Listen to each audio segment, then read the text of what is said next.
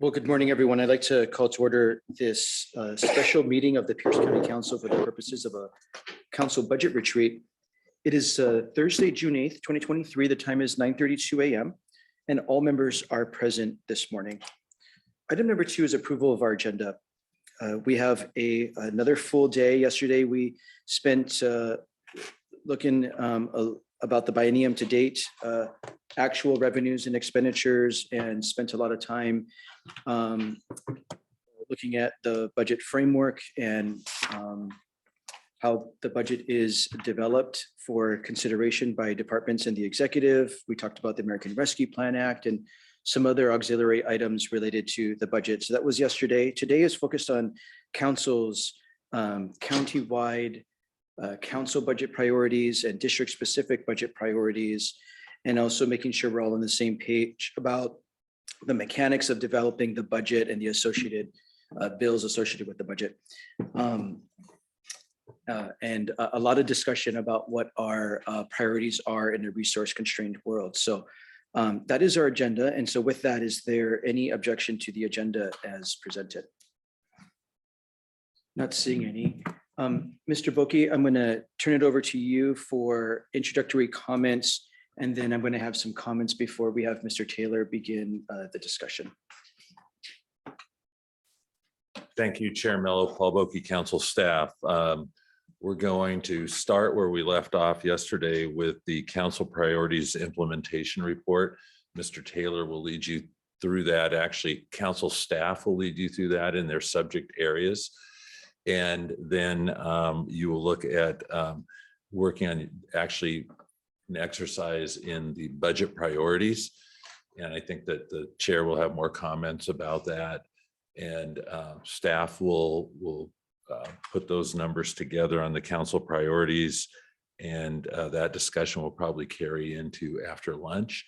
And then we will have the wrap up today will just be going through the schedule again, and then a really quick discussion over what you're looking at for the fall from the number of ordinances and whatnot. And it's a preliminary list. So that's where we're at today. Thank you, Mr. Boki, and thank you for all the preparation for these 2 days. Before I turn it over to Mr. Taylor to help lead this next bit of discussion, I just wanted to comment about what we're about to walk through. A lot of detail, a lot of important detail for the council. The council has spent quite a bit of time starting at the beginning of the year developing council's priorities. A lot of today, and Mr. Taylor is going to go into a lot more detail. A lot of today is about budget priorities. Some of our council priorities may or may not need new budget, additional budget. We might be able to accomplish the policy priority without budget. More to come on that. Our policy staff has done quite a bit of thinking on our behalf to help us think about that. This is a budget retreat, so we're really trying to stay focused on the priorities that need budget to accomplish them. And then of them, what are we prioritizing? Because we may not be able to do it all in a resource constrained world.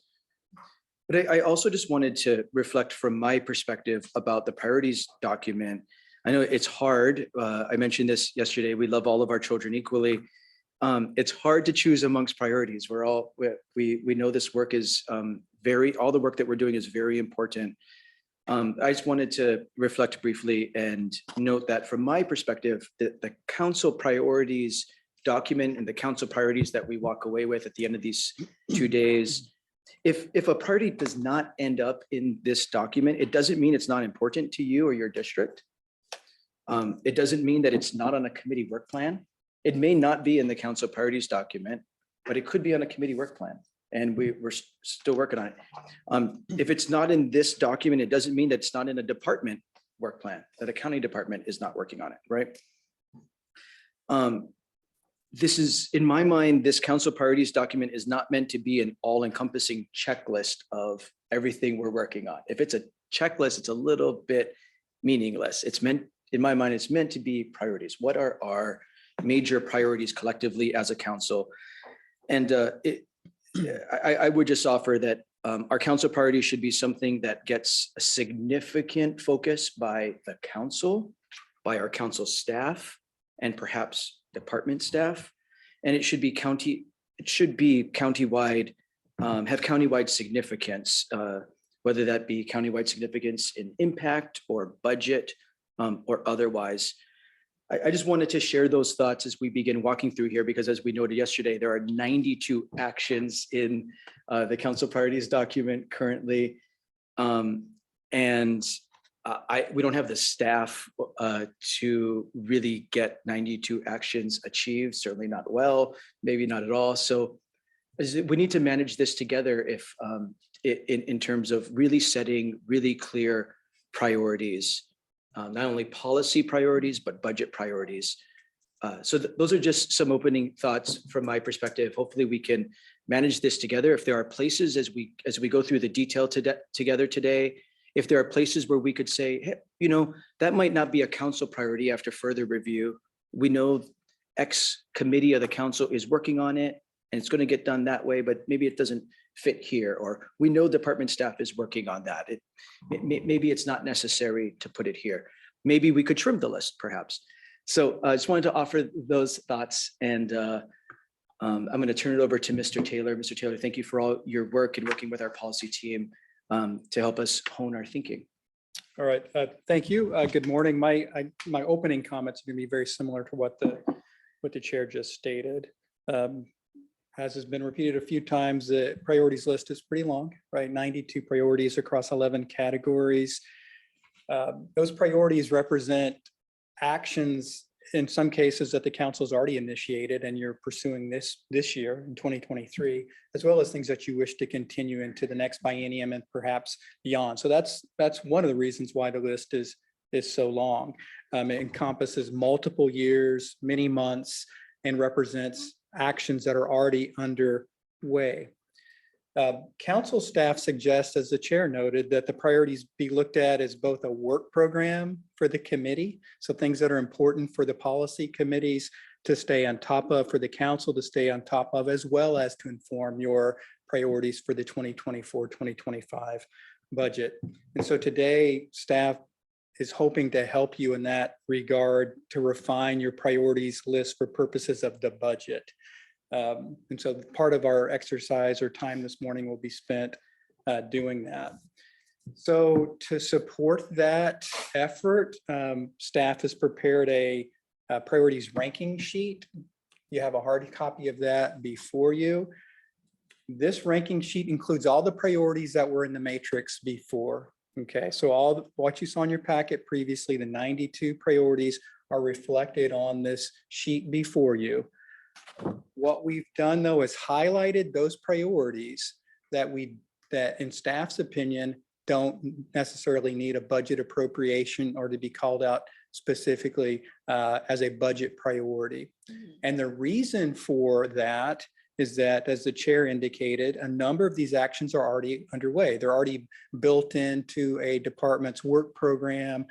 They may be routine activities of a department. A good example of that is the periodic update of the comprehensive plan. I think 9 of the priorities that the council identified related to the periodic update of the comprehensive plan. The county's doing that right now. We're required by state law to complete that by December 31, by December of 2024. So that's going to continue through. Another good example are activities or priorities related to the council expressing leadership or showing leadership at the PSRC, the PCRC, other boards and bodies. That's a routine activity that the council already performs, is expected to continue to perform into the next biennium. So those types of items are highlighted. And again, they're highlighted so that the council members can, decide whether or not those items are sufficiently accommodated within department work programs and within the council's activities to not need to be called out in a budget priority document. So you'll note there's about half of the priorities, 41 of the 92 priorities fall into those shaded categories.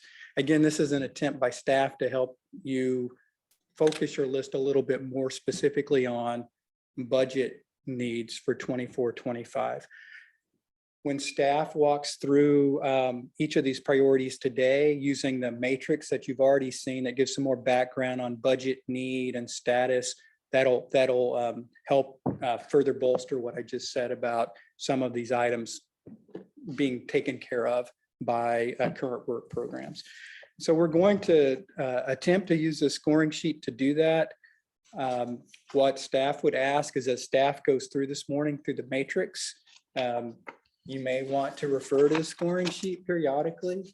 The scoring sheet is set up so that you can indicate individually which of these priorities are your highest top 15. That's what we're suggesting, but it's obviously the council's decision to make, but that's what we're suggesting. You start with is that, magnitude of priorities. Staff will then take this information over the lunch break, compile the respective counts across the council members, and then report that information back. Again, it's just a tool to help you refine or focus your priorities a little bit more for purposes of budget. So that's what we're hoping to accomplish today. So to get us, I'd stop first and ask if there's any questions about that approach before we move into the next element. Thank you, Mr. Taylor. Councilmember Denson. Yes, thank you. Just want to clarify that you are suggesting that the top 15 that we choose as we go through today is likely not going to include things that are shaded in blue, right? That's right. Because they're already being worked on. Right, that's staff suggestion. Again, I want to reiterate, I know these priorities are individually important to each of the council members. They're on the list for a reason. A council member identified this item. Just because it's shaded does not mean that work doesn't occur on the item. It's suggested that perhaps it doesn't go on the budget priorities list for purposes of the 24-25 biennium. It's our staff's assessment that that item already has adequate funding to achieve its goal. Certainly, this morning is meant for us to hear from staff about that rationale about why the multifamily tax exemption program is the first shaded item on the sheet. As an example, staff will discuss with us why they think that doesn't need any more budget authority in order to achieve it. If we disagree, need to push back, understand the why behind the thinking, that's what we're here to do. But that's what we're trying to convey here is this, it does not need any additional budget authority to be accomplished from our staff's perspective. Thank you for the question. Other questions about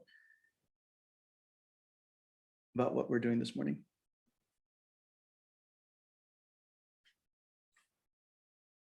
Setting priorities is really hard.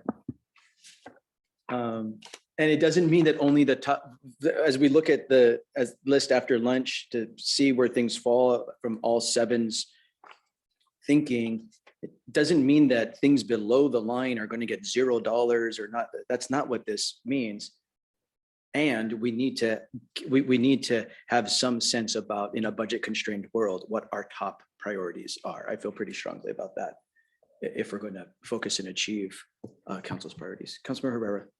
Thank you, Chair. I just had a question. So we're just going to go through each item today and kind of pick today what our priorities are. Can those change at all, or are we just going to, as we go on? I mean, studying these and learning a little bit more on each line item here. Some of these have, I'm kind of the new guy here at this process here. There's a lot of stuff here to make a command decision at the diocese here. And for some really important things. So It's definitely I feel rushed a bit on this. It's not meant to make you feel rushed. It's the executive is actively developing his budget. So Sure. It's meant to be an exercise at a point in time for us to get in and communicate to the executive, whether we like it or not, he is actively developing his budget. Correct. And it's in council's interest to communicate what our priorities are. We have until December 1 of this year to change our minds, make amendments. That was my next question. All right, thank you, Chair.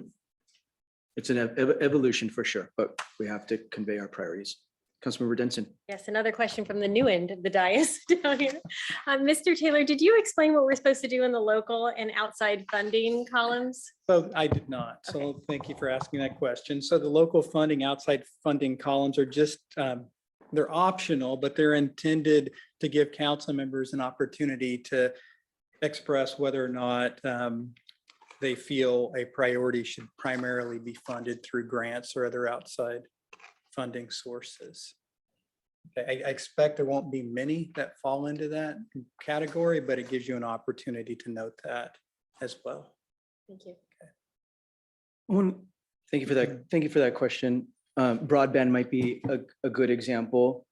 One might argue the $15 million that we have appropriated right now of local money. Put local in quotes because it's ARPA money, but local money, $15 million. One might argue that's not enough and you want us to find more local money.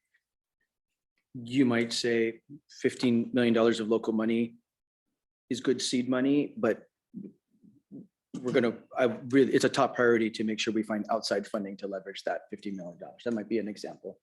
Yeah. I want to come back to Councilmember Herrera's point and question, which is really important. To your point, Councilmember Herrera, we have a very full fall about all of this. To your point, we will continue to do a lot of learning about the executive's proposed budget. Department directors will be coming before us to discuss in detail their budget proposal. So there'll be a lot of learning that happens through the fall. With each and every budget item, we'll scrub the executive's proposed budget in detail. You'll see that in the budget schedule at the end of our day. So there is lots of time for us to learn and communicate and dialogue about priorities and change. And then the council will, the council will certainly consider the executive's budget, and the council will pass its own budget after all of this learning and all of this discussion. This is a point in time to give our input. Okay, Mr. Taylor. All right, so then what we're going to do is transition into the individual staff members discussing each of the priority areas, starting first with housing affordability and supply. So Lee Beth Merrick will make that presentation. She'll walk through the areas in order that she's responsible for. Again, we'll use the matrix that was in your packet previously that has all the detailed information in it as kind of a background to support what staff's going to be discussing. And we invite questions as we go along. So we're starting on slide 14 of the packet.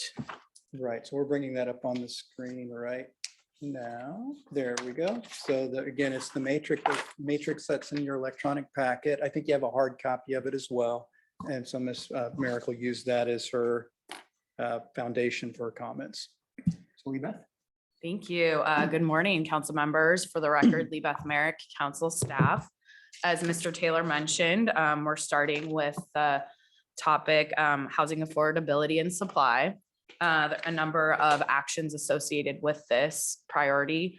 I will note that many of these are mentioned in the housing action strategy that the council adopted last fall, and they are in progress. So the first item is enacting the 1/10 of 1% affordable housing sales tax. You'll all recall that was enacted in March, the Marine Howard Affordable Housing Act. Tax collections will begin in July of this year. It's estimated to bring in about $20 million in funding per year. So that piece of the priority has been completed. However, there is a second piece of this that calls out using the tax to create 1,000 new income restricted housing units per year beginning in 2024. So just to give you a little bit of context, the closest I think figure we could come up with was $19.9 million of ARPA funding was used 21-22 to create 738 units. So creating 1,000 units might be a bit ambitious, but if they have other funding, depending on what the outside funding looks like, it could be doable. Moving on to the next item, Mr. Taylor, do you want to take the MFTE or do you want me to go ahead and just brief this? This is mainly policy. Okay. No separate budget appropriation is needed from our standpoint because the first step the council needs to take is conducting the hearing to consider the designation of the additional MFT residential target areas. And they're looking to do that third, fourth quarter of 2023. And then there could be additional actions in the first quarter of 2024. So you will recall that the multifamily tax exemption program is on new projects. So that would be income that isn't currently being realized by the county. So again, no fiscal impact from our standpoint. The third item is initiating the increases in the State Environmental Policy Act, SEPA, categorical exemption thresholds for single and multifamily housing projects. Again, this is in progress. It was funded as part of the 2022-2023 budget. And the effort is currently underway through legislation, looking to be completed in the first quarter of 2024. The next item is also related to SEPA with the urban infill categorical exemptions through the 2024 comp plan update.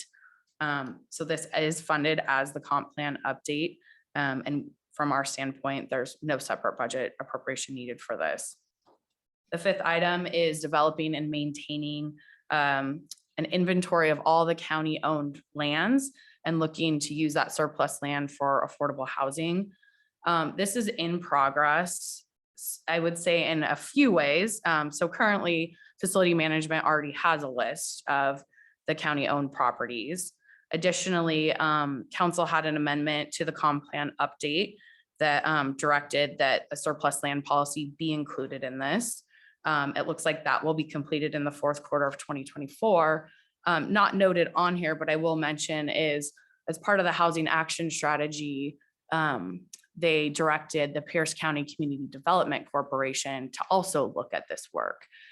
We did receive a report back from Human Services about how the Community Development Corporation could take this on, and there is a budget ask for this. So I think maybe this is one that it is highlighted as blue, but I think maybe we do look at taking it and making it a budget priority, because if Human Services were to take this work on through the Community Development Corporation, they're estimating about $292,000 per year.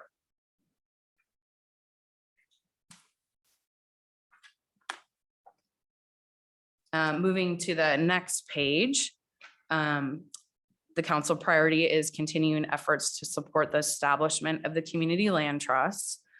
This work is in progress. You'll recall there was a item in the supplemental budget appropriating $2,000 for technical assistance, capacity building and startup costs to support the establishment of a community land trust in Pierce County.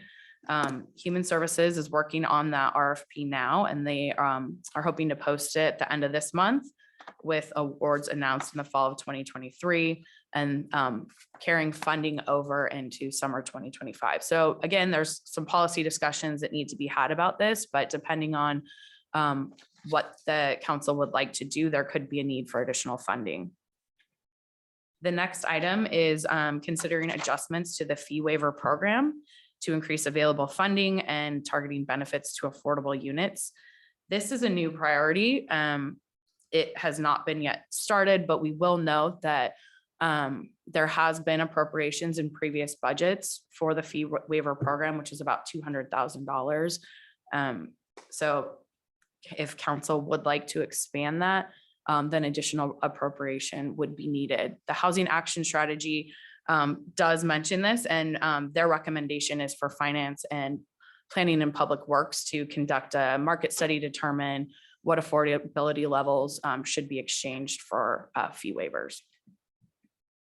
The next item is around adopting housing production targets by income band. And this is a component of the 2024 comprehensive plan. So from our standpoint, no separate budget appropriation is needed. The next item is continuing to support ongoing activities that help to limit housing displacement. So there's examples noted that include the outreach and education on property tax exemption for low-income seniors and disabled persons, rental assistance programs, and minor home repair. Funding need for this has not yet been determined. From our assessment, it looks like the South Sound Housing Affordability Partner SHAPE has been working with the assessor's office to provide the senior and disabled property tax exemption seminars. Additionally, Human Services, Aging and Disability Resources, through their outreach, they provide this information, but there could be an opportunity for council to maybe coordinate more outreach around these programs. The department did have a note on this. So on the mention of minor home repair programs, they did note that there is no stable funding for that. So I know it's a very brief part of this goal, but I wanted to flag that for you. If that's something that is a priority for you, then it will require some funding. The next item is evaluating the effect of short-term rentals on the housing supply. This is primarily policy. It is in progress as part of the 2024 comp plan update. But so from our standpoint, no separate budget item is needed. Next item is continuing opportunities to develop pathways to homeownership for low income and middle income earners. It specifically references the 2024 comprehensive plan. So this effort is underway through the 2024 comp plan. I will also note that the housing and related services tax, the council identified a priority, at least for the initial round of funding, that be used to address the racial and rural wealth gap by increasing homeownership. So we should see some recommendations from Human Services with how they plan to implement the tax, and we'll see what their recommendations are for around homeownership.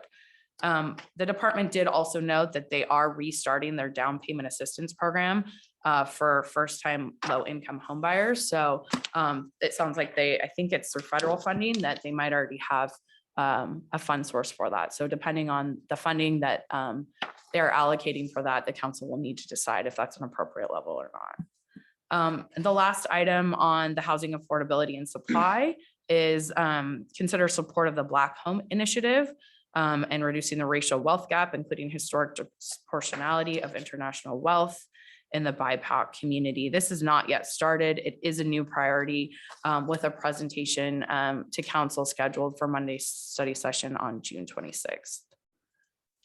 Before we move into the next category, I'll pause for questions. Thank you. Think a lot there. Thank you for briefing that. What questions or comments do council members have about what we've heard on this? Appropriate to begin discussion about what of this might be important to you and why? Questions you might have about any of the content we're learning about? We'll start with Councilmember Denson. Yes, thank you. Some good content. Thank you so much, Ms. Merrick. A question about the fee waiver program. It's my understanding that the multifamily tax exemption program will only be applicable to a very targeted area of our county, part of the UGA. And even within the UGA, it's just one particular area, if I understand correctly. This fee waiver program, which looks like to be another incentive program for low-income housing development, would that be available throughout the entire county, or is that also restricted?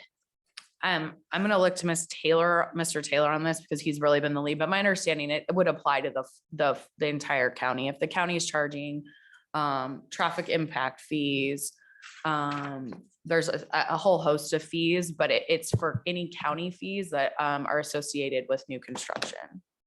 I concur with what Ms. Merrick just indicated. It's not geographically limited. It is limited to affordable housing projects that meet certain criteria, but it's not geographically limited.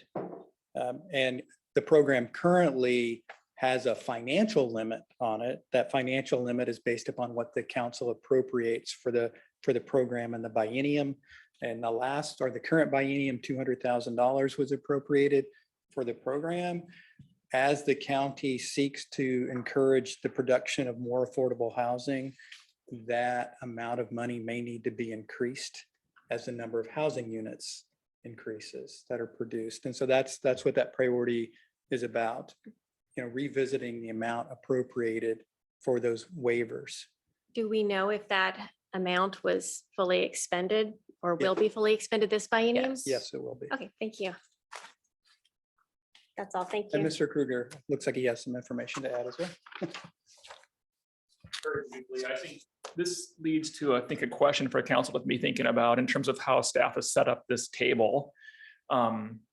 This is about an appropriation and the budget and the priority in terms of funding in the biennial budget versus the priority of either establishing these multi-family tax incentive districts. I mean, that's a huge thing from a land use perspective. It might be a great priority for the council to be dealing with. We don't think you need to fund that through the budget, but you need to be thinking about it, and you need to decide if this is one of the major policy objectives that you want to see happen, moving forward. The same with the fee waiver that Councilwoman Denson brought up. It was a $200,000 appropriation. The question for staff today is it a priority to increase that or to change that? But there's a secondary question regarding the applicability of that program. Where does it apply? What are the criteria that are evaluated when staff take a look at a project to determine whether it's eligible? And does the council want to get into those items separate from the budget, but as a policy objective, as a primary policy objective of this body moving into the next biennium? So I just wanted to raise that because a lot of these items where staff has said there's really no appropriation necessary, it still could be a very high level priority for the council to pursue. So maybe think about that as well when you're working through this table.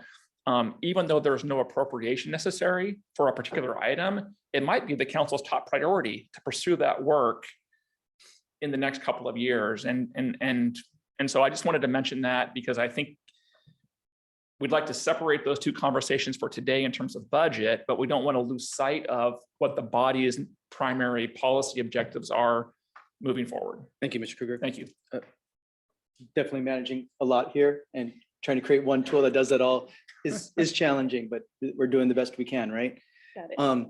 I wanted to just add, it's a little hard to have a conversation like this, but we're doing it because we have so much material to project in the Zoom room. So be it as it may, I think building on what Mr. Krueger said, one thing that I would encourage us to think about as we work through the content is some of these may not need a budget authority, but needs further policy direction. And we could use the budget as policy direction. We could proviso a budget and say, you're going to do X, Y, or Z, or come back to us with a more refined fee waiver program for affordable housing by a date certain that contemplates this kind of criteria. We could put that in a proviso in the budget. We could also put more money into it, but we could proviso it. So you may mark on this sheet where you want to do some policy work in the budget via proviso. You may want to mark that, particularly trying to give that tip for newer members. Veteran members are well aware of that legislative tool. I just wanted one other comment about the fee waiver program that you bring up, Councilmember Denson. This is one of my top priorities. I will express that I wanted to give the example of, we're pretty familiar with the Copper Way project that the Inland Development Group is developing in Spanaway, right? 256 units of housing in Spanaway, breaking ground later this month. Folks, remember, we appropriated $4.5 million of housing and related services tax dollars, $4.5 million, right? The first project we funded. Of that, they applied through the Human Services Department for affordable housing fee waiver to get as much fee waiver as they can for traffic impact fees, other development impact fees. Of the $4.5 million of our housing related services tax dollars, a couple of million of our appropriation is going to pay impact fees. I'll let that sink in. So it's essentially going from one pot to another pot because we have required impact for good reasons: traffic impacts, other impact, park impacts, fees, development fees. We have these fees for good reason to pay for necessary infrastructure for growth. But the point here is they're using the housing related, about half of our appropriation for our housing related services tax to pay impact fees, not to buy down the construction costs for the income restricted housing. I've seen the need for more affordable housing fee waivers as that like just really clear example that is right in front of us. Councilmember Krueger. Thank you, Chair. And that's very interesting information because I'm interested to know, will it be tracked and noted what the tax shift is for fee waivers and for, what was the other one I was looking at? In the policies that do require subsidies that do shift the tax burden onto other entities. There was, okay. there's the other one. I think you're thinking about the multifamily tax exemption. There's that as well as the down payment programs, because also there's more to, once you get into a home, an affordable home, there's costs that go along with that in time in the next 10 years, 20 years. Will there be a projection on what the costs to the budgeting might be or projected for future expenses? So my comment to that, council member, is that would be part of the policy conversation. And then as you're looking at appropriating that in the budget, you could certainly add a proviso requiring some tracking. Okay. Because when I'm looking at exchanges for like connection charges and such, which those costs will be tax shifted to other districts, other entities. And I'm wondering, will those numbers be pointed out so that we know where the money is going? Mr. Taylor. So as Making part of the, sense. as Ms. Merrick was indicating, as part of the policy conversation, there'll be a fiscal note that That will provides an indicate estimate that. of what the potential fiscal impact of making a change to that policy would be. That would address some of what I believe you're asking. Okay, because when constituents are asking, well, what does that do? Because those taxes have to be paid by somebody. Where do they go and how can I articulate to them what is happening? But if it's going to be in the fiscal note, I'm The good. impacts to the county would be noted in the fiscal note. Impacts to other taxing districts typically aren't noted in our fiscal note currently. But it's something that, as part of that policy discussion, council could ask us to compile. Okay. Thank you. Thank you, Chair. Thank you. Councilmember Morrell. Thank you, Mr. Chair. In looking at this category, obviously with the 0.1% recently being passed and then implemented, how much of these priorities could fit in that bucket? I know that within the ordinance, we gave guidelines, priorities, things like that, but in looking at, when we're looking at a restrictive budget that we're going to go into, how much of these priorities could we shift into an area that has some guaranteed funding? We may not know the total amount, but is there a way that we could look at making suggestions that they look at some of these funding areas within that bucket instead of one that we create as a council out of the general fund budget, I guess is what I'm saying. Can you point me to a specific example of what, so the fee waivers? Yeah, I think you could certainly use the housing related services tax to, as Councilmember Mello pointed out with the Copper Way project, I mean, there's been a shift, right? Basically, the county appropriated $4.5 million to Copper Way, and then through the fee waivers got 2 million back. So Copper Way netted 2 million on the project.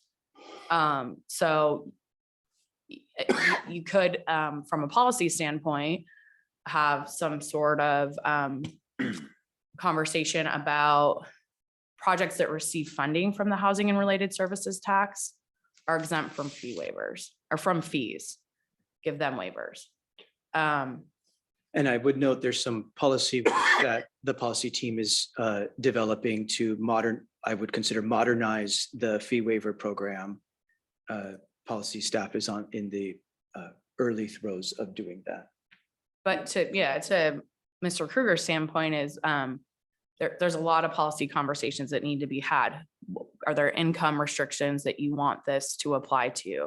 Is there a period of time? They must be affordable for 50 years, that sort of thing, in order to get these fee waivers. So I would say, back to Mr. Kruger's point, a lot of these are very policy heavy questions, and depending on which policy the council would like to take, that will inform the budget appropriation. Okay.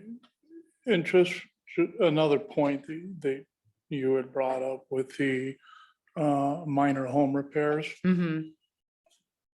If that could be used in the 1/10 of 1%, that we kind of say, okay, 100,000 or whatever, pick your number, goes towards that. And then that way, we can put some of those priorities in that bucket and not worry about, general fund money going to those in this type of economy. So I guess that's what I'm kind of looking as, what can we lump into a guaranteed fund source that's outside of the general fund that we could, put some priorities and suggestions.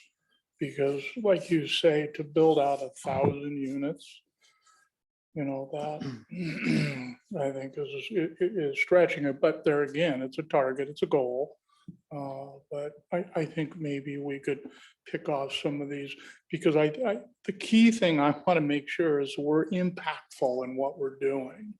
Same thing when you get to behavioral health, that I'll ask you the same questions on. So, like I say, I just want to show the public that, we are being very strategic on how we allocate these funds, and they're keeping people in their homes, especially low income and seniors when it comes to these home repairs. Plus, it stretches their monthly budgets out too, if it's windows, wheelchair ramps, other things. Anyway, that's kind of what I was trying to figure out on this. Yeah, thank you, council member. I will note, so the way that the council implemented the housing related services tax is, the first step is that the Human Services Department has to give an advisory spending plan back to the council by December 1st. So you will have the opportunity to review that. Council has sole authority over all appropriations from the count. So as you continue to have these conversations, right, about how the account will be used, looking at what Human Services presents, as well as the council priorities, I think you can start actually penciling some things in terms of new unit creation versus minor home repairs. Right, and I there again, if I'm tracking right, it's just that if they're supposed to, Human Services come to us in December, we might as well give them kind of what our priorities are, just like we're giving the executive. So that way they're woven in and we don't have to just throw the plan out and start all over again. So thank you. Thank you, Mr. Chairman. Very much encourage that. Vice Chair Campbell. Thank you, Chair. Good morning. Thank you. We were using the example of Copper Line, I think it was that Copperway. Copperway. And I just want to make sure I've got the numbers going. Our contribution to it was 4 million, 4.5 million. 4.5. And how much did we say went to our assigned impact fees? So just for clarification, total fees, which includes impact fees, building permit fees, sewer connection charges, we're all in the neighborhood. In totality, we're roughly $2 million. I can get you a precise number. I've got it just not at my fingertips. Just for what I'm talking through, I just needed general. Right. And I don't want to, I would stop short of saying that the money that came from the housing and related services tax or the general fund advancement of those tax revenues went directly to those fees, right? You could net it out and say. The they developer received- would Right. say it like that. Right. but I would stop short of saying it that way. Yeah, but- and I was going to kind of make the point you were making there is, the developer chooses where this pot of money goes and Correct. may or may not have.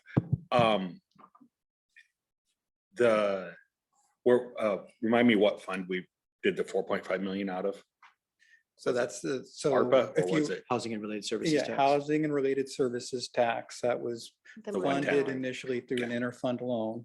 that will be repaid by the tax revenues that are Okay. generated. And if we set up a fee waiver program that would have paid these fees rather than that, what fund would we pay those out of? It depends on the fee waiver. And so. But most um, likely general fund or 1/10. I mean, those are So two those most are- likely. I know there's lots, but That's part of the policy discussion because there's, there are implications of granting a fee waiver, for instance, to impact fees. It means less revenue for capital projects. And so either the capital project list is modified or the project delivery is delayed because it takes a longer period of time to generate the revenue, or the waived fees are offset by general fund or some other funding source. State law gives a couple of options for impact fees, for instance, on waivers that influence that impact. And that's part of the policy discussion that the council will need to have on these fee waivers, understanding the implications to other funds from granting the fee waivers. So you can make a, informed decision about it. But there's several different options available. And it'd take me more than the time that we have today to go through all of them, but there are a Right. number of options available. But I think best practice would be that the fees get reimbursed from some other fund because, this project in particular, we're looking at out in Spanning Way where we don't have enough parks, need more school infrastructure and need more transportation. So the last thing we want to do is short those funds, particularly in the community where we're putting in dense housing like this. And so on the surface, that seems, oh my God, they're paying off 2 million. But if we had wavered them, then we only needed to give them 2.5. So we're still benefiting the project to the 4.5, whether we pay it 2 million out of the general fund or out of the 1/10 to waive the fee, or we just go ahead and give them the allocation and then they just pay the check back through the appropriate fees. I would almost submit that it'll take more paperwork to apply for waivers and get the waivers approved and have us do the approval of the waivers to make sure it doesn't happen, than to just give them the cash, then have them pay it back through all the appropriate fees. Because the paperwork that we would have to exempt them, but at the same net at the end of the day, will actually create more work than if we just move fast and get them the money they need, because it's all going to be part of the bigger budget when they line it out. And so if it's a $50 million project and we waive the fees, then it's a $48 million project and they only need 2 million from us. So I love the idea of a fee waiver. We need to set something up, but knowing that sometimes creating complexity doesn't always create savings, because budgets can get very circular. And when they're all coming from the same source, sometimes it's easier to keep it simple. That keeps it more cost effective. I think the other thing to keep in mind during this policy discussion that we're going to have over the coming months about the fee waiver program, it is very complex. Some things to keep in mind is sometimes while we have these fees for very good reasons, this infrastructure is necessary to support this growth. And sometimes the amount of fees and costs make a income restricted project not possible. It just makes it financially impossible. And so wrestling with, okay, what are the tools to help, we're talking about income restricted housing that needs subsidy. The council has come to that conclusion. We need to subsidize income restricted housing. And sometimes the fees that are put on income restricted housing make it financially infeasible. How do you go about supporting the development of that and the realities of that? The balance sheet for that project is what I think we want to talk about in detail going forward. And there's some other policy ideas that per state law, we're not taking advantage of, that our staff is looking into for us about how we can modernize our fee waiver code, how we can come up with some of the state law allowances in this regard. But I think it's important to keep in mind that sometimes these projects, these income restricted projects especially, are infeasible if we don't help them figure out how to pay for this. Add a second. Go ahead. Moving off that, you know, I will just say, I want to make sure we don't underfund our infrastructure in our communities that have been systematically underfunded in the past. Document before us, we're asking to weigh 15 or so top priorities. What we're missing is the dollar amounts. And so I have a hard time because I could mark 15 things that equal $200 million in expenses, or I could mark 15 things that equal $2 million in expenses. And prioritizing also means weighing the fiscal impacts, not just saying we want the $200 million. I mean, I could put in here, I think there's something on the Fox Island Bridge. I could say, yeah, let's fully fund that. Yes. I'll get support for that.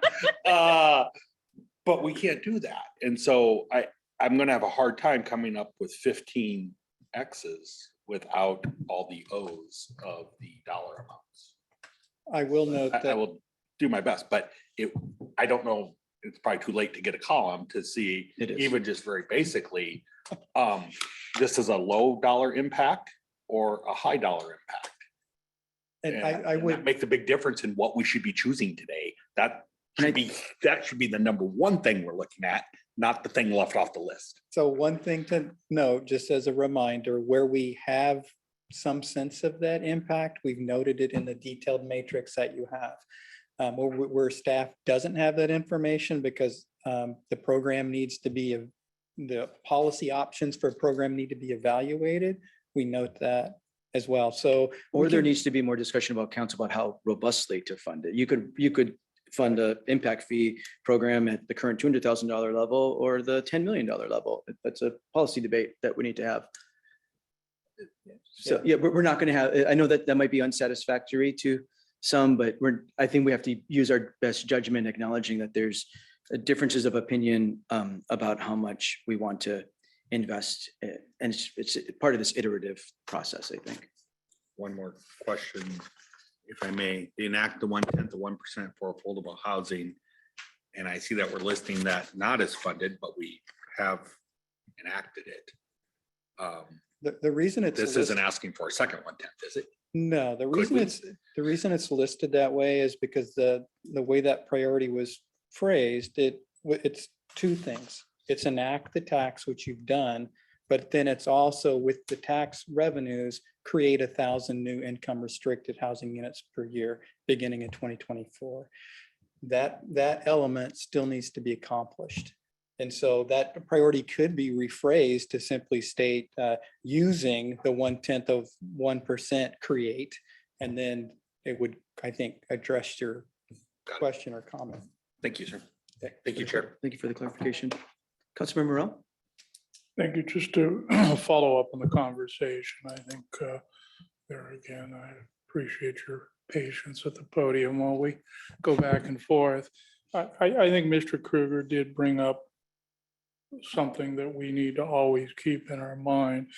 In dealing with a lot of the unincorporated affordable housing developers, it wasn't necessarily impact fees that hurt the project.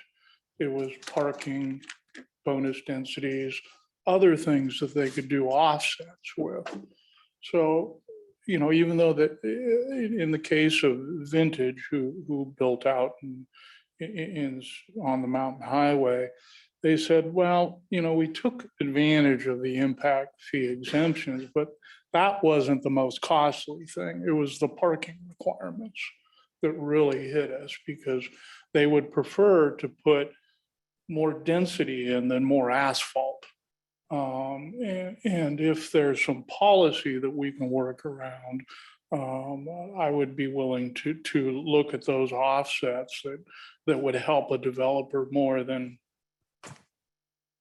$500,000 impact fee for a light.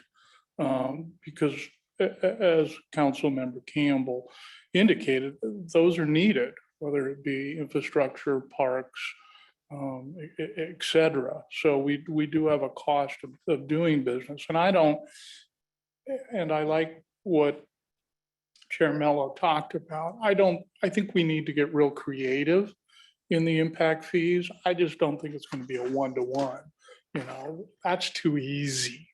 You know, we got a pot of money here and this is what the impact fees are. We'll just put it in that pot and everyone will go about their way. But, you know, I do, you know, I've learned in the last 4 years that just making a statement on how we allocate policy develops a stream of paperwork and requirements that are just, the bureaucracy all of a sudden makes it not worth it.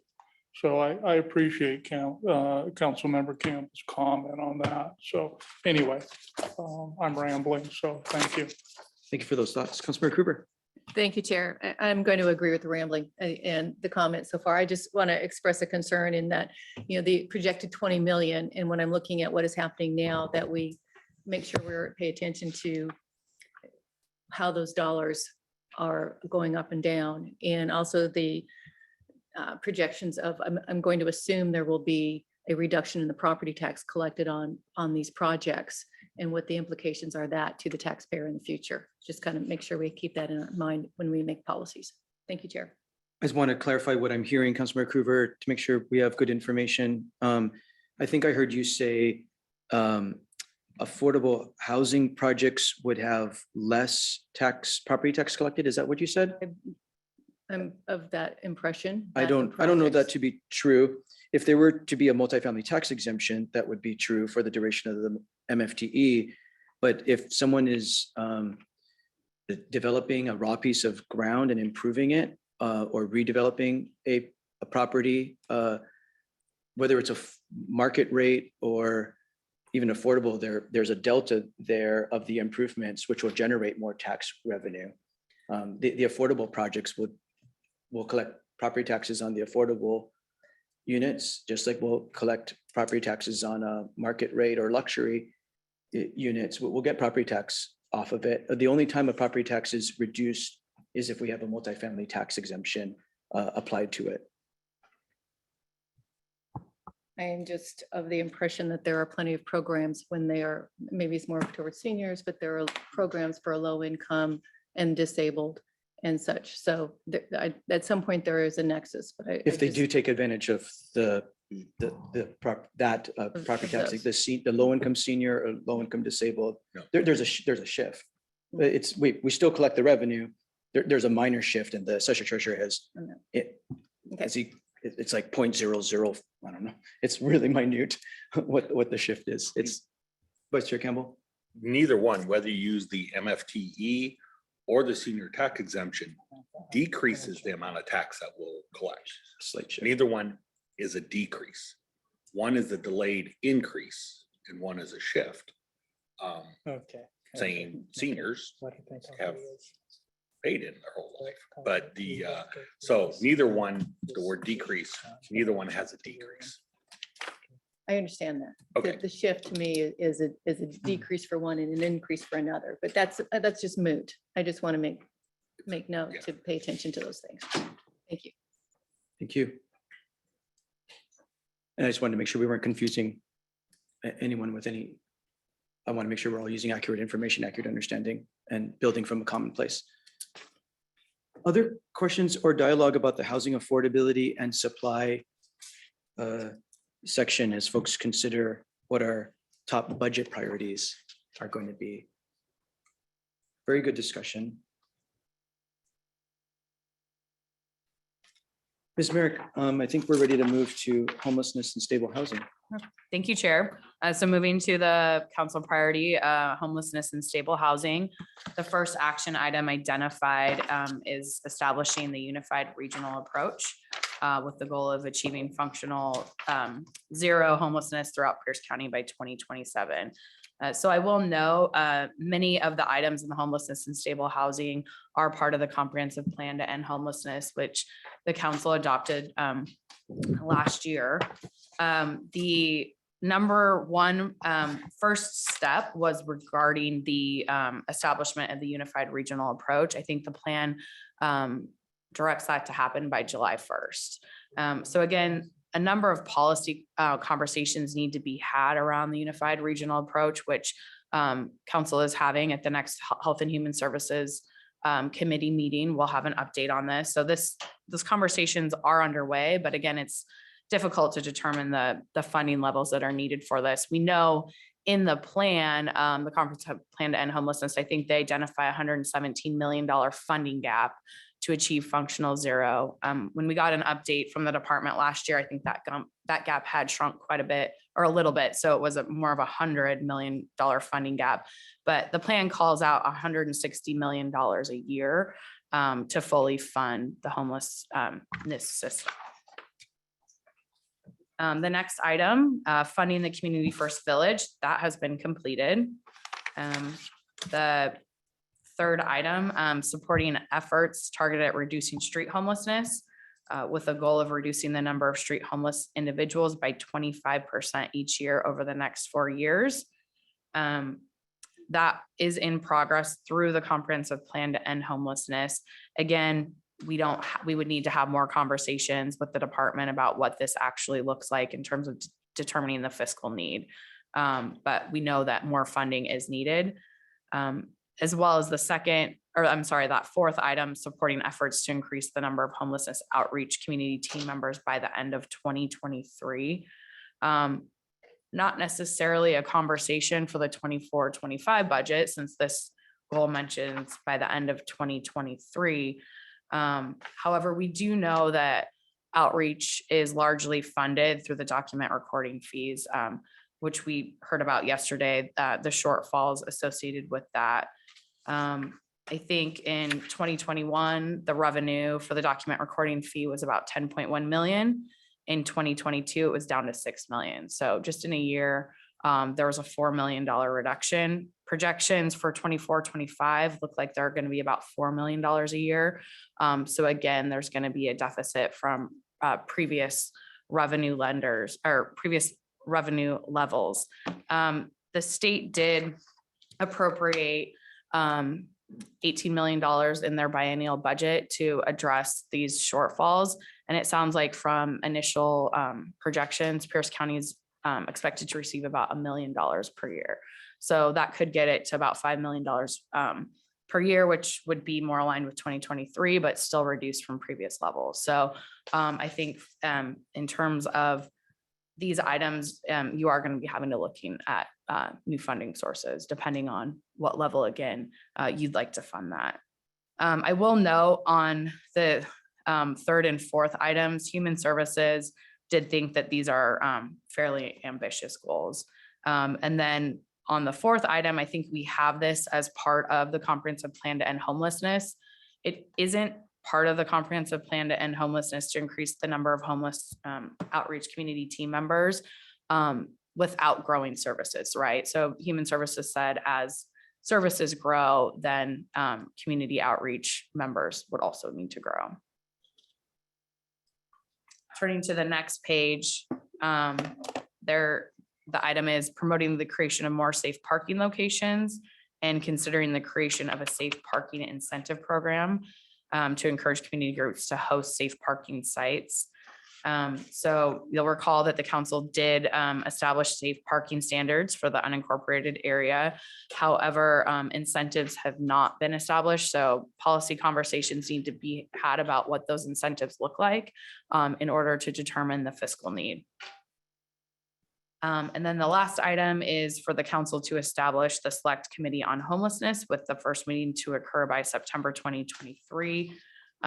This is a new priority, but it has been endorsed by council. There's no funding need associated with this. Thank you, Ms. Merrick. Vice Chair Campbell. The second item on the list, fund the Community First Village. We have down as fully funded.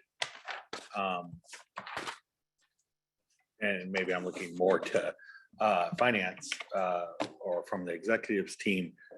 Are we 100% certain we won't have more or different types of requests coming into the 2024, 2025 budget? Or because this is just a certain type of funding through the ARPA. what other expenses are we expecting in relation to that 2024, 25?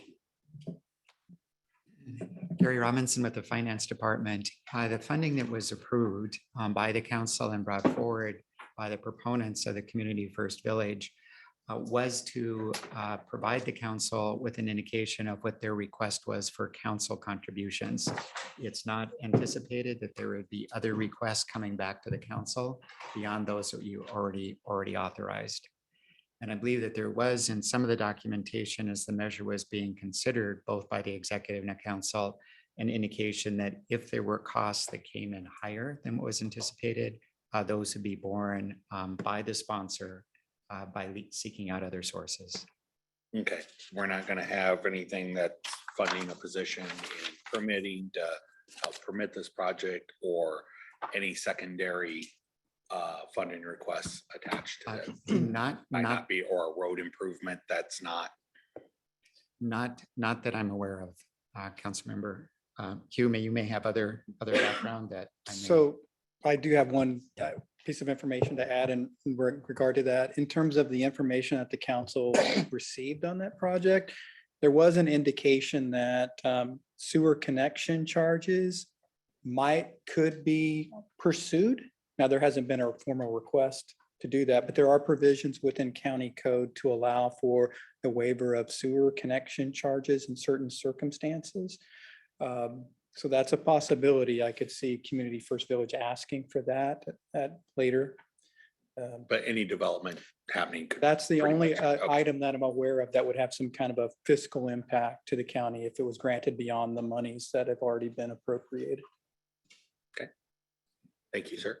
And then I have one more item on here. The Select Committee on Homelessness, which something I've been trying to stand up for a few years, when we discussed it last fall, part of the discussion of setting it up was to help evaluate what our budgetary needs for 24, 25 would be with direct homelessness. I will submit if we don't have the first meeting, would occur before September, could be August or July, the committee will not have time to properly evaluate the budgetary impacts before the budget of this fall. So part of the goal of that project, there's still a lot of policy review and development that the committee can do, but the primary focus of preparing us to have a deep discussion on the budgetary needs likely could not be achieved in the time frame that we now have before us. So we understand the expectations of that committee and perhaps shift them because we didn't get the opportunity to get it underway in a timely manner to have that happen. Just a point of notice, it's a blued out, so it's not going to have an impact, just council awareness there of expectations. Thank you. Councilor Hitchin. Thank you, Chair. I think both for finance and for Ms. Merrick's benefit, I think one of the things that will be really helpful as we move forward is Human Services is one of the funds that has a lot of funding that's braided and blended.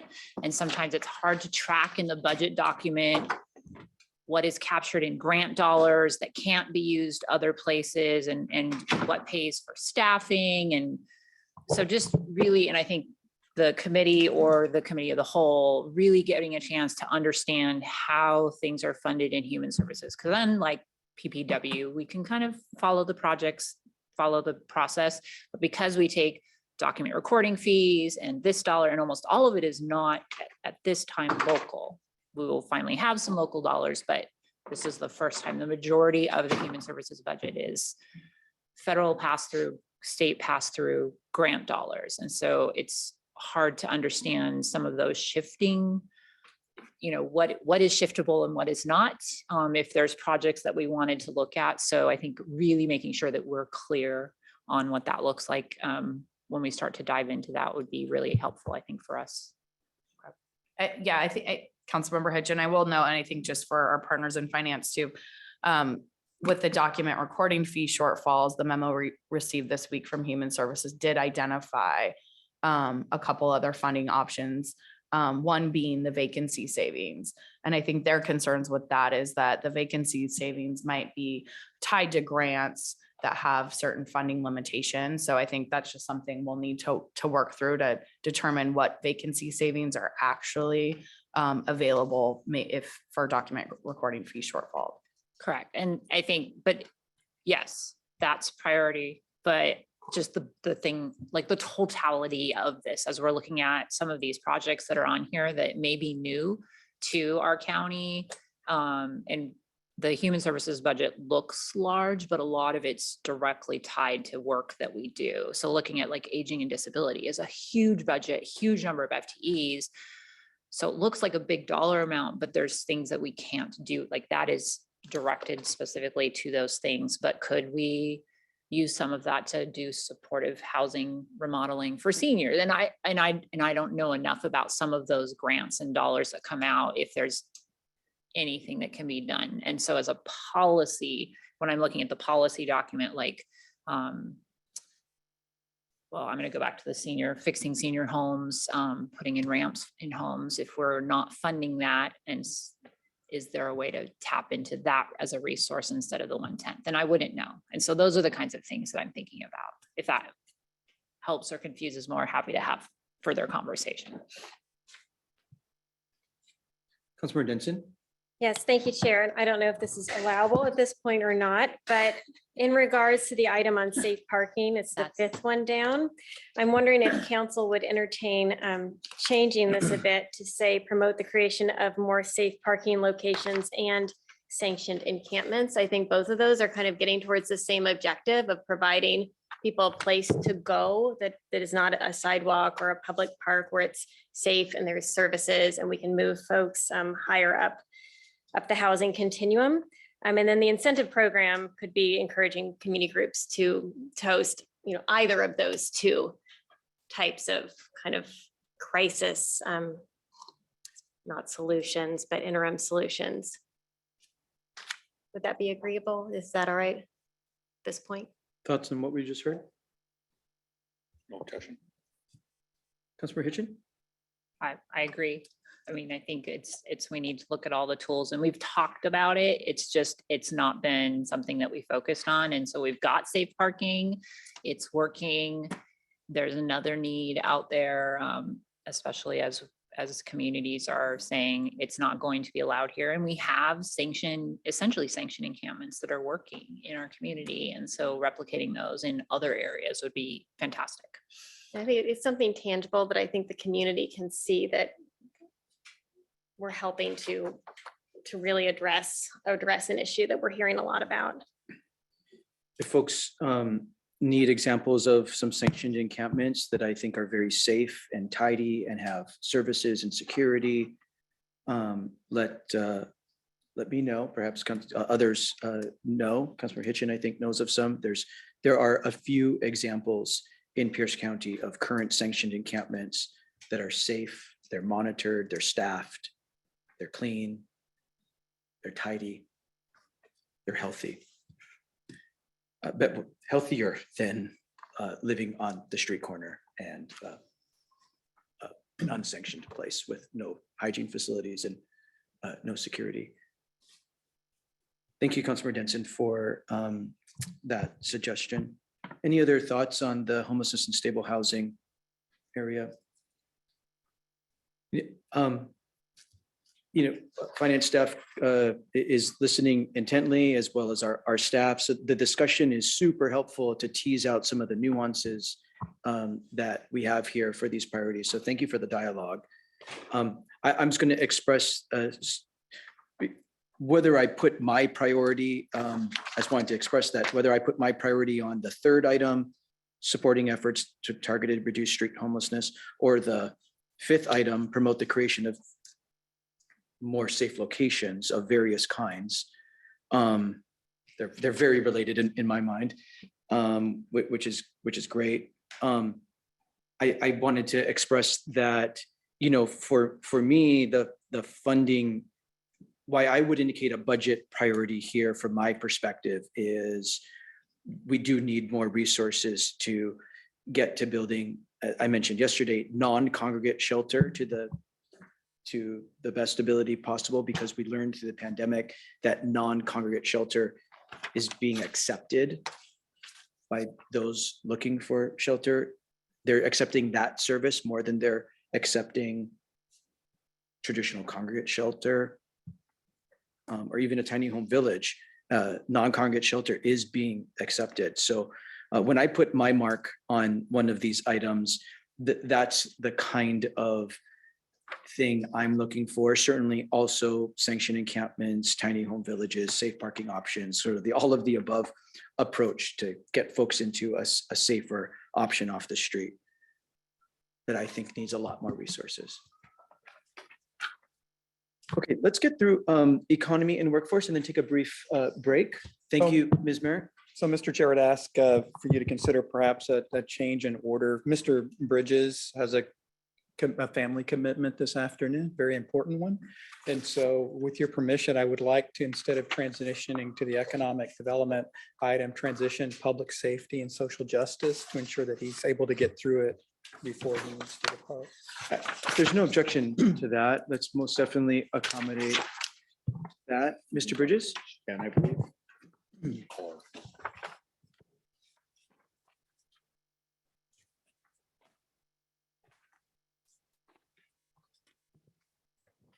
Mr. Chair, William Bridges Committee staff. Public safety. Page 23 of the packet.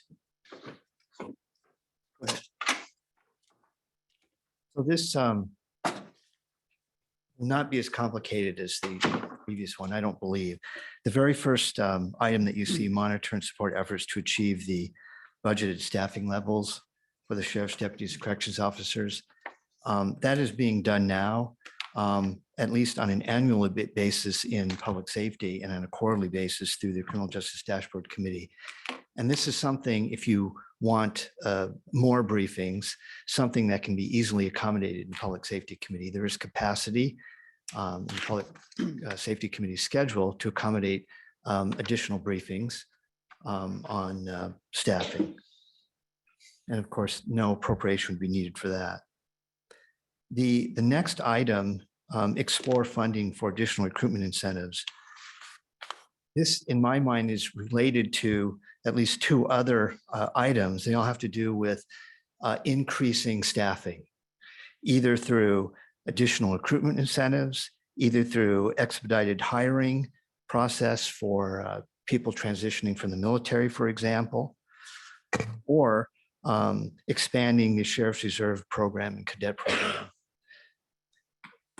There's no budget item amount associated with this because I have not been able to consult with the Sheriff's Department yet on sort of their ideas of how much this would cost. My first meeting will be tomorrow.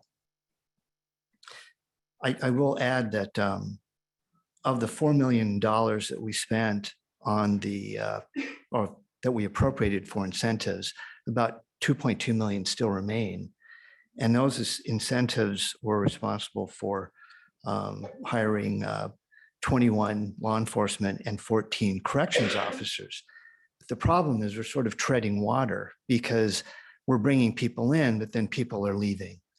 And the other item I think you should keep aware of is some of the incentives, for example, law enforcement was paid with ARPA money, but corrections were using salary savings. And in my mind, we're sort of cannibalizing we're taking money that's been set aside because we haven't been spending on incentives, we're using that to recruit, but at some point it's going to catch up with this. We're going to have to use other sources of money to start paying incentives if our program ends up becoming successful, right, in recruiting people. If I could go to the civilian oversight panel. We've had a hearing, there's a proposal out there. We do have a fiscal note associated with that proposal, and it's $340,500 for 2023, and it goes up to $479,000 in 2025. What's not accounted for in the fiscal note for the possible CRB is the $200,000 that was set aside for stakeholder work, for possibly funding a future ombuds program.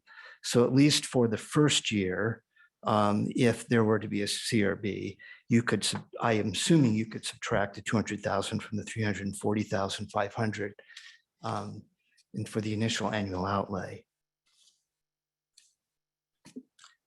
Traffic enforcement, and I'm looking at Councilmember Campbell, who has been fighting this fight for quite a while. He's sort of explained the history to me, as well as Mr. Bulkey, Budget Chair. This has been going on for quite a while. How do we promote efforts to reduce speeding through traffic enforcement by increasing staffing levels? In a sense, this could be connected to the other three items about how do we raise staffing levels. But there's also this sort of policy question of, can you rearrange existing FTEs and move them over to traffic enforcement? And that is a policy question for the council. It could have budget implications. It could not, depending on how it's done. And I'm looking at Councilmember Campbell, and you understand the difficulty of doing that. So we'll just sort of leave that at that. Now we get into the priorities involving different kinds of crimes that we want to address. So efforts to reduce property crime, theft of vehicles, vandalism, retail theft. Well, I think what the Sheriff's Department would tell you is these crimes are not occurring for lack of laws. They're occurring because of lack of staffing. And so in that sense, it's all connected back to how many more bodies can you recruit into the department? And perhaps try to prevent some folks maybe from leaving and perhaps staying longer. And that's where the budget implication is going to be. It's all going to be about the FTEs enforcing the laws. Now, there are some creative things that can be done. And my observation in the 2.5 years I've been here is that the Public Safety Committee has been the most effective when it has focused on particular issues and have built a record. And then out of that comes these sort of very creative ideas. And I think of catalytic converter theft. There are state laws that preempt local governments on catalytic converter theft.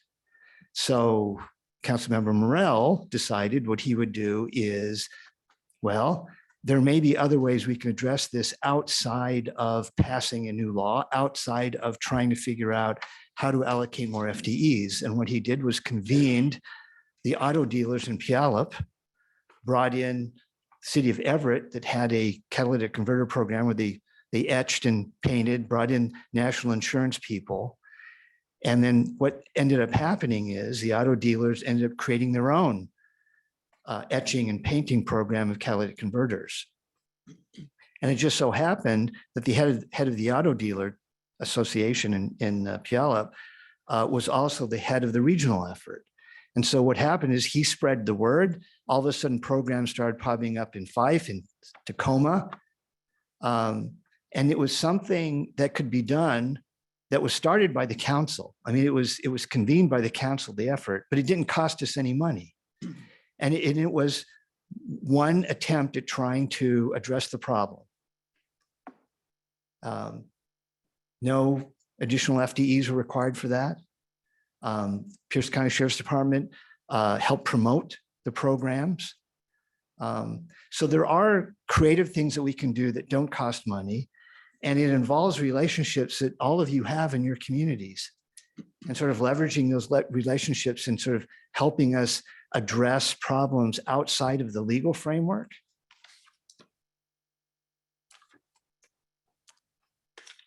Code enforcement. Now, this is something that public safety has been addressing because this was a priority from last year.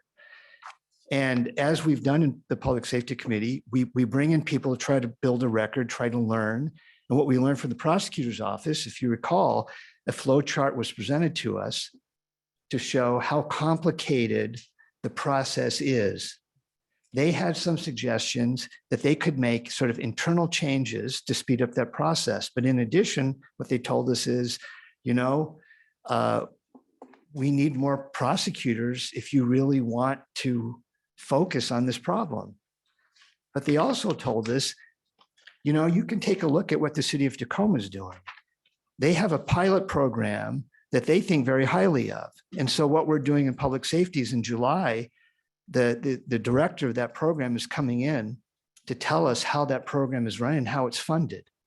And maybe we can learn something from that to address the problem.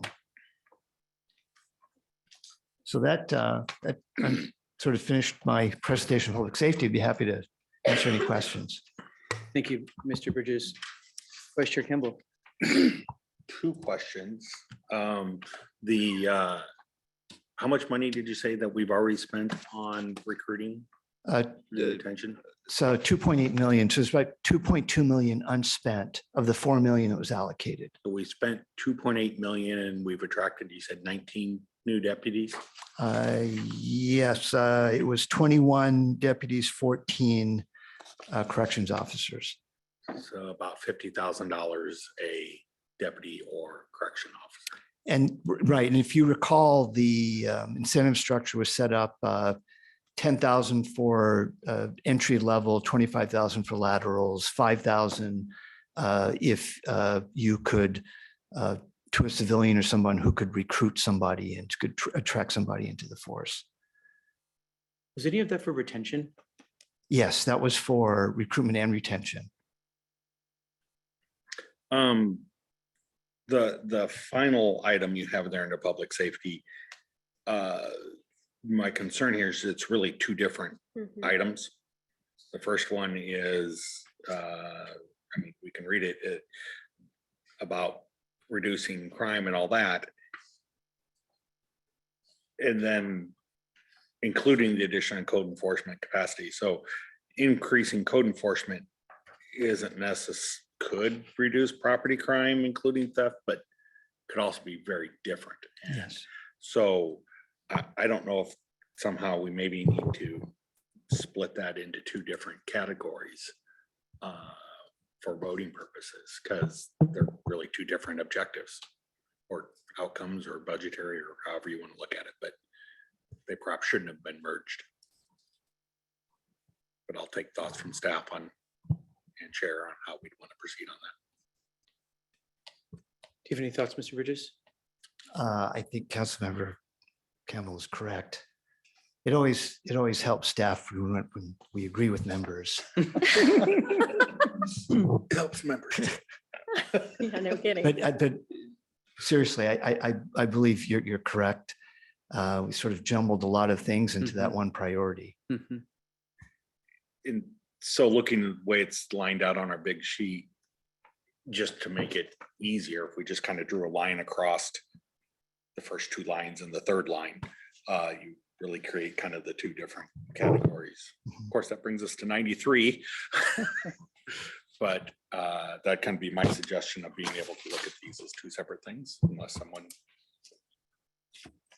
Thank you, Vice Chair Campbell. Councilmember Morel. Thank you, Mr. Chair. Your 2.5 years has given you some wisdom, William, in how to direct comments and questions towards. I just council follow your members. lead, Councilmember. Yeah, thank you. Yeah, I mean, there again, I think, the number one priority of the government is providing safety out there. And, we look at all the other programs and we lose sight that if people don't feel safe in their communities, we have somewhat failed in our efforts to do that. I think there again is I have always promoted that we are in a nationwide challenge with law enforcement right now. And I can care less where you go. The problems are the same.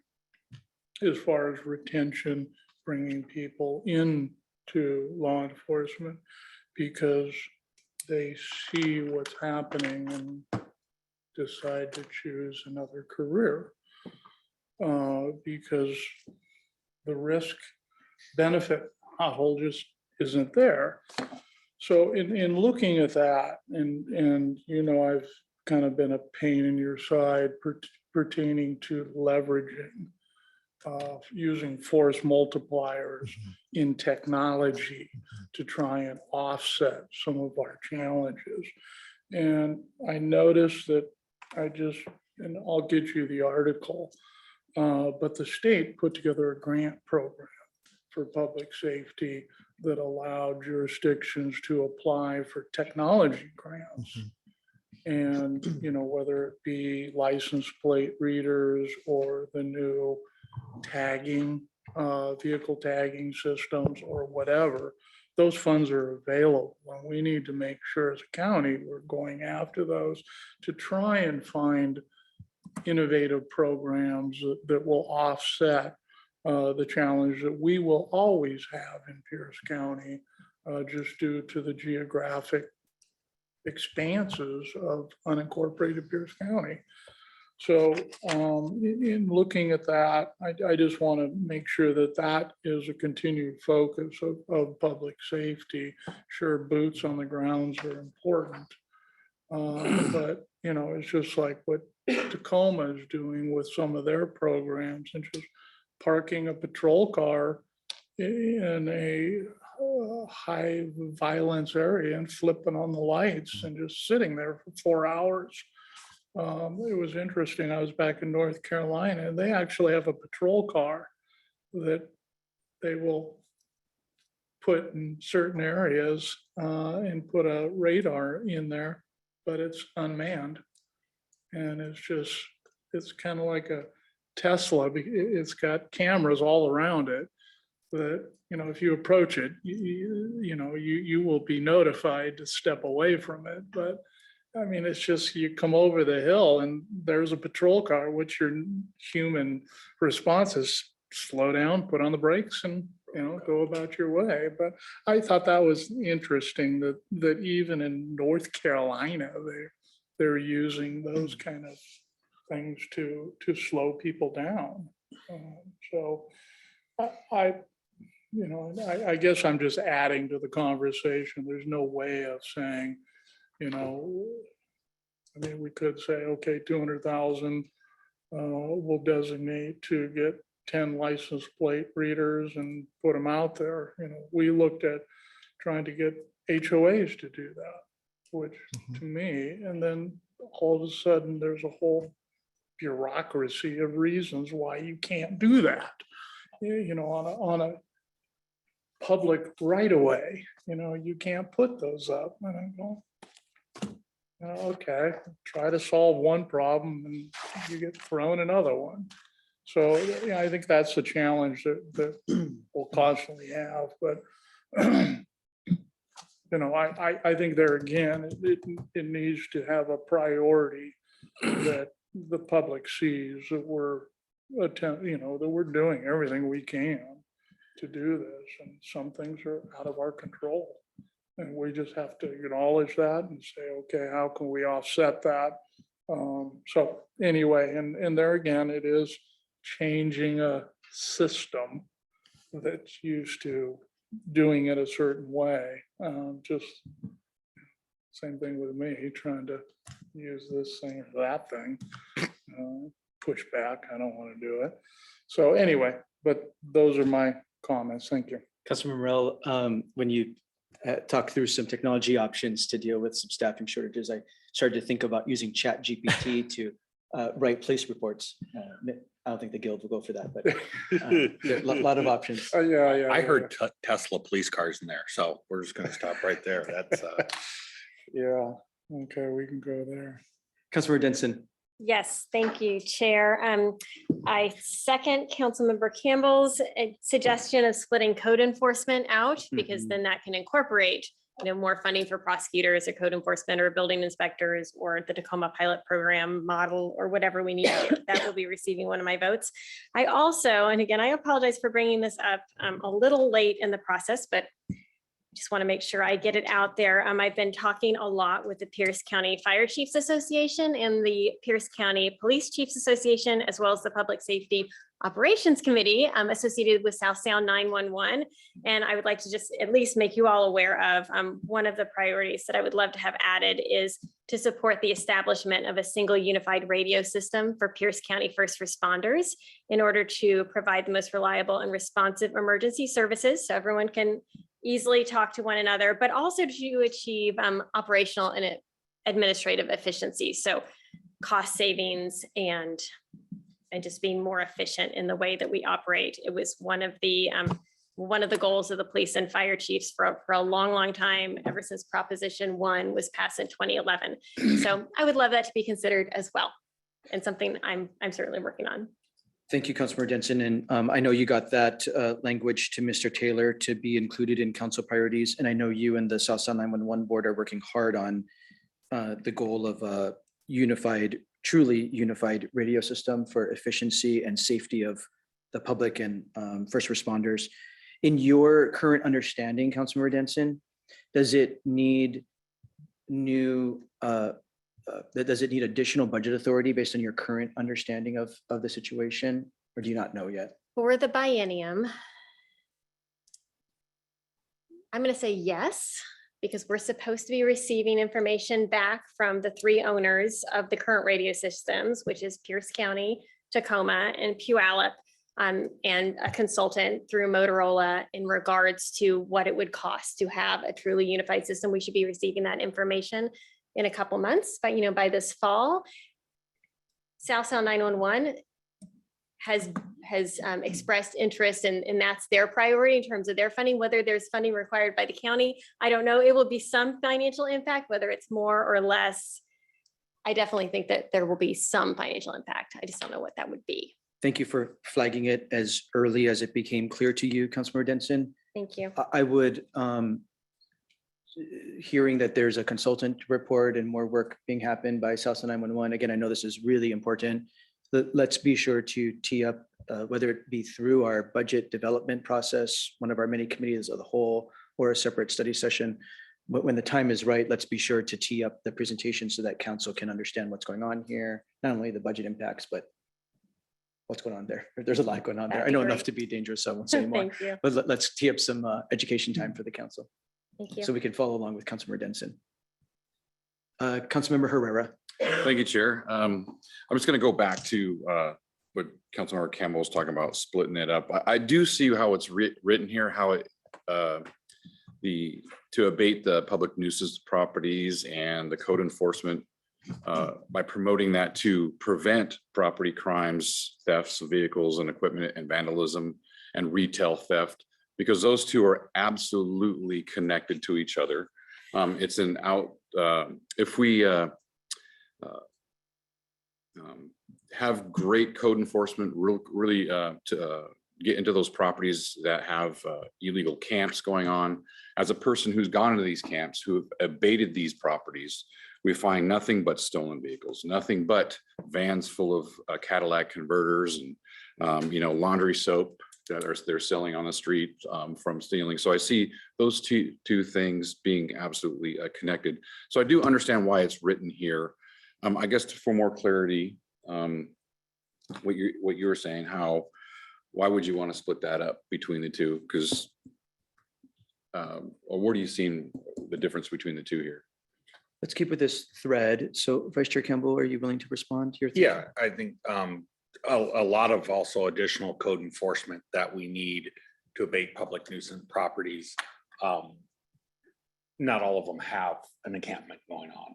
Some of them are just unsecured and people are using it as like a junkyard. I got one off 74th and McKinley that every day there's a new pile of garbage dumped out front because it's a vacant building and no one's bothered to secure the building.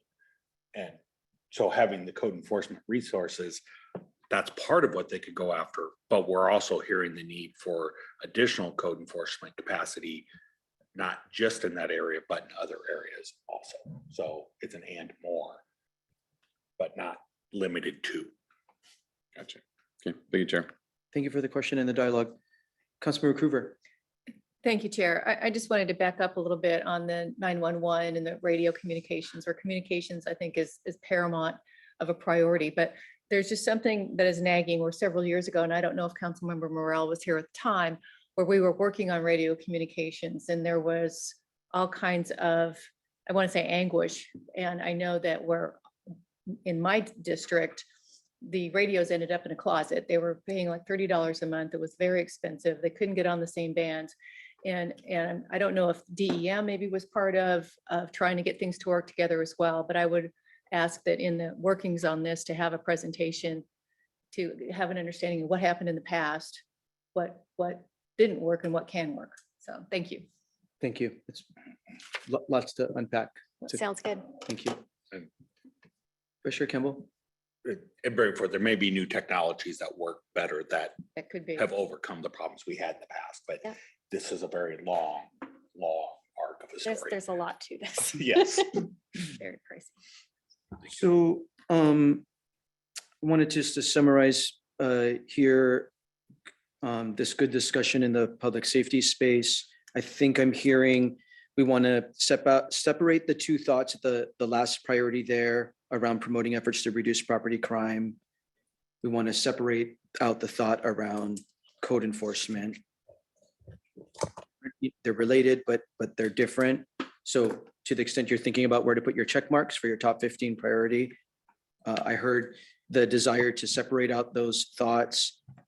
And I heard the addition of supporting the establishment of the unified radio system as an added priority here that may need budget authority. One question, and I'll get to you, Councilmember Coover. Mr. Bridges, real briefly, I realize you're in the, you indicated you're just beginning discussion with the Sheriff's Department to further understand budget impact for some of these ideas to create pipeline for staffing. Acknowledging that, I wanted to just hear briefly a little bit more about what you understand to be the second item, exploring funding for additional recruitment incentives, such as an education benefit. Just a little bit more about that. What is that? How effective do you understand that to be at this point? What more are there other incentives in addition to education benefit that you're aware of? No, almost all the departments in the state are using variations of recruitment and retention incentives. The amounts differ, but it's pretty standard. There's just nothing innovative about it. It would be money from the local government? Yes. To pay off their bachelor's degree or to pay? Not for education incentives. So I'm sorry, I wasn't fully addressing your question. In terms of the recruitment and retention incentives, that's pretty standard, sort of writing checks to recruit people in. I'm not aware of any jurisdictions right now that are offering education incentives, but education incentives in what sense? Allowing an officer to go to school, and I'm just sort of exploring this idea with you, to do what? To get a education that will allow him to get a pay increase, or education to allow him to leave law enforcement. So it's an interesting idea, but that'll be something I'll bring up tomorrow with one of the bureau chiefs. Is, do they think it's an effective way of either keeping people in the service or attracting people? Thank you. Is there a member that brought this idea forward that wants to speak to it so we can learn more?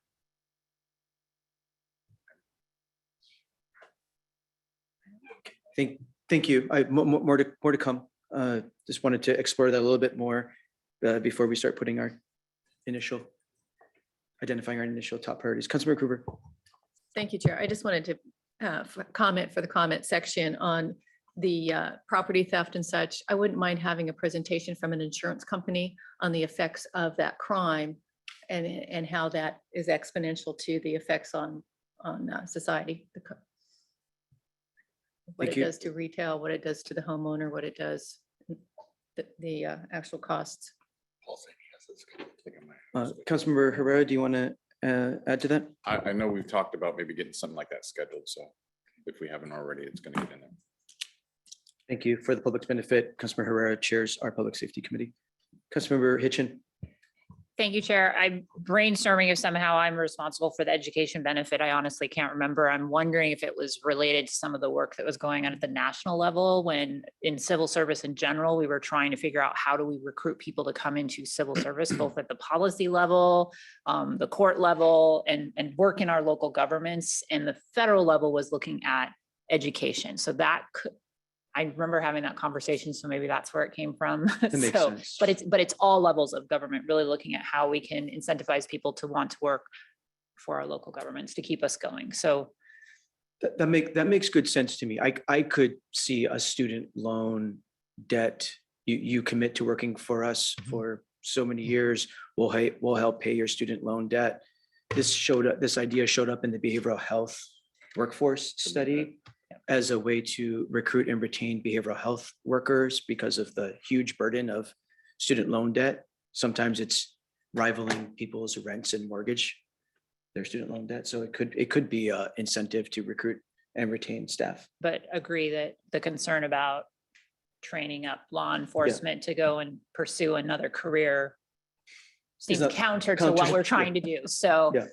unless it was training in specific areas around, seeking additional training for specialty, but I don't think we have them pay for that, unlike many other professions would pay for it. So, yeah, I mean, maybe looking at helping them with their kids, and then they'll stay local because their kids are involved in school or spouses or partners. And so, yeah. Thank you. Councilmember Hitchin, since we're brainstorming, an idea just occurred to me. Wouldn't it be interesting if you could encourage law enforcement officers to perhaps maybe leave the law enforcement career to become co-responders? That would be an interesting combination. Somebody with law enforcement experience, but now is educated in sort of having to deal with behavioral health people. And in my mind, it's sort of an interesting combination. The underlying issue around all this is how do you create the incentive to recruit and retain the employee for public service here if we're paying for it? That is something I would have to be central in the concept for me to want to spend more money on it. Good, but thank you for the creative thinking. Mr. Bridges, let's get into social justice and equity, and then we're going to take a break. Let's move there, please. So when I mentioned that in sort of my observation, public safety was the most effective when it spent a lot of time on a single priority, sort of building a record over years. And this category is a perfect example of that. This council, even prior to my arriving, started looking into the whole equity issue with the original Public Review Committee and followed up with several committees after that, ending up with the Equity Review Committee. And now with the recommendation of a equity commission coming up. So 3 years of work, and coming out of that came equity notes that in fact, I remember when I first arrived, Councilmember Campbell was talking about equity notes. And so we started this process, and with the tremendous work that finance ended up doing, it was easy for council. We just passed an ordinance that said, finance develop an equity note, which is why as a staff person, you always want to work for the legislative body. And my gosh, finance did just a bang up job. In fact, in my view, it's a lot better than what some of the other jurisdictions started down this road, counties north of us, that created a very convoluted process that when I spoke to staff people up there, they didn't understand how to use it. And we learned from that. And finance gave us an equity note process that we're instituting right now. And so I'm happy to say that that is listed as a priority, but now it is true, the note itself is iterative. It will change over time based on what we learn, and we're already learning things about it now. But no appropriation is required for that. We have an equity commission that's coming up. The draft is being proofread right now. We will probably see the draft at the end of this month. We have a preliminary fiscal note, 628,000. That's assuming no stipends. And I'm sure that will be a discussion that this council will have, whether we should have stipends, what the amount should be. I mean, there will be something in the draft that you will see. So that number might get larger depending on what the council decides. And then the last item. That would be, So, Mr. Chair, that item overlaps with the economy. Thank you. So we can pick that up there. Thank you. Thank you for that, Mr. Bridges, and the good work that's happened to date on here. Lots of implementation of that good work is ongoing, as you know. Are there questions or comments on the social justice and equity section here? I'm not seeing any. Mr. Bridges, thank you. Mr. Boki, my suggestion is going to be we do it, but so you tell me what we're managing here. My suggestion was when we were to take a 10-minute break, we come back, get through a couple more sections, and then go to lunch. But what do you know that I don't know? I don't. I know that lunch has not arrived. Okay. that's what I was So looking you're in for. good shape if you take 10 minutes or so, come back, do a few more and Let's do that. Let's do a 10-minute break. Let's try to get back so we can start promptly at 11:35. And we'll get through a couple of more sections before lunch. We're at recess until 11:35. 3, 2, 1. The council's back from its morning recess, and because of the nature of lunch that is provided for council and staff, we're going to actually move into a lunch break. So I'm going to ask that we come back at 10 after 12. The time now is 11:37. I'm going to ask that we come back at 10 after 12, and we'll work through the rest of the sections of council priorities. So we're at recess until 12:10 for the purposes of a lunch break.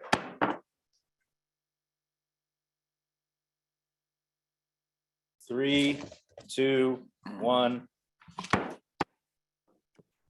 Welcome back. The time is about 12:12 here on Thursday, June 8th, continuing the council's special meeting for the purposes of budget retreat.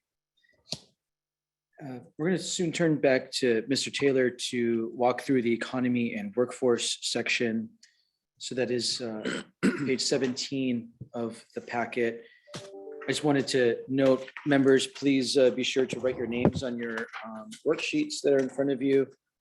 When we get done with this, walking through each section, we will be collecting these. I want to emphasize this is by no means the only opportunity you have to express your budget priorities. It's really important to note that, though. There's many, many opportunities during this long budget process to refine our budget priorities as a council and develop our collective budget. So knowing that, we still want to identify priorities. So please be ticking away your top 15 priorities. Make sure there's no more than 15, please. We are going to send these worksheets in. And staff will be collating so that at the end of the day, we can visually see where the sense of the council is. So that is to come. Was that Mr. Campbell? was that there should not be more than 15 or there shall not be more than 15? Or maybe. I think it's up to. Please do everything you can to keep it at no more than 15 so we can get a sense of the priorities of the council.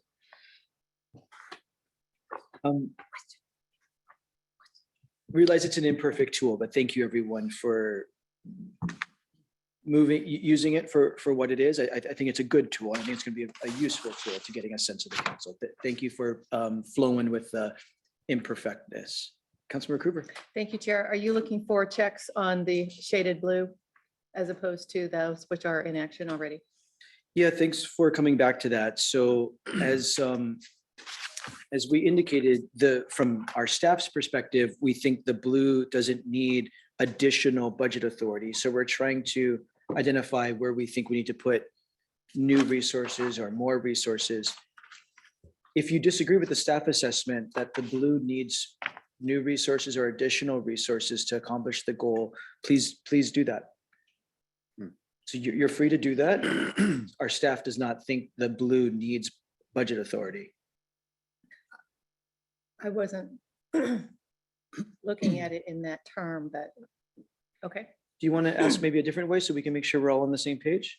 I just was of the understanding that when we're looking at the priorities, the ones that are already being enacted or in process are not highlighted. And that our focus was more so on the, It's the opposite. The ones in blue are items that in staff's judgment are either complete or in progress. They're built into department work programs. They're a policy already adopted by the council that's being furthered over this year and the next year. Things that Okay. aren't highlighted. I was just looking at the first one in Act 110, we already did that. So that's, yeah, I'm backwards. Right. Got it. Thank Are we you. good? Yep. Okay, thank you for asking. Okay, Mr. Taylor. Thank you. So as the chair indicated, we'll move into the economy and workforce section, which is at page 17 of the PDF. There are 7 items identified within this section. A number of the items are already in progress. So let me run through these items quickly. And again, I'd refer you to the matrix for the detailed information. So the first proposed priority is promoting actions that help to diversify and promote resilience in the local economy, including continued support of the innovation grants program, the Business Accelerator, and Community Navigator program. So just as a reminder, those programs benefited from the availability of ARPA funds and CARES Act funding in this biennium. Approximately $15.5 million of ARPA funds were made available to support those programs. It's expected that some of that funding will continue forward into the next biennium, but this is an area where at some point in time, if the council wishes to continue those programs, a new revenue stream will need to be identified. In addition, there may be some need for conversations regarding some of the items that finance spoke to you about yesterday in terms of procurement and the rules that we have to operate under going forward now that the emergency declarations have terminated. So that's the first item. The next item is also related to supporting local businesses and the workforce. This item is encouraging programs and policies that promote diverse economic infrastructure clusters, looking for opportunities for reskilling and upskilling of workers, registered apprenticeship programs, craft and trade internships, as well as policy efforts through the 2024 comprehensive plan and other plans. In regard to reskilling, upskilling, and apprenticeship programs, youth employment programs, this is also an area that benefited from ARPA and CARES with $1.4 million appropriated in the current biennium from ARPA funds to support those efforts. Those funds in part have gone to Workforce Central. Again, this is an area going forward into the future where the council may need, if you wish to see funding of these efforts to continue, you may need to identify additional revenue streams. The next item is shown shaded on your table is regarding branding and marketing of Pierce County as an aid to recruiting and retaining businesses within Pierce County. This is a mission currently of the Economic Development Department as well as the Tacoma Pierce County Economic Development Board. Those efforts are routine elements of their current work. That's why it's shown in blue. Now, the council may be thinking with this priority that you want to do a very specific branding program or talk to economic development about a specific branding initiative. So what staff has indicated here is additional information is needed. The council will need to have if you wish to move this priority, I think the appropriate next step is to have a conversation with the Economic Development Department about what you're hoping to achieve relative to what they're currently doing as a department.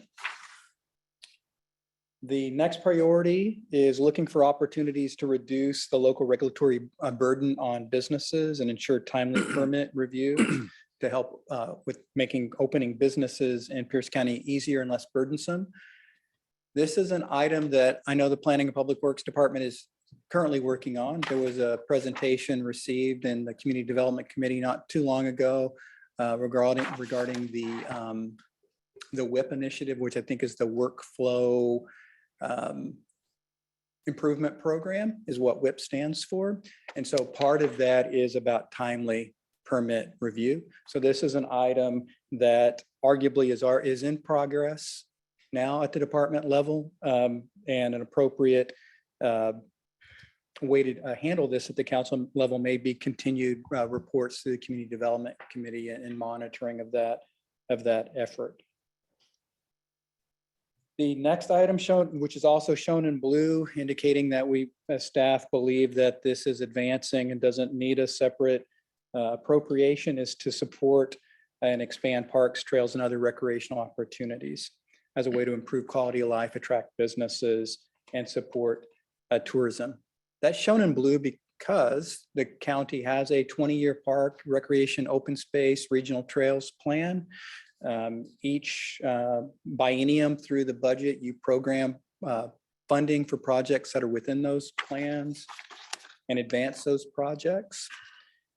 So this item is really, well, my staff's perspective on this item is that this is again about monitoring and project delivery. And I know that the Community Development Committee receives routine reports on the parks efforts to deliver capital projects in a timely way, on schedule, within budget. So we don't know that additional budget appropriation authority is needed. It's more along the line of continuing to advance the current plans that have been adopted, and ensure their execution in a timely manner. That's why it's shown in blue. The next item is regarding art programs, public art and public spaces, indicating continued support for those programs. We're going to have a briefing on that in the Economic and Infrastructure Development Committee next week. As a reminder, there are two primary mechanisms for funding public art currently. One is the 1% for the Arts Fund, which takes 1% of the value of certain capital projects that the county builds, certain facilities, and takes 1% of the capital cost of those projects, and deposits it to that fund. And those revenues then are used to provide public art at certain county facilities. The other program, smaller program, occurs through the Economic Development Department through the Arts Commission. These are typically specific appropriations by the council, have been used for things such as the high school arts program competition to support that. Has been used to support utility box wraps, for instance, in the community. And so that's what that item is about. And then the last item is about the agricultural industry. And I'm going to have Mr. Swanson, if he's in the room, talk about that item.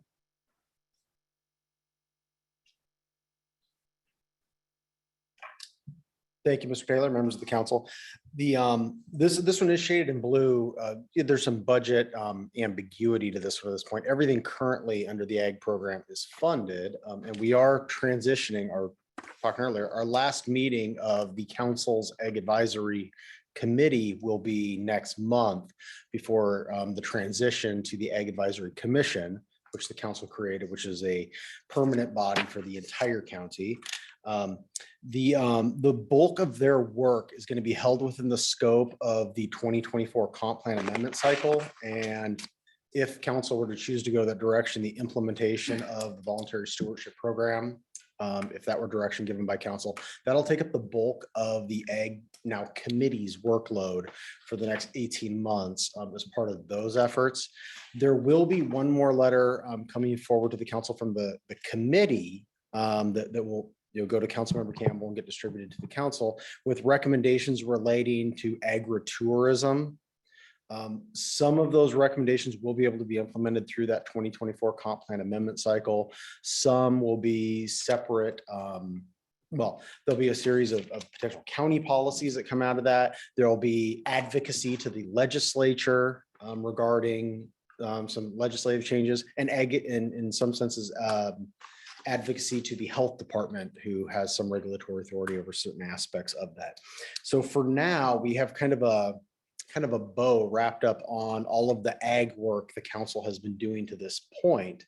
And we can then, so how that works over the next 18 months, if more is added to that, that would be of council direction to do that. But as of now, all the council's done a ton of work in this area, and it's kind of coming to fruition right at this moment.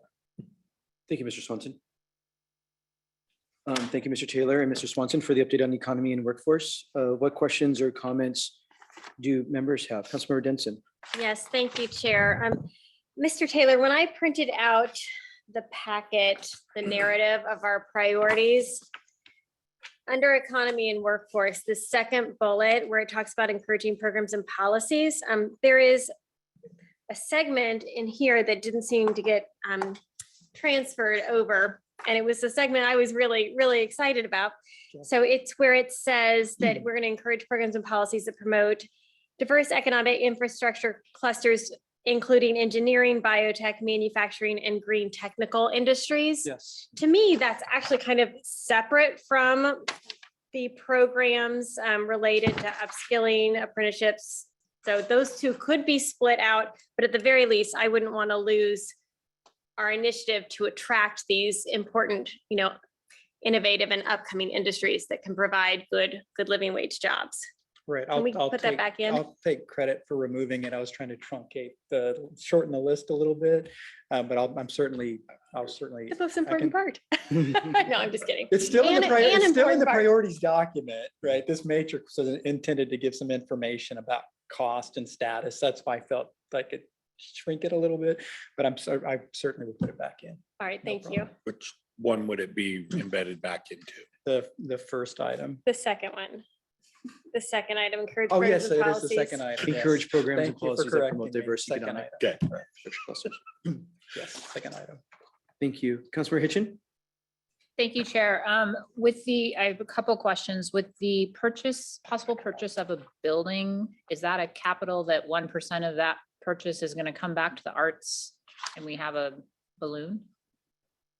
So I'll need to I'm not certain if the acquisition of the building itself, the $27 million would count towards the 1%. The renovations to the building could. I'll need to get a more precise answer Okay. for you. I was just curious. Right. My second question is, or I guess comment is that on social justice and equity, we call out seeking funding to continue the Pierce County Business Accelerator and Community Navigator.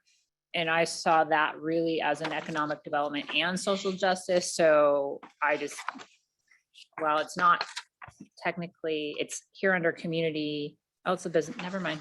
I'll stop. I found it. I missed it. Ignore me. Thank you. We're not Thank going to you. ignore you. Thank you for identifying that priority. Other questions or comments about economy and workforce?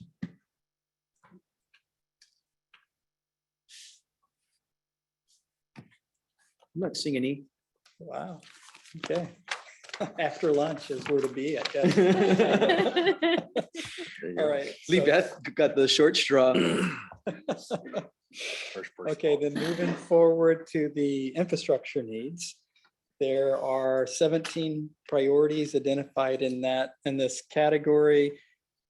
12 of those are shaded in blue, indicating they're either complete, substantially in progress, or built into existing work programs. So the first of the priorities is advancing the creation of the Vision Zero Action Plan initiated by R 2022-118.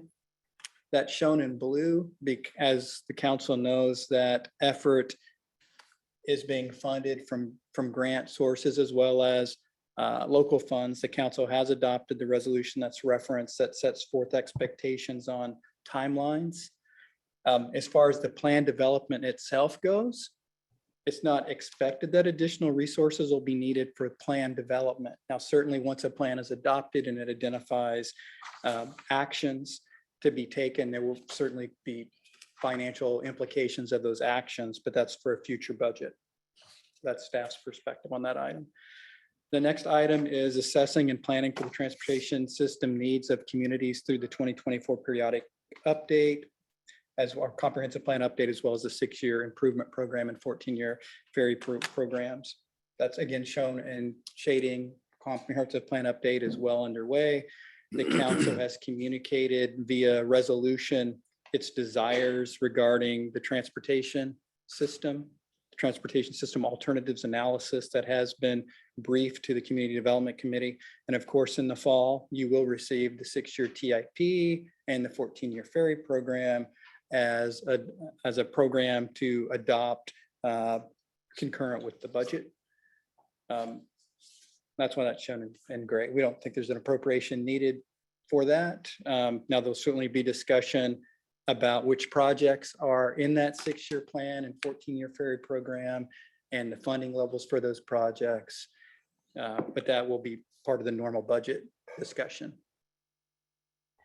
Next item is advocating for state funding to support timely completion of State Route 167, which is the Puget Sound Gateway, as well as Canyon Road projects. The Puget Sound Gateway project, as council knows, has been funded by the legislature.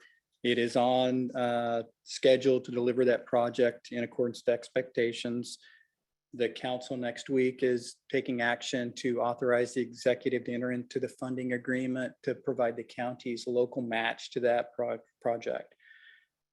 There is conversation that's ongoing regarding Canyon Road, what the financial needs of that project are. I mentioned earlier, the council had adopted a resolution regarding transportation alternatives last fall. One of the items included in that resolution is multiple items included in that resolution relate to requesting additional information regarding a Canyon Road. But staff shows that as highlighted, or because of that, council members may have obviously a different opinion about Canyon Road specifically, but that's why that's highlighted. Next item is related to this type, size, and location study for the replacement of the Fox Island Bridge.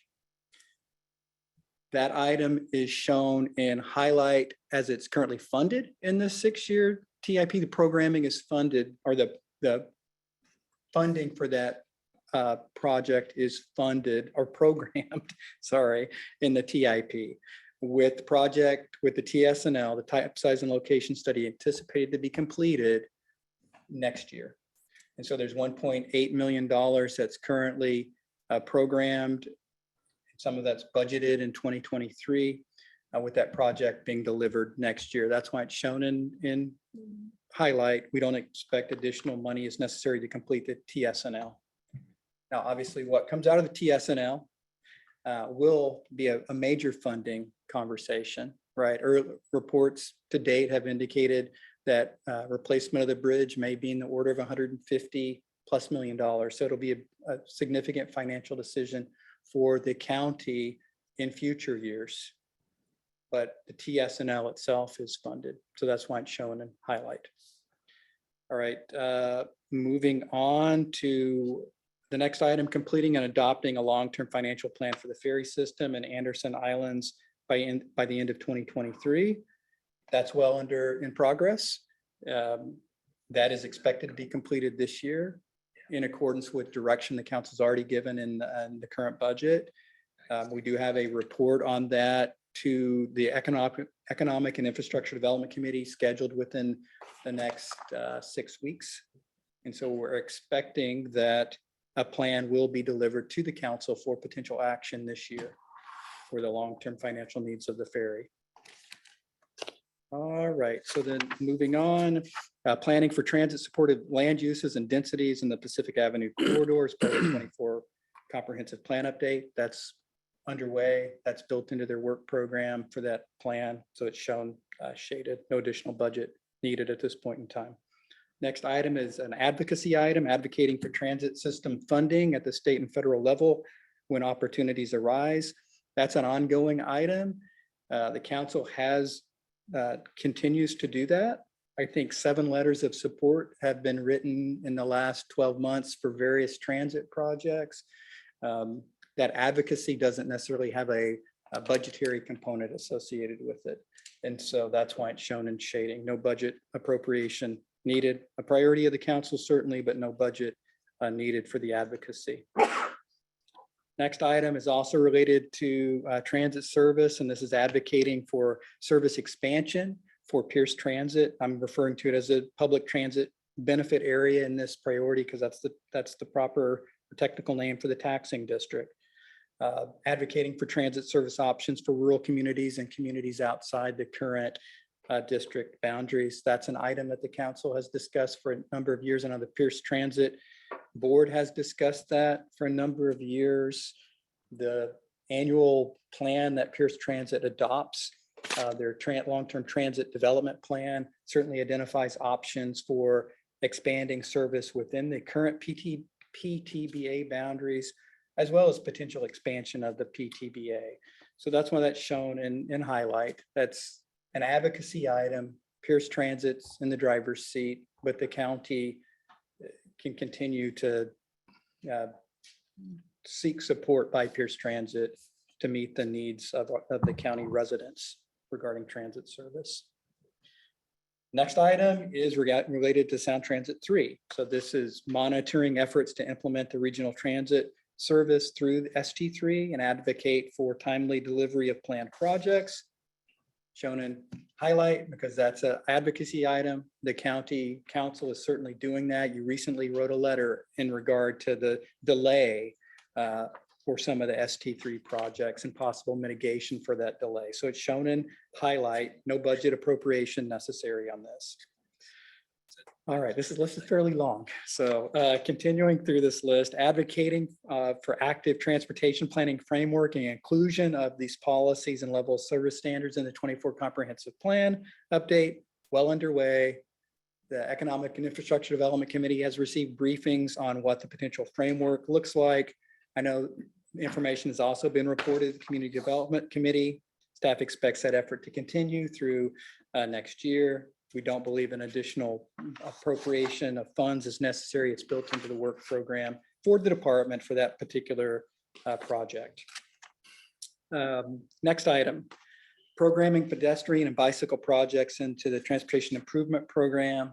Talks about specific types of projects, sidewalks and shoulder improvements in urban and rural corridors that have significant pedestrian and bicycle use or potential for such use, as well as continued implementation of the Safe Routes to School plan. This is a priority that the council's articulated in the current budget. Expect it'll continue to be a priority going forward. This is an area where additional funds may be needed. This will be a discussion that you have as part of the adoption of the 6-year TIP. For instance, the project mix, the funding levels for the various projects in that category. So that one's not shown in shade. The next item is evaluating the viability and cost effectiveness of the use of automated school speed zone enforcement cameras at select school locations. This is shown in shading because it's currently underway. The Economic and Infrastructure Development Committee next week will consider a resolution that initiates an evaluation for 4 school sites for possible use of these cameras. That staff believes responds to this particular item. We don't believe additional funds are necessary for the evaluation. The actual cost of the program, including camera installation, will be determined as part of the evaluation. So potentially there could be some budget implications of that item based upon what the analysis indicates. But as far as the plan itself, the viability and cost effectiveness, that item we think is well underway. Next item not shown in highlight is promoting the development of the trail system, calling out specific regional trails, Pipeline Trail, Parkland Trail, and Foothills Trail. Those items, those trails continue to be priorities of the council. They've been priorities of the council. The current budget and prior budgets, they're reflected within the capital improvement plans for the county. The question is about how quickly are they delivered and how are they funded? So that's a budget conversation that we think is likely to happen. Next item is developing and funding a street lighting plan for the unincorporated urban growth area during the 24-25 biennium. That is a new priority that's been added. As a reminder, the council has a start already on that priority within the budget. There is, I believe, $100,000 currently provisoed within the county budget for this current biennium to do an evaluation of the need for streetlights within specific communities within the urban growth area. So that's kind of a starting place. Currently, this priority is about expanding beyond that in the future biennium.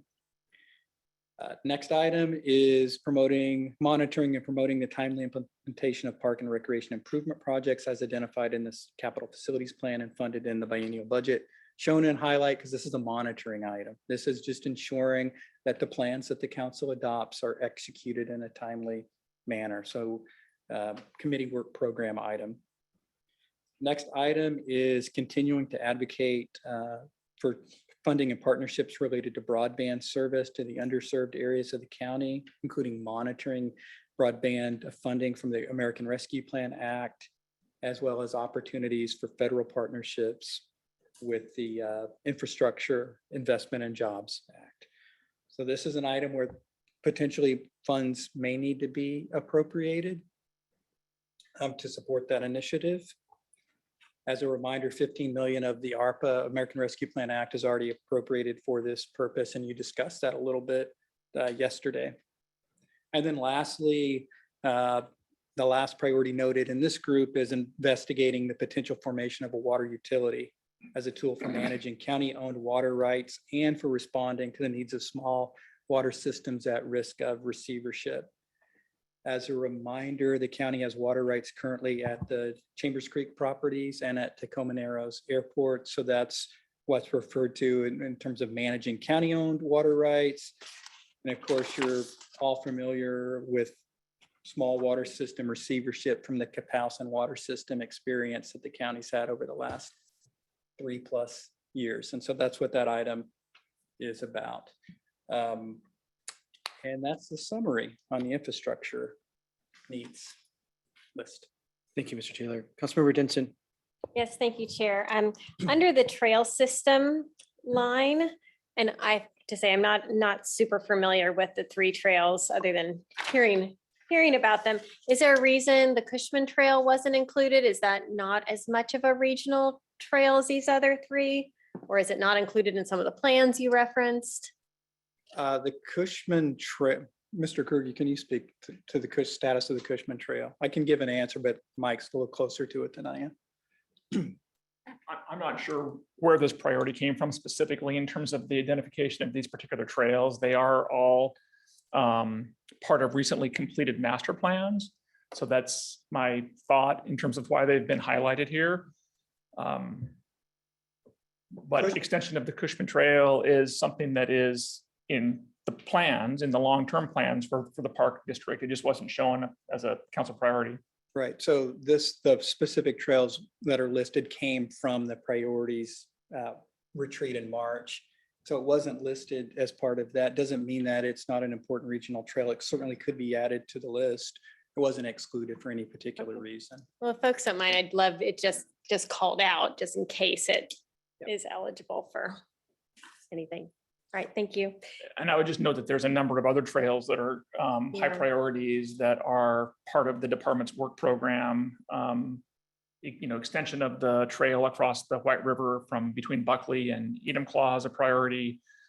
Extension of the trail between Rainier and Yelm up to into Pierce County is a priority. So there's a lot happening with trails. The question is funding and priorities. So the other alternative is just to strike this list of trails and just indicate, promote the development of the trail system, regional trail system, period, which captures what Mike is referring to. I would be fine with that. Because I think it's hard when you call out certain trails and I'm gonna have people asking me, well, why isn't Cushman Trail or why aren't some of these other trails included? Yes. Yeah. Are there objections by any members to not calling out specific trails and renaming this item, promote the development of the regional trail system throughout Pierce County? Thank Yes. you. Thank you. I'm not seeing objection there. And then I have one other question about the Fox Island Bridge. Mr. Taylor, the TSNL will be done next year sometime, but we'll have another year in the biennium 2025. So I'm curious, how can we ensure that we're moving forward with next steps, which would be design, permitting, or consultants, or I don't know what it is, but I want to make sure we're continuing to tick along. So my suggestion in regard to that is during the briefings that will occur by the department this summer regarding the TIP, we talk about that specifically, what the department envisions as being the next step in 2025 once the TSNL is completed. I'm not certain what that will be.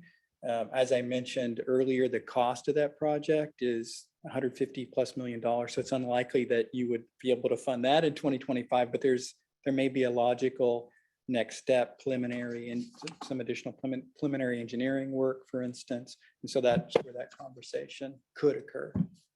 That sounds good. Thank you. Thank you, Vice Chair Campbell.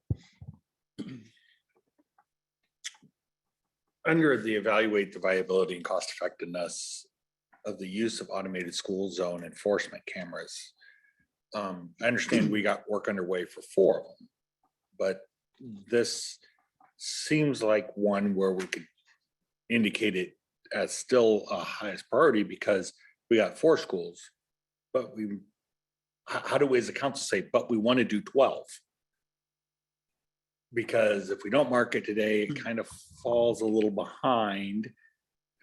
Not really, it's underway. This is only guiding, but how do we continue to say, but funding 8 more school zones? I'm kind of picking a number there with a little more data, but the,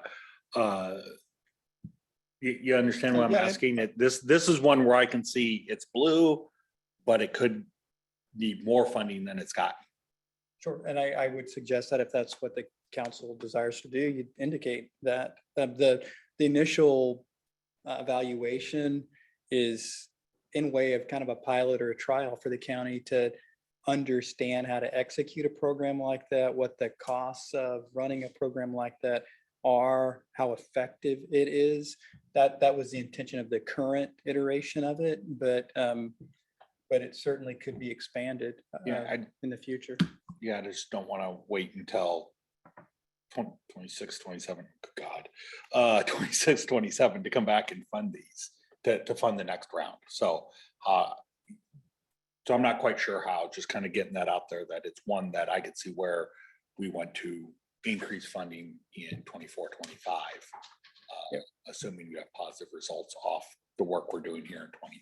One of the hopes for a program like that is that it generates sufficient revenues on its own to fund the cameras and the operation requirements, right? That's the hope, that the revenues generated from the infractions will support the program's costs. If there's any surplus revenue, then the funds are to be directed into safety, traffic safety improvements. That's a requirement.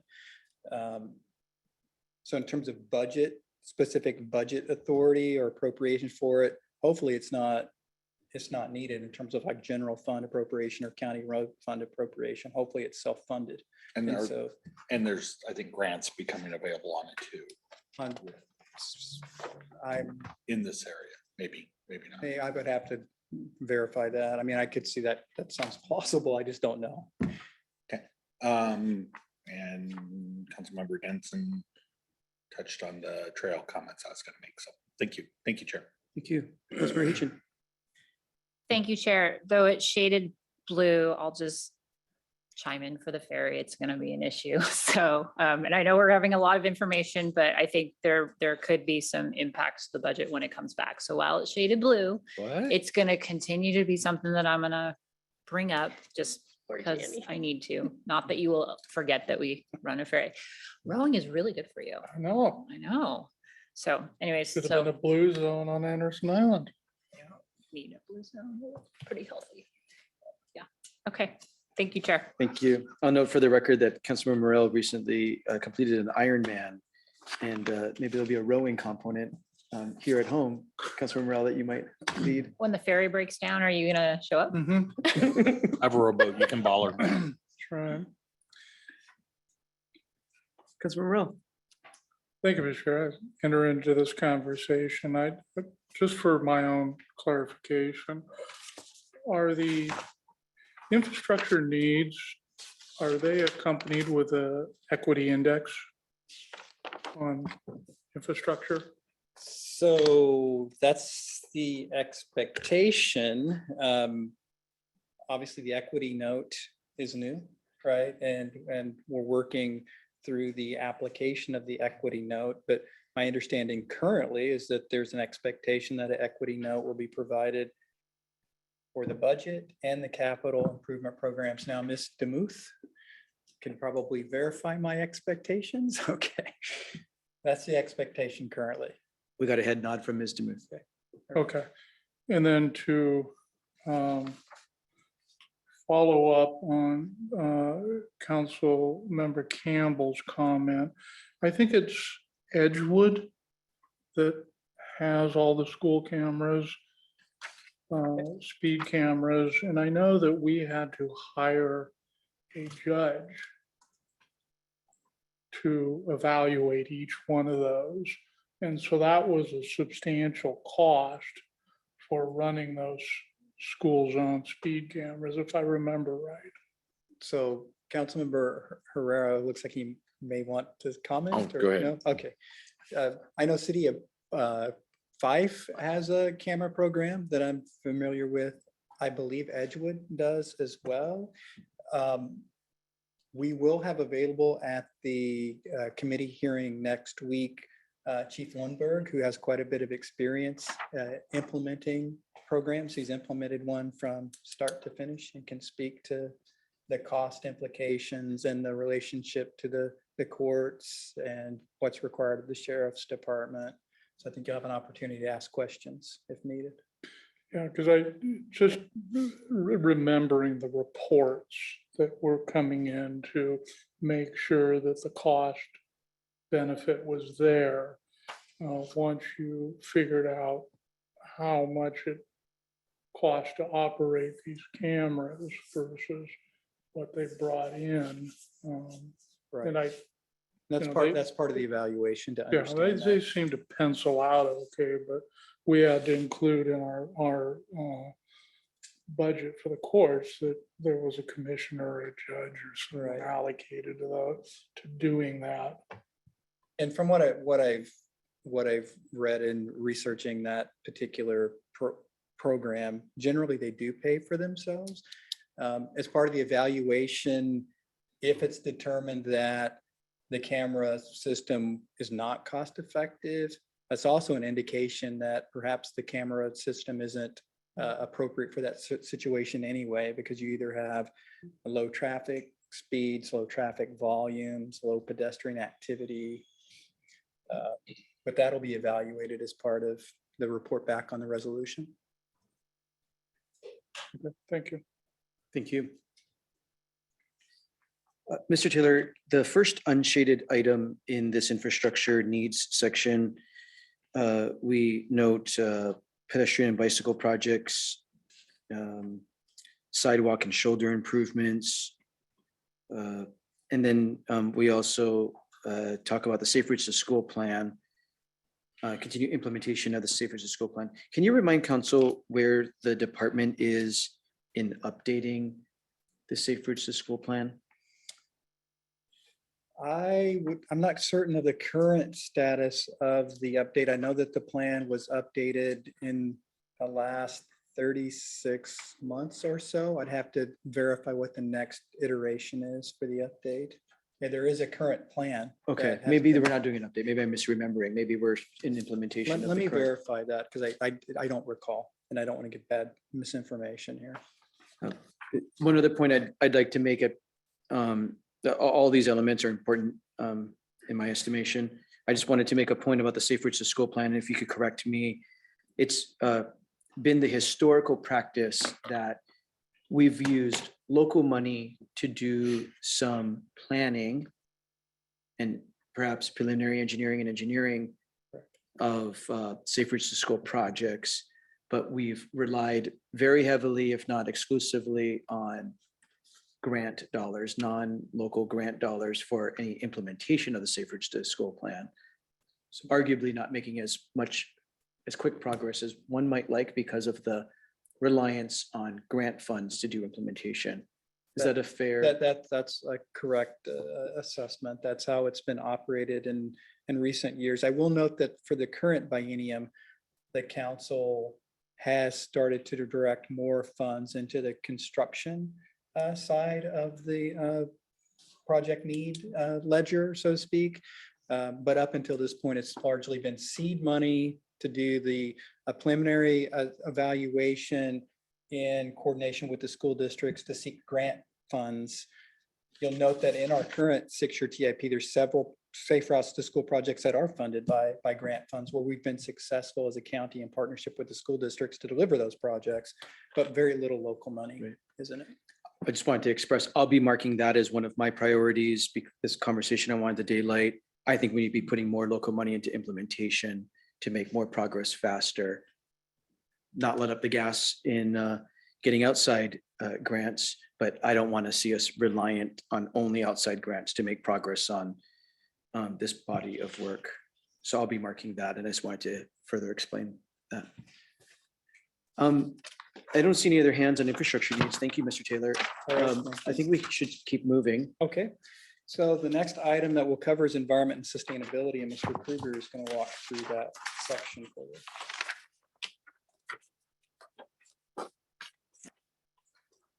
Page 21 of your packet.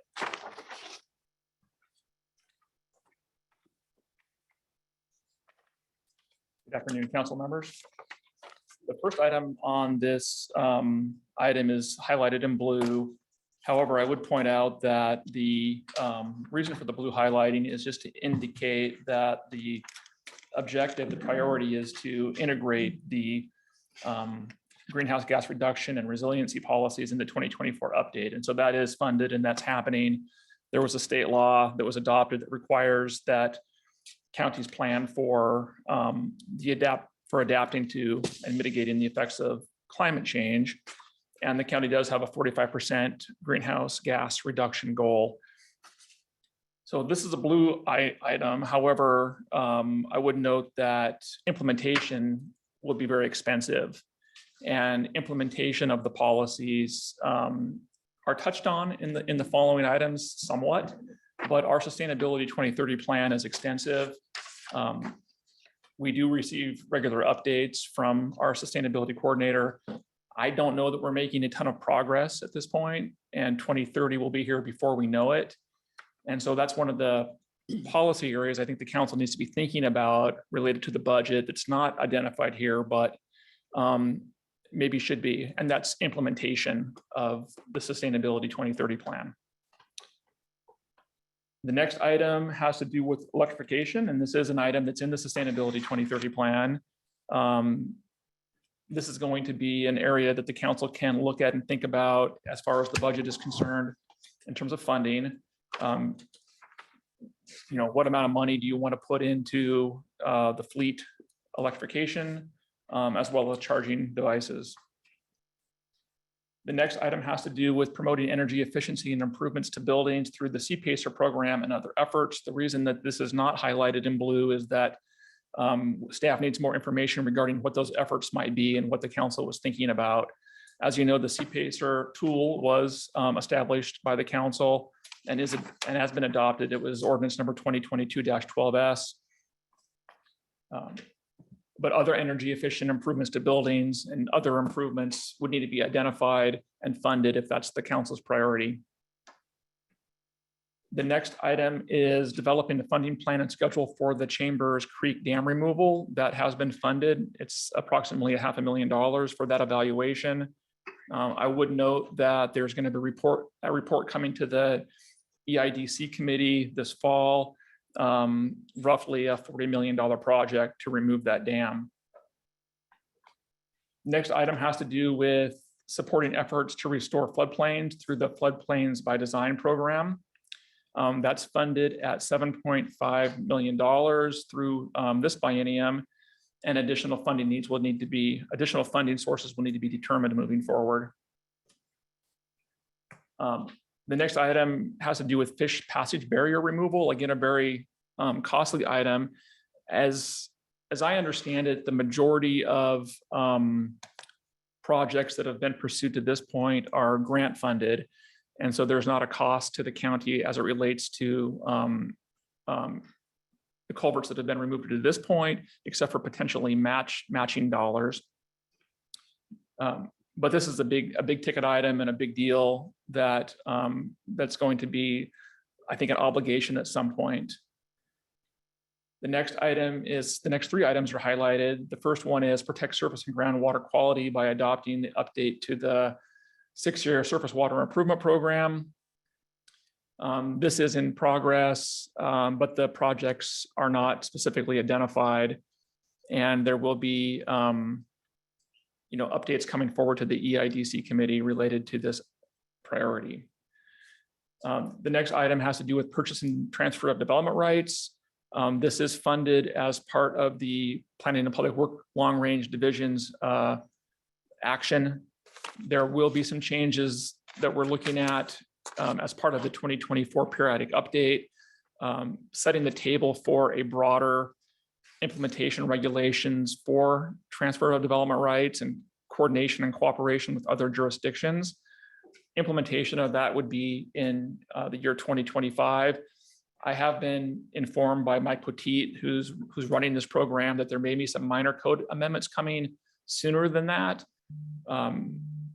Kind of nibbling around the edges, as I understand it, with the program and some minor code updates, but the larger effort will be coming in 2024, and this is funded. The next item has to do with urban tree canopy planning. There will be a plan put in place as part of the 2024 update. There was an amendment that council initiated specifically addressing legacy trees as part of the planning effort. So no separate budget appropriation is necessary for the planning aspect. And as you know, Parks was just up. Roxanne was here at I think she came to CDC. Maybe it was at a study session or rules describing the urban and community forest grant that's been applied for. And I believe that we will hear the results of that grant application by August. Depending upon how that goes, the council might want to be thinking about some sort of appropriation for this effort, if that's the council's goal as part of the budget. But I don't think we'll know more until, you'll know more after we hear back from Roxanne in August. The next item is something that has been kind of percolating for quite a large number of years, and that has to do with the county's regulatory system related to noise. This is oftentimes a code enforcement issue. And so the question would be, does the council want to prioritize this and get into the issue of noise control? Staff's recommending a program evaluation as a first step to kind of wrap your arms around what it is that you want to pursue. And we do know that there needs to be better coordination between Planning and Public Works and the Health Department related to this issue. The next item has to do with regulatory standards for short-term rentals. This is shown up twice in your priorities. The first one was under housing. That was shown as a funded item as related to the 2024 comprehensive plan update. We chose to show this particular item not in blue as related to the policy question and spending regarding short-term rentals and how it affects the housing supply, and if the council wants to do something about that locally. This is, on a planning perspective, this is kind of becoming a hot topic for planners nationally, with the popularity of short-term rentals. And there's been a lot of studying done regarding the effects of short-term rentals in various jurisdictions. We know it's an issue here. Tom has done a ton of research on this and kind of pulled some numbers together. Question is, does council want to prioritize some spending related to this item? The next item is monitoring the responses to public nuisance and code enforcement violations. This is fully funded. We don't need a separate budget appropriation. We do get periodic reports both in CDC and public safety concerning public nuisance and enforcement. The next item has to do with illegal dumping and the establishment of the illegal dumping and litter reduction task force that was adopted through resolution 2022-160. There was funding in this biennium's budget of, I think $25,000 was the amount that was funded for the administration of the task force. And we know that there will be a report coming to EIDC in September related to that work. The next item is in progress, and that has to do with the WSDOT standards regarding litter and graffiti within the state highway right-of-way. Funding for that is provided through the state, and it sounds like there's some more work to be done regarding directing comments or receiving comments from WSDOT on this item. And then the last item under the environment and sustainability has to do with litter cleanup and prevention efforts for signage along public roads, and cleanup. Funding has not yet been determined. This may be an area where the council wants to do some proviso work regarding funding for related to illegal dumping and litter reduction. And it sounds like there's going to be a task force report coming. I'm not sure what the timing of that is. Maybe Mr. Taylor could help us understand when we'll be hear back from the task force. Thank you. Thank you, Mr. Krueger. And Mr. Chair, I just note if the council members do have questions about those last three items dealing with illegal dumping and littering, Mr. Swanson, who's our staff lead on that particular item, is in the room and can help answer those questions. Thank you. Vice Chair Kimball. Thank you. Thank you, Mr. Krueger, for your presentation and work on all this. I was a little surprised to see the two items in white, 2/3 of the way down. The one on noise pollution or noise ordinance and short-term rentals under environment sustainability. I'm just curious why they're here and not policing and economic development. Would you like me to address that one? I could try winging it, Okay. but no, if you want to get an accurate answer, I would turn to Mr. Taylor. I had a hand in which categories they went into, so I just the thinking on these two items. So on noise pollution control, the reason it was placed here is it was about the quality of the built environment, what individuals in the community experienced, right? And so that's why it was placed there in the environment category. But equal, argument could be made that it's fits in public safety. They're public because there's a sheriff enforcement component to it. In regard to the short-term rentals, it's here because the policy, this is a new policy that was a new priority that was proposed after your study session. But this priority is unlike the priority that's on this subject in the housing and affordability and supply section. This is not about impacts to housing production or availability of a housing stock in the community. This is about the impacts that short-term rentals have on the built environment and natural environment. So traffic generated impacts to septic systems, noise, lighting, things of that nature, which aren't about housing stock availability, it's about impacts to the community. So that's why it's in this section. Very good answers to those. Going to go back to the noise enforcement.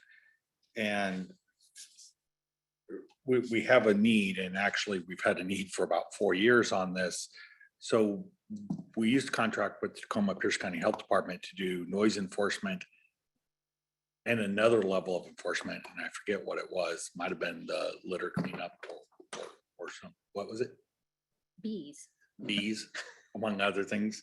And at some point, about three, That's what I ended up going to. 4 years ago, we pulled back everything and pulled it under county control, except for noise enforcement. And so the health department now no longer had a need for an enforcement person, because the thing they were doing was noise complaints. And so they don't have a person out there to do noise enforcement. However, because we didn't pull the code back, we don't have a valid code to do noise enforcement under right now. So I have this great string of emails of Public Works, the sheriff, and Tacoma Health Department all doing this, because they're like, we don't have staff to do it anymore. You took everything else away from us, so we're not doing it. Sheriff's like, we don't have a code to do it. And Public Works like, yeah, but that should be a sheriff or health department thing. And so the need is, I don't think we need to do a big study. The fact of the matter is, we just need to start writing code and to get it underway. And I don't know which committee we want to run that through, but I think that needs to, and I think we've all got recent complaints from some people. And one of the reasons we can't do a lot is we really don't have that underlying code. And so while I think that this, I don't want to wait till 24, 25 to kind of get underway with work on that. Based on recent complaints we've been receiving, and just the fact that recently discovered that we can't really enforce anything on. So just as a, I guess a note, there are 2 chapters of county code that deal with noise. One is public nuisance noise, which the sheriff's department has responsibility for enforcing and responding to. So this is where noise complaints, a certain number of noise complaints are generated over a certain period of time as a trigger. And then the sheriff's department investigates that as a public nuisance. The other chapter deals with noise pollution control, which is noise generated by land use or other activities. And there are a set of standards that are adopted, that are based upon standards in state law that the health department, when originally was charged with enforcing, when that code was adopted many, many, many years ago. And still are. And still are. And so that's the disconnect in the code that Councilmember Campbell's referring to. The noise pollution control chapter is outdated, given how the responsibilities of the health department have changed over time. So given that we have that hole in our code, and I know this is supposed to be kind of long-term, but we really have a short-term issue here. Is it something that we have queued up in one of our committees? And if not, is it something we can queue up in a committee? And which committee should we be looking at with that? The answer is yes, it could be queued up in a committee if the committee wishes, or a council member wishes to sponsor legislation to start that process. The typical way that would proceed is the council adopting a resolution, identifying the changes to code that it desires to make, and then transmitting that to the department that would be responsible for administering the code. Arguably, the Planning and Public Works Department within their code enforcement responsibilities would be that department. This particular code would not have to go through Planning Commission. This is not a development regulation. This is a public health code within the codification scheme of the county code. But you could do it that if council members wish to advance this sooner rather than later, that's how you would do it. We draft a resolution identifying the potential changes, send it to the responsible department with the timeline to report back with recommendations and cost to administer the program. So you could do it sooner rather than later, for sure. Share your thoughts. I know we've had some. I think we should proceed in that regard. We could do more thinking in the Rules and Operations Committee about committee assignments. But let's get the resolution underway to make sure we're addressing both the chronic noise pollution and ensuring that our noise enforcement mechanisms are enforceable and that we have people identified to enforce these. Right. Okay. Thank you. And I would just note that it's not a highlighted item, which means that the actual implementation of this, and I think from my view, that's been the problem for all these years, is funding and staffing to send a body out to do this work, whether it be housed in the health department or planning and public works or the sheriff. It's prioritization of those folks' work. So think about that as you're having these discussions and starting these discussions is the money part. Thank you. Councilmember Denson. Yes, thank you. I'm going to suggest that we combine the two litter items. So the last one and the second to last, because I think that the last one are the types of things that the task force might be recommending, if I understand what their charge is. And I definitely want to make this a priority, but I don't have to choose. So can we just combine those two? Oh. So it can be, Feel bad about her. respond to the recommendations, which could include things like signage and all of that. Is that agreeable to everybody? Is there a disagreement to combining monitor the progress of illegal dumping and litter reduction task force, and the very last one in this section, consider funding other litter cleanup? Is there any objection to combining those two?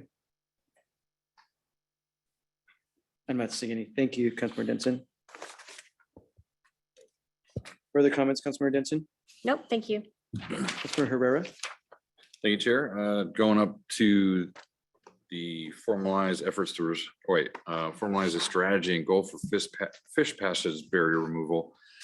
So we don't have any strategy or goal. I mean, because this culvert thing is from 2001, or we just been living off grants this whole time without a plan. I wouldn't say that there's a strategy. I mean, the 6-year TA or the 6-year surface water improvement program identifies priority fish passage barrier removal projects, culvert removal projects in that 6-year window.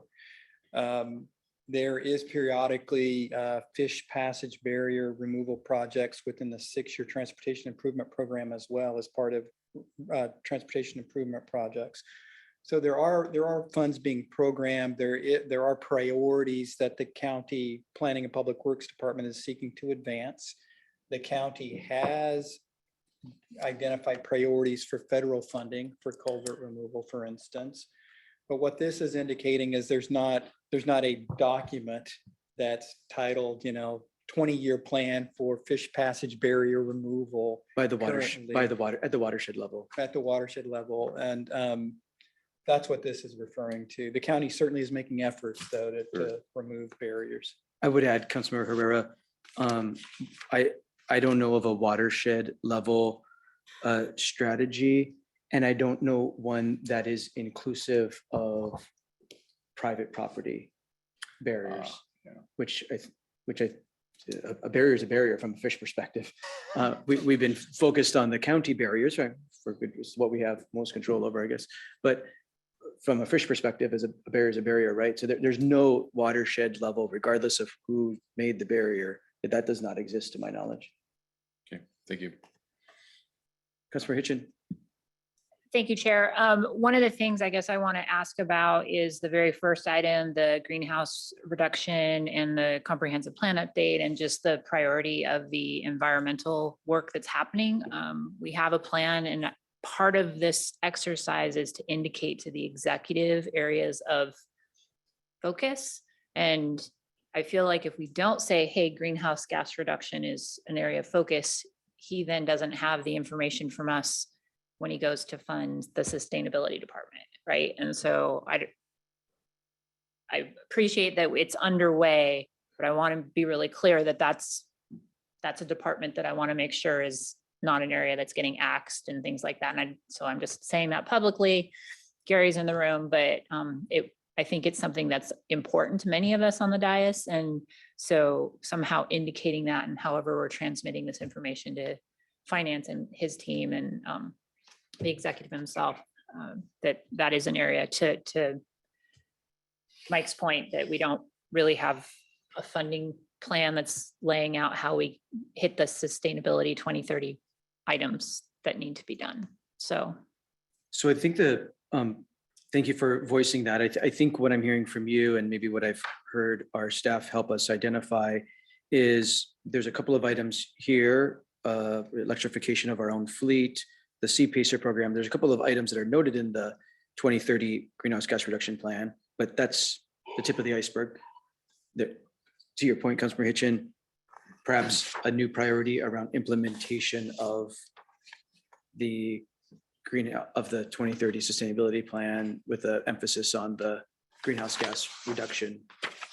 and I guess it's been a while since I've cracked that plan and really looked at it to see where we are, or that we've gotten an update on what's happened since it was published. And I know we had short-term, mid-term, and long-term goals kind of outlined in there. And so seeing what's been done, I know the things that we've done from the dais, but I think there's stuff that's been happening at the department level that maybe we aren't aware of, or maybe they started and realized it's going to be not doable. So maybe looking, how do we make sure that work is happening? Right. And the department knows best where the near-term opportunities are, as you know.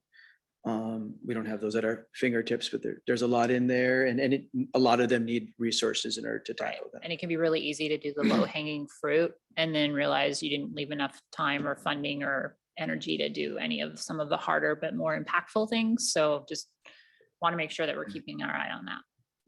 Thank you, Chair. Mr. Chair, I would mention that we are anticipating an update coming to CDC prior to the budget, which will help inform members regarding the budget and get you thinking about potential items that you might want to include going into the fall. Thank you. Councilmember Denson.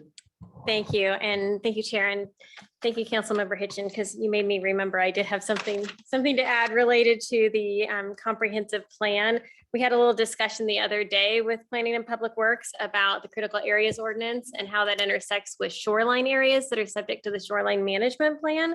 So I would love to see as a priority added that the critical area ordinance update needs to include the same environmental standards that will be applicable to the shoreline areas that are subject to the SMP as would be applicable to the areas outside the SMP. You can probably say that better than I can, Mr. Krueger. I think you understand what I'm talking about. I think you said it well, Councilwoman Denson. This was an issue that was brought forward to the Community Development Committee just this week with an update from Angie Silva related to the disconnect and the timing of the periodic update to the comprehensive plan, which is due in December of 2024.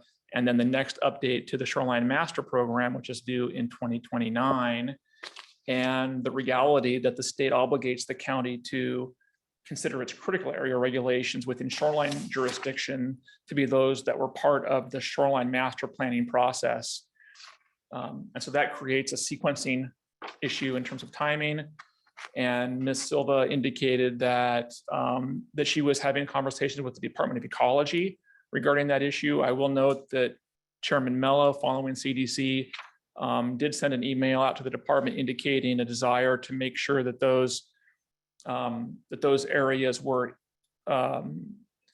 where there's some disconnect be connected, in that I think the way that he put it was, we don't want to have a lesser environmental standard within shorelines as we do within the upland portions of the county. And so I think there's more to come on that. Thank you. Thank you. So I heard two ads. Sorry, Mr. Taylor. I'm not doing a good job of reducing the list. I've heard two ads here in the environment and sustainability section. I heard an ad of it's admittedly broad, implementation of the Sustainability 2030 plan, acknowledging there's lots of action items in the adopted Sustainability 2030 plan. But the point here is an emphasis on greenhouse gas reduction items, implementation items, and resourcing those. So that's an ad, and I heard the critical areas update as applicable to the shoreline zone and making sure there's good consistency there as we go about doing the critical areas update with the comprehensive plan update that's already happening, but making sure there's consistency in the shoreline zone. So that's the second ad in this section for members to consider as a budget priority. But we did cut one. Oh, yay, we did combine one. So it's only a net of one, Mr. Taylor. Got it. Want to get to 105. I have Vice Chair Campbell advocating to get to a much higher number. There's 105 votes. We could create a whole tie. 7 people, 15 votes. Leave it 105. to you to do the math like that. Yeah. Mr. Kruger, thank you. He was like, don't give me 105. I'm going to suggest we go through one more section, and then take a brief break. We should be transitioning to behavioral health systems, which starts at page 25 of your packet. And Ms. Merrick's going to do the next three items: behavioral health systems, substance use disorder, and youth and young adults. Ms. Merrick. Thank you, Chair Mello. So we're on behavioral health systems. Like Mr. Taylor said, it's on the bottom of page 25 of your packet. The first item is shaded in blue because it's work that's underway. It's programming and monitoring the behavioral health tax dollars. So the Performance Audit Committee has their first biennial audit of the program that in progress, and they're expected to complete that in June of 2024. The 24-25 RFP has been released. And we should see those recommendations coming to council later this summer. And then the behavioral health improvement plan is due for their biennial update, which is expected to come from Human Services in the fall of this year. So no new funding needed for that, just work that's underway. The next item is increasing the number of 90-day residential treatment beds by adding at least 100 new beds by 2026. This has not yet been started. Funding will be needed for this. So I think there's just a little bit of clarification that the department pointed out. Are these beds intended to be used for substance use treatment, or are they just behavioral health, so both mental health and substance use disorder? Additionally, they pointed out typically the bed stays about 30 days. So just again, I think that what the goal here is looking at inpatient residential treatment options, but just wanted to clarify that in terms of as you're thinking through this priority.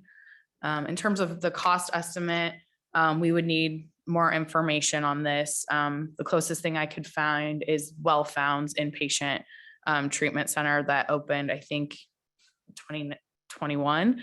But the estimated cost for that was $45 million for 120 beds. So depending on if this is just for substance use disorder, then you would also have opioid settlement dollars that you could use for this. But something to think about. The third item is promoting opportunities for improved access to behavioral health services in unincorporated county. So as we look at how the tax dollars have been spent, I think initial outcomes are reporting that almost 70% of the tax dollars have been spent outside of the city of Tacoma. We don't have the data around the unincorporated, but that's something that we can look at, especially as you're continuing to look at what types of services you would like to deploy in the unincorporated. areas. I think a piece was added to this about co-responders. So currently co-responders are funded through the tax. There has been difficulty filling those positions, both on the behavioral health workforce side, but also having a deputy with the sheriff's department to oversee them. The next item is around advocacy. This is a new priority shaded in blue. So advocating at the statewide level for coordination and improvement of the behavioral health system. We don't think that there's a funding need associated with this, as well as the last item shaded in blue is again about advocacy for initiatives at the state level that support the credentialing and production of behavioral health professionals in order to achieve the workforce or to address the workforce challenges. With that, I'll pause for questions. Thank you. I'll start the conversation in this section. The second item, promoting the increased availability of residential treatment beds. From my perspective, this is about substance use disorder. Sorry for not making that more clear. Happy to hear pushback from members about what they're hearing the need in the system is. We do have the Well-Found Hospital near Allen Moore campus in Central Tacoma, as you note in the matrix, which is not being fully utilized because they don't have they have workforce challenges. They can't open the entire hospital. Those are behavioral health. It's a behavioral health hospital. What is sorely lacking in this county is when someone says, I am ready to be to get into recovery because of alcohol or drug or substance use disorder treatment. When someone's ready for that recovery, to my knowledge, there's like 8 beds available. I mean, I might have my numbers off. I mean, it's like under a dozen. My recollection is it's like 8 beds and they're always full and you have to go far away. Councilor Hitchin, you might be closer to the detail than I am. The point is very, very few beds. And sometimes the disorder is such that you need the residential treatment for this period of time, 30, 60, 90 days, in order for the recovery to work or have the best chance of it working. And we know what a huge problem we have on our hands with substance use disorder. That's my pitch. It's a big problem. Councilor Hitchin, do you have more to add?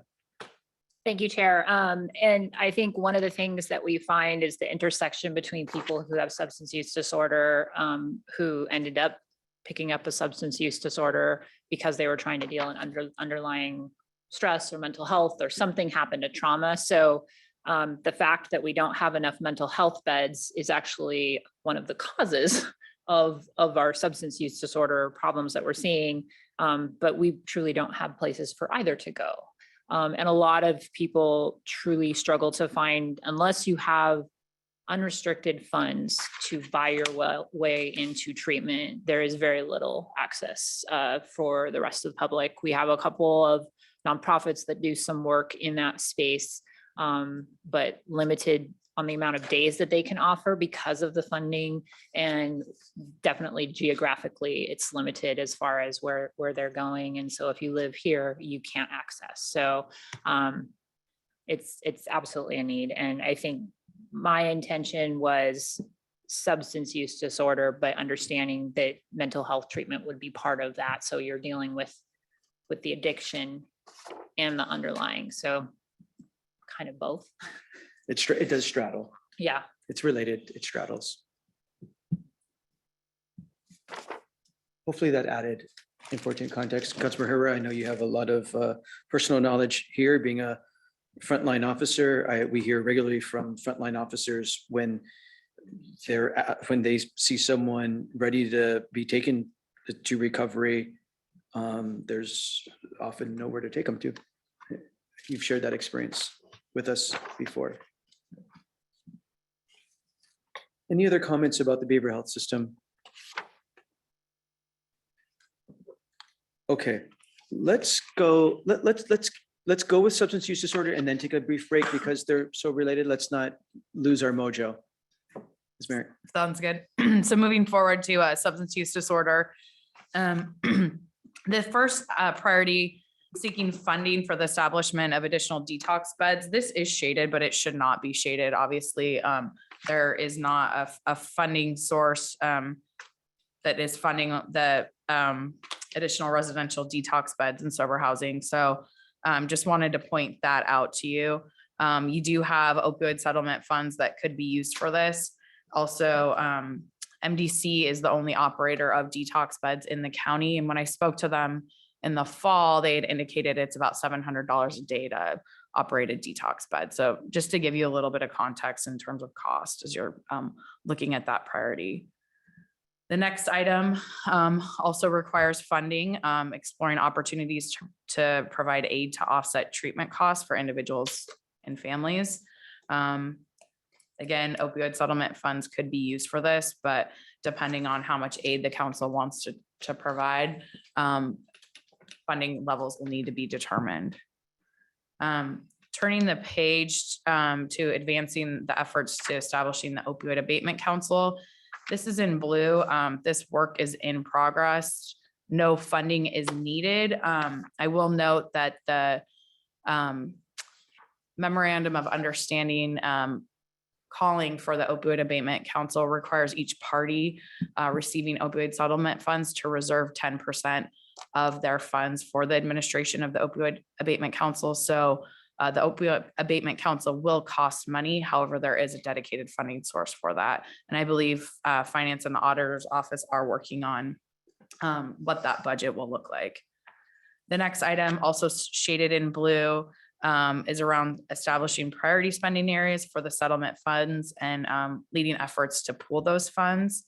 Again, lots of policy conversations to be had on that. There is a dedicated funding source with the opioid settlement funds, but from our perspective, there's no additional funding needed. The next item does require funding. It's regarding the work of the opioid task force and the annual opioid task force summit. Those two items are the opioid task force puts on the opioid summit. The opioid task force is staffed by the Tacoma Pierce County Health Department. So previously the opioid task force and the summit has been a joint effort between the city of Tacoma and the county, both funding that. Now that you have settlement dollars, those could be used to fund the task force as well as the summit. But it will be something that you'll need to think about as you're budgeting.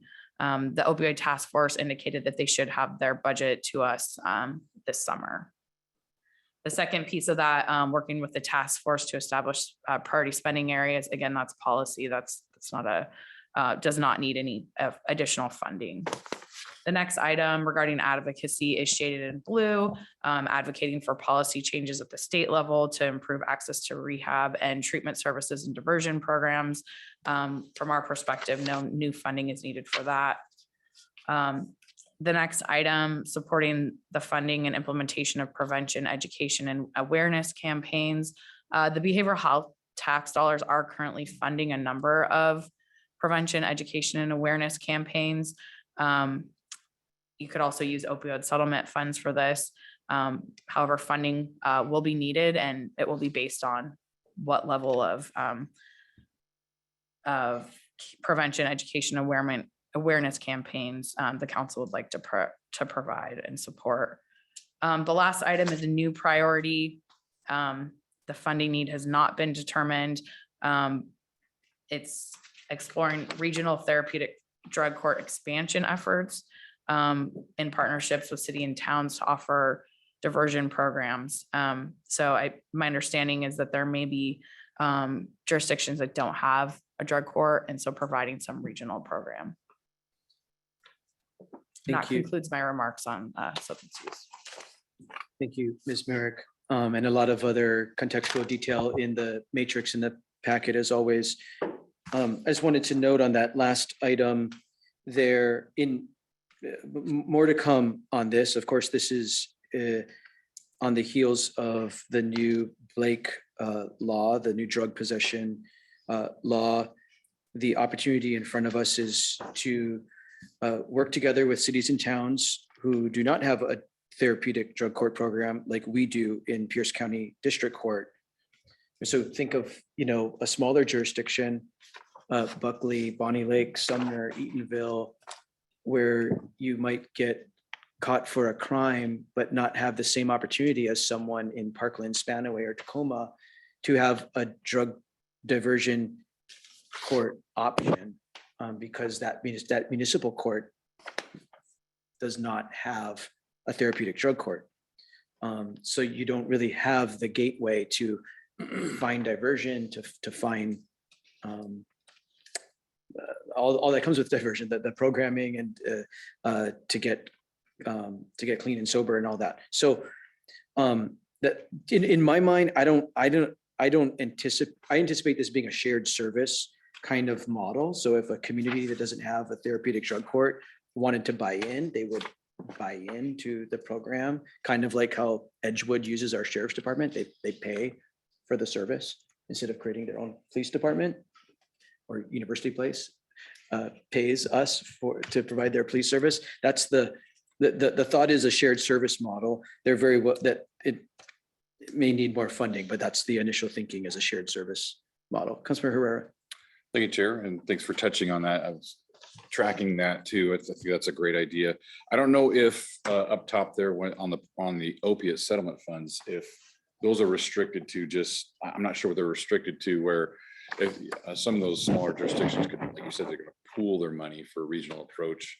If that could help subsidize maybe that, the therapeutic courts. I don't know if that could be a possibility to steer that in that direction. Councilmember Herrera, yes, I believe that is an allowable use. And I think there are a couple of the smaller jurisdictions that are actually looking into that. So if that would happens coming out of the opiate settlement funds, that would be no cost to us really. From our general other fund. than providing the service, because it's already established, right? That's my understanding. Would you agree, Ms. From the Merritt? court's perspective, or I guess, yeah, I don't know if we'd have an uptick, probably not, but yeah, I think we'd have to get more information about what that would look like. But to go back to what Chair Mello was saying in terms of no hit to the general fund, right? Because you have settlement dollars that could cover this. okay. Thank you, Chair. Thank you. Councilmember Hitchin. Thank you, Chair. Just to kind of chime in on this, and happy to have length conversations if anybody wants to learn all about the OAC. But the therapeutic court going out or providing that service, one of the reasons our therapeutic courts work or were working is because many of the services that are needed for people who are engaged in that is here local. So if I'm in therapeutic court for substance use disorder, Alliance is just down the street, they're across the street to help with any of those other things. We've got housing. So all the things that are needed to help keep someone sober and or medically assisted treatment, or however they're engaging with this, all of those supports are there. So if this is a priority, we need to think about the additional fact that we don't have an Alliance to allow for urinalysis. We don't have some of the counseling and some of the things. So we would need to think about how do we get those services out into these rural parts of the county to engage with that community. It's absolutely needed, but it won't be as easy as just the courts. So if we say you're going to deal with courts, okay, we can, that's simple here. Or maybe they go out once a week and they're on site in the community, but I also need all the things that are part of that process. And I don't know that we know enough about what that would look like. And so that would definitely, if this ends up being a priority for us, we really need to kind of dive into how do I provide in Eatonville and Buckley and Roy a place for people to engage in almost daily tasks that they are doing to keep sober and make better choices. So just wanted to flag that. Thank you for that. The courts are but one part of Yeah. a therapeutic drug court program. Yep. Or mental health. But an important part. Yes, the programs are essential to making a therapeutic program exist. Thank you for that. Any other discussion on substance use disorder section here? I'm going to suggest we take a 10-minute recess, come back with for the last two sections and ask for scorings to come in. And then after that, we're going to move into individual council member, council district priorities. And then we're in the home stretch. So we're in a 10-minute recess. Back at 1:55.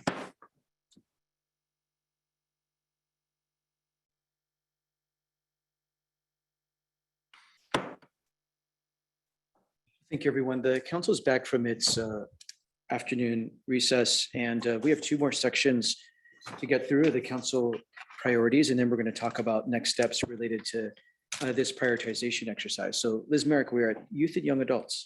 Thank you, Chair Mello. The first item for youth and young adults is regarding partnering with recreation programs and school districts to provide a summer program to focus on reducing youth violence. In 2023, this work is in progress. There was work done in the supplemental budget appropriating $375,000 of the behavioral health tax to school districts for summer youth programs. Again, for 24-25, additional funding would be needed. So this item is not shaded in blue. And I will note, none of the items in this priority are shaded in blue because they all reference some funding need. The next item is considering a substantial increase in the funding available for youth violence prevention in the 24-25 biennial budget. Right now, violence prevention is funded mainly through the criminal justice sales tax. The code dedicates 20% of the revenue received from that tax to prevention. And within that 20%, it's allocated 13% to human services for administration of the prevention programs, 25% to the health department for their family support partnership.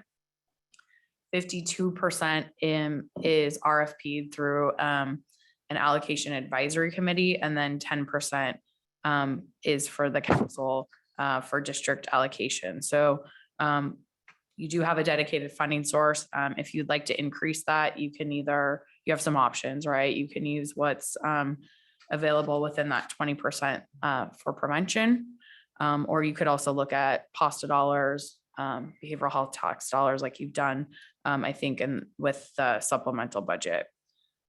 The next item is additional funding for paid internship programs for youth and young adults.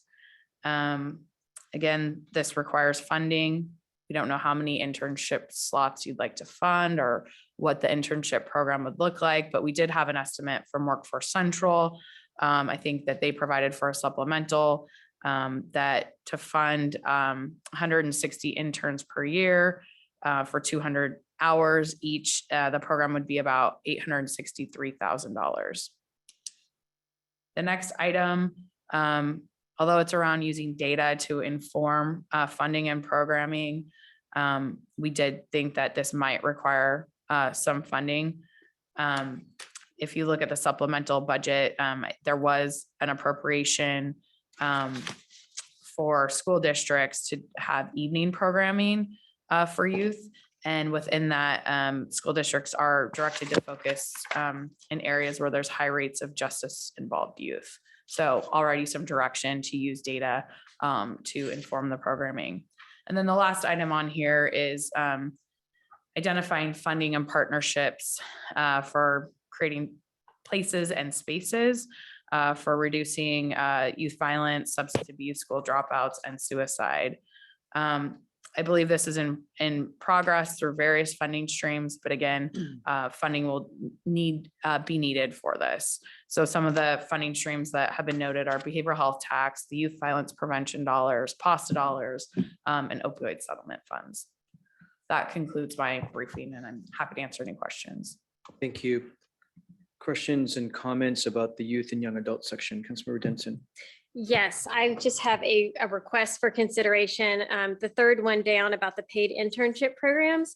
I would personally prefer the use of the term employment instead of paid internship, but I'm not the expert on this. So we could even add additional funding for employment or paid internship programs. I think that there's a lot of young people out there that paid internship or internship just has different meanings for different people and there's different stigmas. And I think a lot of kids feel more respected if they, are in an employment situation. So I think that might be more attractive. And I'm not convinced that all businesses need subsidies for these young people. Sometimes young people just need assistance connecting with the employers and maybe some wraparound services, but I think we could serve more young people that way.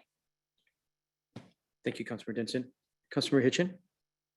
Thank you, Chair. I just had a question related to this one. I note that we have 20% of the criminal justice sales tax going to youth violence prevention. And I was just wondering if we could, in the near future, where the other 80% is going in general. But it's criminal justice. So I'm assuming that it needs to go specifically to, so just tracking where that's going, because if I don't know how that's decided, but I think looking at that, since we do have a dedicated fund, if it's going directly to share, I just want to know where the other 80% is going. So we talked to finance a little bit about this morning, just to get some clarification. I think, and Director Arlenson, feel free to chime in if I totally botched this, but I think the best way to look at this is it is a special purpose, right? It's for criminal justice. But because so much of the general fund in the county is spent on criminal justice, so this is probably, let's say it brings in 16 million a year. The majority, there's way more of the general fund, right, that's going towards criminal justice. So they're not tracking it. It's just going into the general fund and being used for courts, police, jail, that sort of thing. And I hear that. I guess my wondering is we have so many vacancy savings, and this is money that's coming in directly as a taxpayer thinking it's going to reduce violence, deal with criminal justice, really do programmatic stuff. And if it's paying for salaries that aren't being used and then swept back into the general fund and into our fund balance, I feel like it's not being used for what it was dedicated to. And so that's what I was trying to track. If the money is going in and out, or does it end up back in our general fund? Does that question make sense? Might be an impossible thing to answer, but. Gary Robinson with the Finance Department. As council staff had indicated, the funds that are coming in from this source are identified as a resource coming under this ordinance authorization. The funds are placed into the general fund, the amount that is not allocated for the other purposes that staff identified. That amount is going for criminal justice as part of the general fund. The general fund contributions to criminal justice are substantially more than this revenue stream. So in effect, it's being combined in the general fund for criminal justice purposes. The amounts that you were making reference for vacancy savings are substantially lower than the amount that would be going for criminal justice overall. Okay, thank you. Yeah, and there are other county revenues that are similar, where the resource is going into an account that is supporting a purpose authorized by the ordinance, authorized by state law. Okay, thank you. Thank you, Vice Chair Campbell. Thank you, Chair. Want to loop back to the one on the paid internships program. It's a program that we've done before. We did during the pandemic. And in discussion with Workforce Central, part of kind of long-term, if we were to formalize this program more, they'd probably actually cut it to about 120 hours. But in doing that, then we would be able to expand the number of youth and young adults that we're getting internships for. We do have back under economy and workforce, encourage programs and policies that promote diverse economic infrastructure clusters goes on. That's where much of the long-term jobs development is and helping them find employment. This internship program was a very specific program of limited duration. The youth or young adult would only be there for a limited duration time. Now, we found previously a large portion were offered jobs to stay on, but this doesn't create the expectation of employment, but gives the opportunity for funding. There's also talk of perhaps having the employer have some match in it, but this was part of addressing the needs we had with people unable to find people to work, people wanting to work, but it didn't look like the skills matched, but let's go ahead and match them up. Oh, look, they did work out. Very successful program. I think I shared some information on this previously, that it helped, was really one of the best countywide programs we did. And I believe that it would all be, and that's one thing that's not really on here, would be ARPA eligible, because we have paid for it out of ARPA before. So if we were to do it, I think I spoke to this yesterday, for 3 years, we could actually fund it through ARPA for 3 years, and then see at that point if it's something we want to continue, or see if we can get private sector to pay for it after that. So just a footnote to that, next week in Economic and Infrastructure Development Committee, Workforce Central will be present to present on their programs, their mission. So that might be a good opportunity to ask any additional questions that you may have on this. Thank you. Ms. Merrick, I don't see any other hands at this time about youth and young adults. Thank you so much. We're at our final section around collaboration and supporting communities. Mr. Taylor. All right, we are at the end of the document. So this item begins at page 29 of your packet. There are 10 actions identified in this category. You'll see 2 of them are shaded. So let me run through each of the items, and then other staff in the room may help if questions come up on some of these items. So the first item is continuing leadership in regional and countywide growth management, transportation, economic development policies through your participation in organizations such as the Puget Sound Regional Council, Pierce County Regional Council, Economic Development Board, Board of Health, et cetera. You'll see a number spelled out. Staff indicates this as in progress because this is a normal activity of the council and council members, and that no budget appropriation is needed. So I think that one's pretty self-explanatory. The next item has to do with continuing the county's participation in SHAPE, the South Sound Housing Affordability Partners. Currently participate in that organization, as you know, that partnership. The anticipated budget need for the biennium of the county's contribution to that effort, $302,910.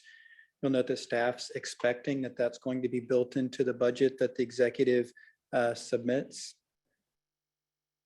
Next item is continuing leadership in the regarding the opioid crisis by supporting the Opioid Abatement Council and Task Force. There was considerable discussion about that earlier. So this is one of those priorities that spills into different categories. In your matrix, you'll see information that LeBeth had already provided about funding availability and how some of the funds are being used. Promoting greater dialogue with tribes with the goal of at least one government to government meeting with each tribe to identify items of mutual interest by the end of 2023. It's quite ambitious. I'm not certain that we'll be able to coordinate meetings with all of the tribes by the end of 2023. That's what the priority seeks to do, though, and it spells out some potential topics such as land use matters, surplus land policy, and housing availability and affordability. I want to point out the surplus lands policy specifically because in our earlier iteration of this priorities document, it was located in the housing affordability and supply section, and there was some discussion about it, whether or not it was appropriate there. Been moved into this area to address some of the comments earlier that council members made. Moving on, next item is supporting efforts to continue to encourage countywide collaboration between cities, towns, and tribes and community partners regarding greenhouse gas reduction and climate change resiliency to further the Sustainability 2030 plan. I know this was previously discussed. Just as a reminder, there's a first conversation on that topic scheduled for tomorrow with cities and towns, the climate conversation. So just to note that. Continuing, next item is to explore opportunities to inform and educate the community regarding process of annexation and incorporation. That's a new policy or a new priority that was not in the earlier iteration that you've seen. Additional information is needed. We have no idea what the cost might be associated with it with that effort, what the scope or scale of that effort might be, but it's a new priority. All the remaining items are also new priorities. So these are things that came after the study session from individual members. Next item is considering the development of a plan to promote a coordinated response to food insecurity post-pandemic and explore opportunities to provide funding that's a supplement to community organizations as well as existing aid programs. Just as a reminder, the current biennium budget has $960,000 for the Emergency Food Network allocated. There's approximately 200,000 allocated for food banks, and then there was 100,000 allocated for support of farmers and agricultural programs that are related to the same topic. It's all been that's all ARPA funded, I believe. So this is a program that if the council decided that it wished to continue into the future, you would need to find a funding stream for it.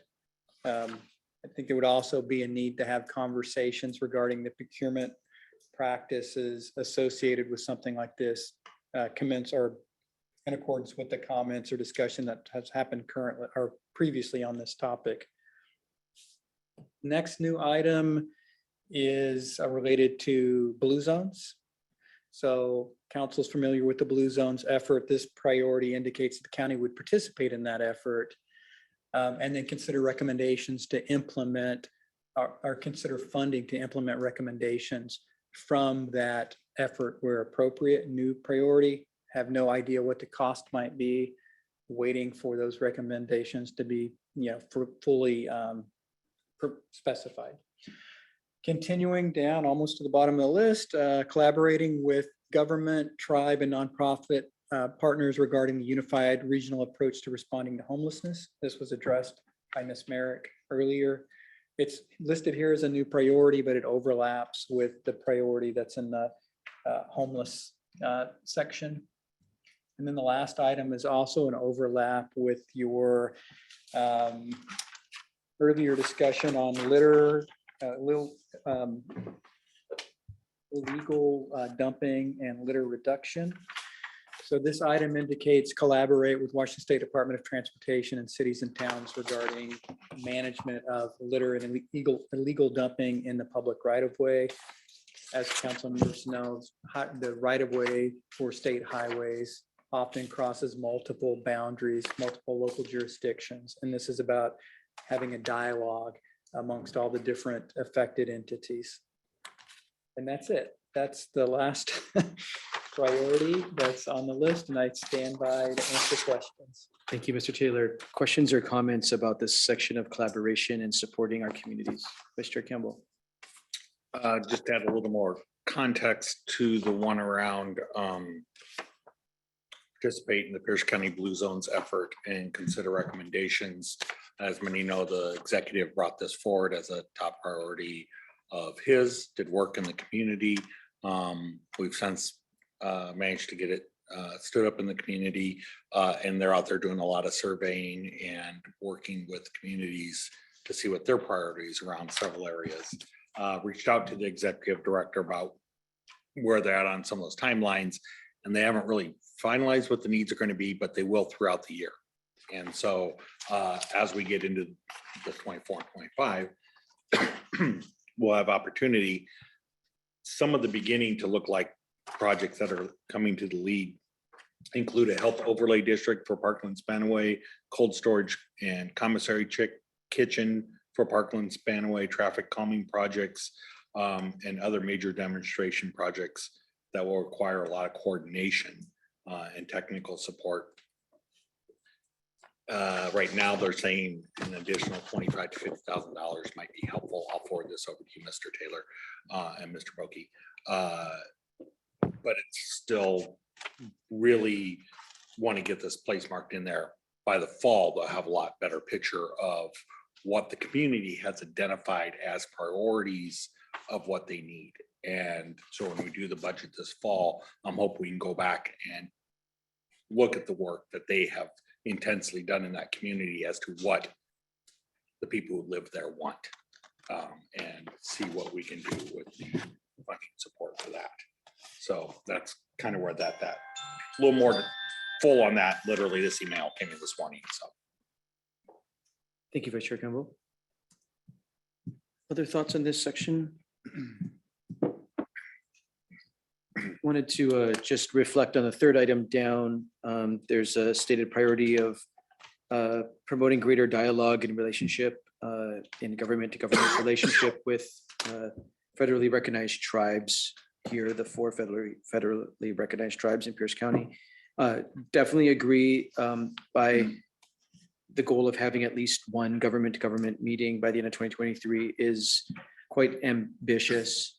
And so I just wanted to acknowledge this was set back in March when we set our priorities. So being flexible with that, in my mind, starting to set the groundwork for that, and a lot of groundwork needs to happen, right? To have a respectful and productive government to government meeting. Don't want to meet for the sake of meeting, but you can imagine there's a lot of work that needs to happen in order to set those up, make them useful and productive.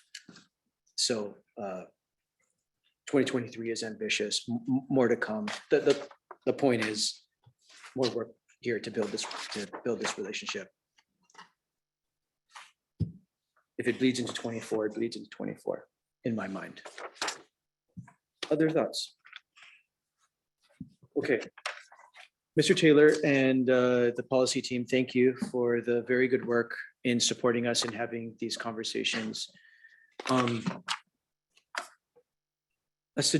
Here's the plan for next steps. I'm going to suggest we not scramble and have our staff scramble, take our sheets and collate them and show us where the overlap is today. I do want us to do our top 15 priority rankings today.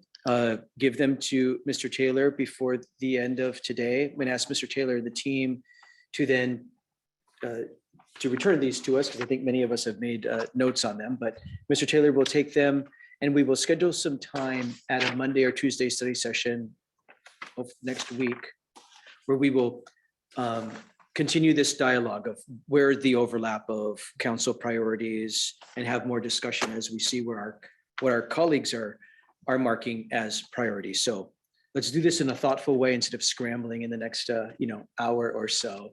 We'll tee up more conversation, like I said, for a study session next week. I don't want this to go too much longer because the main purpose is to get this to one of the main purposes is to get this to the executive so he can see where council's priorities are. So please do make sure your name is on your worksheet. Please do select no more than top 15. I'm doing X's. You can do check marks. You can do whatever the heck you want, but please mark it clearly so Mr. Taylor can understand your writing. And let's give them to Mr. Taylor before you leave the building today, and they will be returned to you and more discussion to come. Sure. Will it be graded on the curve? Your hand could care less about your handwriting, and your votes are your votes. Vice Chair Campbell. Maybe we discussed it earlier today, or it feels like a lifetime ago. There's 3 columns here. Top 15 priority, local funding, outside funding. What are the other 2 columns? What are we supposed to do with those? Are we supposed to do with those? So the local funding and outside funding columns are really optional. They were there just to give an opportunity for council members to indicate whether or not they thought a priority should be primarily funded from outside sources. So, yeah. Therefore, I would say it's optional though. Just indicating your top 15 priorities is what I think the council and the council staff are most interested in. But if you feel a need to add some additional color to a priority regarding the funding, local or outside, that's your opportunity to do. Other questions about this task? Thank you everyone for using the tool. I think it's going to be really helpful to get us closer to communicating council priorities. Mr. Bookey, I'm going to try to move us into a district-specific conversation. Ready to help me kick this off? Yep. So this is the section you've spent now a better part of 2 days talking about your council-wide priorities, which is a absolutely important thing to do. but at most budget retreats this time of year, we also have, it's an opportunity for you to speak to your county or your district priorities. And they can be large and they can be small within that. We don't have any parameters around it, except that it being a district. And so that both the executive and council staff can hear that. And when we have an opportunity to work on it, we can better understand that, or we can follow up with you on some of the items. Thank you, Mr. Boki, and our staff and finance staff remain listening to council discussion.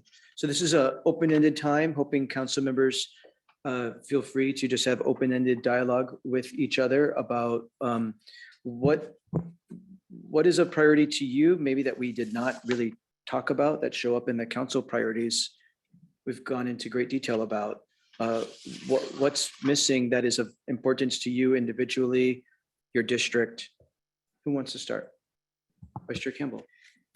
I'll start, and I have a whole great pink folder on this, and somewhere I'm missing a small list, so I may have to come back and add some more at the end. But reserving that, and many of these things we have touched on that I have in my folder: food insecurity, and youth jobs, blue zones. One that we didn't is the Eat Local First program that we have here in the county. Working through the agricultural committee on this. They did a marketing program that we funded during the pandemic, was very successful in helping connect people with the fact that we have some of the really best local production farms in the nation. Much of the nation you travel, farming is commodity farming only, corn, soybeans, milo, or whatever. It's not the many of the fresh fruits, vegetables that we see are available here in Pierce County, and creating marketing around that. And so there was a request to continue that. And I can make sure I get that forwarded over to you, Mr. Boki. But video production featuring a Pierce County chef and farmer, and really just outreaching it all over. I think it was about 30,000, 45 to 30,000. But that would be something that I would like to see, make sure that it's really a continuation, but a priority, that we continue to support our local farmers with that. That pending me not finding my other sheet of notes, I will go and hand it off to others while I continue to look for that. Thank you. Thank you, Vice Chair Campbell. Councilmember Denson. Yes, thank you for this opportunity. A lot of mine were covered by the council-wide priorities as well, but I have kind of a laundry list of miscellaneous things. So I kind of did it by department. So I'll start with public safety, and I would love to have an additional deputy or a detective for the Peninsula Detachment. And echoing some of the comments earlier, just greater patrols for speeding and just patrols in general to keep an eye on things in the community west of the Narrows Bridge in particular. Under human services, I have transportation for the Key Peninsula, and I'm not talking about Pierce Transit. I'm talking about a funding for maybe a public-private partnership, or we're working on it, but a pilot program to implement something to help those folks out there. In regards to parks, I would love to start moving forward on a conversation about the Purdy Spit, at least some safe access down to the spit, maybe a couple extra porta potties, a garbage can, some basic things. And obviously there's a lot of other things the community would like to see in the future there. The mobile pump out boat program, I would love to see that funded through Planning and Public Works. This year, it's been a huge success and just a national model that, yeah, people are talking about it all over the country. I think that was funded through my district last year, maybe a little bit through Planning and Public Works as well. And Councilmember Hitchen looks confused. No, I thought it was partially through the Alliance of Healthy South Sound, did some grant funding for that. I think you're So it was like, probably it was correct. cobbled together, but Yeah. it's, So, yeah, you also had a grant request come through for that too, so we'll have to understand. So yeah, funding for that, awesome. And then some infrastructure. So again, planning and public works for the Key Peninsula, the Jackson Lackey intersection. It's in the tip. Right now, it's scheduled to begin construction in 2026. I would love for that to be moved to 2025. Next steps for the Fox Island Bridge. We talked about that. And the community would like some traffic calming done in Key Center, coming in and out of that main commercial area on the KP. And then they would also like some sort of a very simple path from Key Center, which does have some sidewalks, to the Red Barn. You guys are all familiar with the Red Barn now, which is not very far away. And they're not looking for anything fancy, just something safe for kids to get, like from the library, from the fire station to the Red Barn. Thank you. Thank you, Councilmember Denson. Councilmember Herrera. Thank you, Chair. Yeah, some of the things that we went over were, some of my priorities were in the packet already, like, funding for the school cameras and exploring annexation and incorporation stuff. One of them that wasn't in public safety was soft safety measures for businesses. Outside of the council, I'm ahead of a nonprofit for veterans organization, and we headquarters in Fife, and we had to spend tens of thousands of dollars in the last 12 months to upgrade our safety, our security of our building because of the uptick in crime in the area. But we felt fortunate that we had the money to do that, but that was tens of thousands of dollars that we're not going to use for helping veterans. But I'm hearing it from other businesses that have to either find monies for that, for some upgrades, but soft safety measures for businesses like cameras, lighting, things like that is one of the priorities in my area. Another one is Meridian Habitat is a area up on South Hill, looking for upgrades for that, maybe for the communities, for a community center up on South Hill, which they really don't have one at all up there. And I had some transportation stuff, but that's in another one. So I'm still gathering more, but that's what I have for right now, Chair. Thank you for bringing those forward at this time. Many more opportunities to further express other things that come up. Thank you. Councilmember Hitchin. Thank you, Chair. I'll just say it, Ferry. We'll put that on every list that I have. But also conversations with Stillicum. They deal the brunt of very mishaps when things don't go well as far as their infrastructure. So I know that they've started conversations with the executives. So just being aware that there are some projects in Stillicum that could end up needing some kind of partnership or looking at their, since we can't create more parking thus far, haven't found a way to do that. So that kind of conversation with Stillicum. The other one is just remaining flexible with blue zones. And I know that there was an ask last year for an additional $1 million to fully fund our commitment. The hospitals came in at 2.5 each. So, and we had originally been asked to allocate 2 million and felt it was inappropriate to do 2 million in the first biennium and wanted to, anyways. So now that they're here and established, it would be good to kind of see where we are with that. And I don't know where that all came from the executive's budget. So I don't know where it'll show up in there, but I'm interested. I think they are doing some good work and are going to have some good projects that will impact the health of Parkland and Spanaway residents to come and who currently live there. And then the other one is I have the Lakewood Community Center and Sprinker, both significant parks projects that kind of keeping my eye on. Both have assessments that are in the millions and millions and millions of dollars with not a funding plan. And I don't know what's going to come back, but I think both of those spaces are really impactful, have the potential of being really impactful in District 6 to help community. And for the Lakewood Community Center, the conversation with Lakewood. So you're still here as budget conversation with Lakewood about what that looks like and how we can best support the community that are actually accessing and using it, knowing that our special rec is out of that location. but it doesn't have to be, and there's just a lot there. So they're big ticket items, but they're really District 6, but especially Sprinker is a regional park, so there's just a need to kind of really kind of spend some energy on them. Kind of come up with some good plans so we actually can move forward with some of those projects.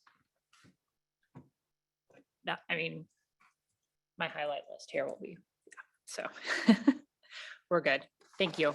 Thank you, Councilmember Hitchin. Others want to express district-specific priorities? Councilmember Morales? Thank you, Mr. Chair. I think like Councilmember Denson, transportation will always be a huge issue out in East Pierce County. But trying to work through some partnerships versus Pierce Transit. I don't think the time is right to try and include them in the transportation districts. But the other thing that I just want both Mr. Boki and Mr. Robinson pertaining to, I think the Flume Trails might come back. And I'm meeting with the mayor of Kirkland next week, who chairs the Cascade Water Board, to try and see if we can push that ball forward. Been approached by the city of Bonnie Lake on the Reed Farm that they're interested in moving forward with potential sale of that property to make a trailhead. But also they're interested in multi-purpose fields on that property, plus a cultural interpretive center for the tribe, since that is Connell's Prairie. It's the last piece of property left. So I know that we've been talking with the tribes on that. They are interested in helping out on that. So I think I'm going to start pushing that a little bit more. I know we had $1 million set aside for the Flume Trail. I just got to make sure that I know the process of moving that forward again. Also, we were successful in obtaining $1 million for Fun Field through the state capital project. And what we're going to do with that money is build, there's a building on the property, Civil Air Patrol building, that we are going to renovate into a community center, a meeting area, and also emergency response respite area. So I think we're all inclusive in that $1 million, but I do need to get with Mr. Treddy on that and make sure that we don't have to add anything to that. And I know that's out of the enterprise fund, but still, I want to make sure that project moves forward, since we were able to finally get some money from the capital budget on that one.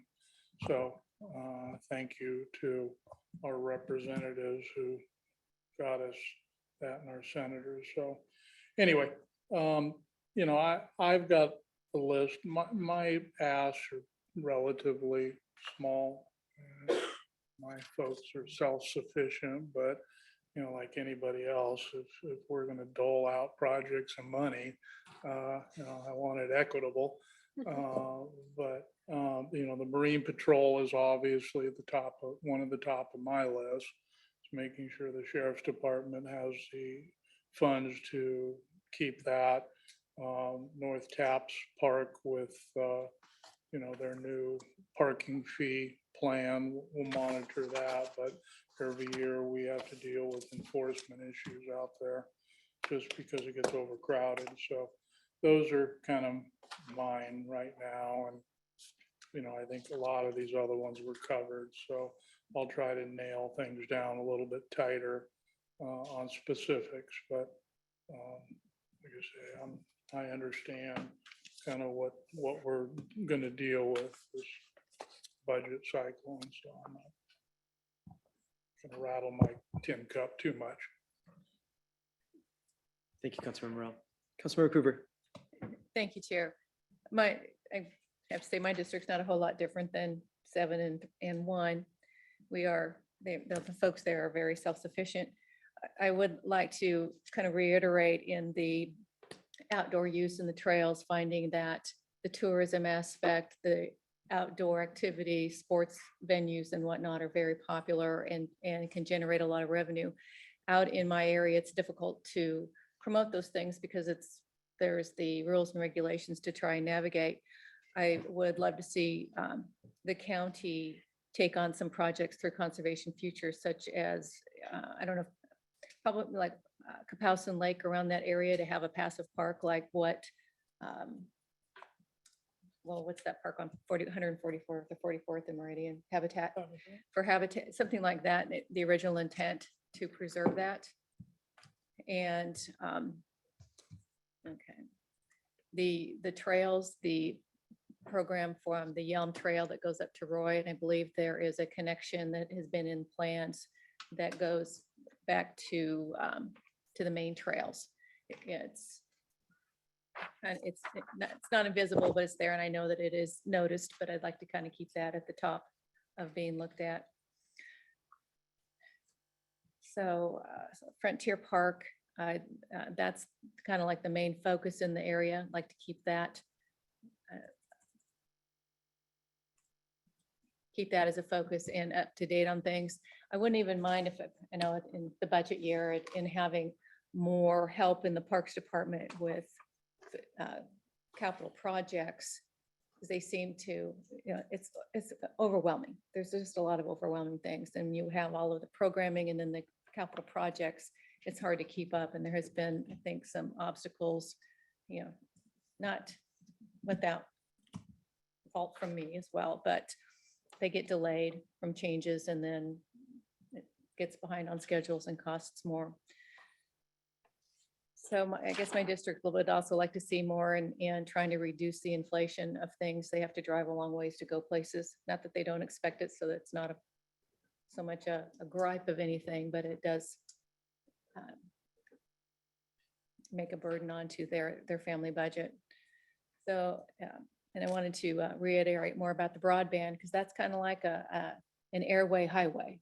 I know it's not transportation, but it's kind of a lifeline as well. And if something can break, it would be nice to have the dollars available to turn to that if we get to that point before the time frame runs out. So a lot of it is economic development is kind of like the big thing. And the district out there has to accommodate all of the tourism that goes out to the mountain, and there isn't the infrastructure there.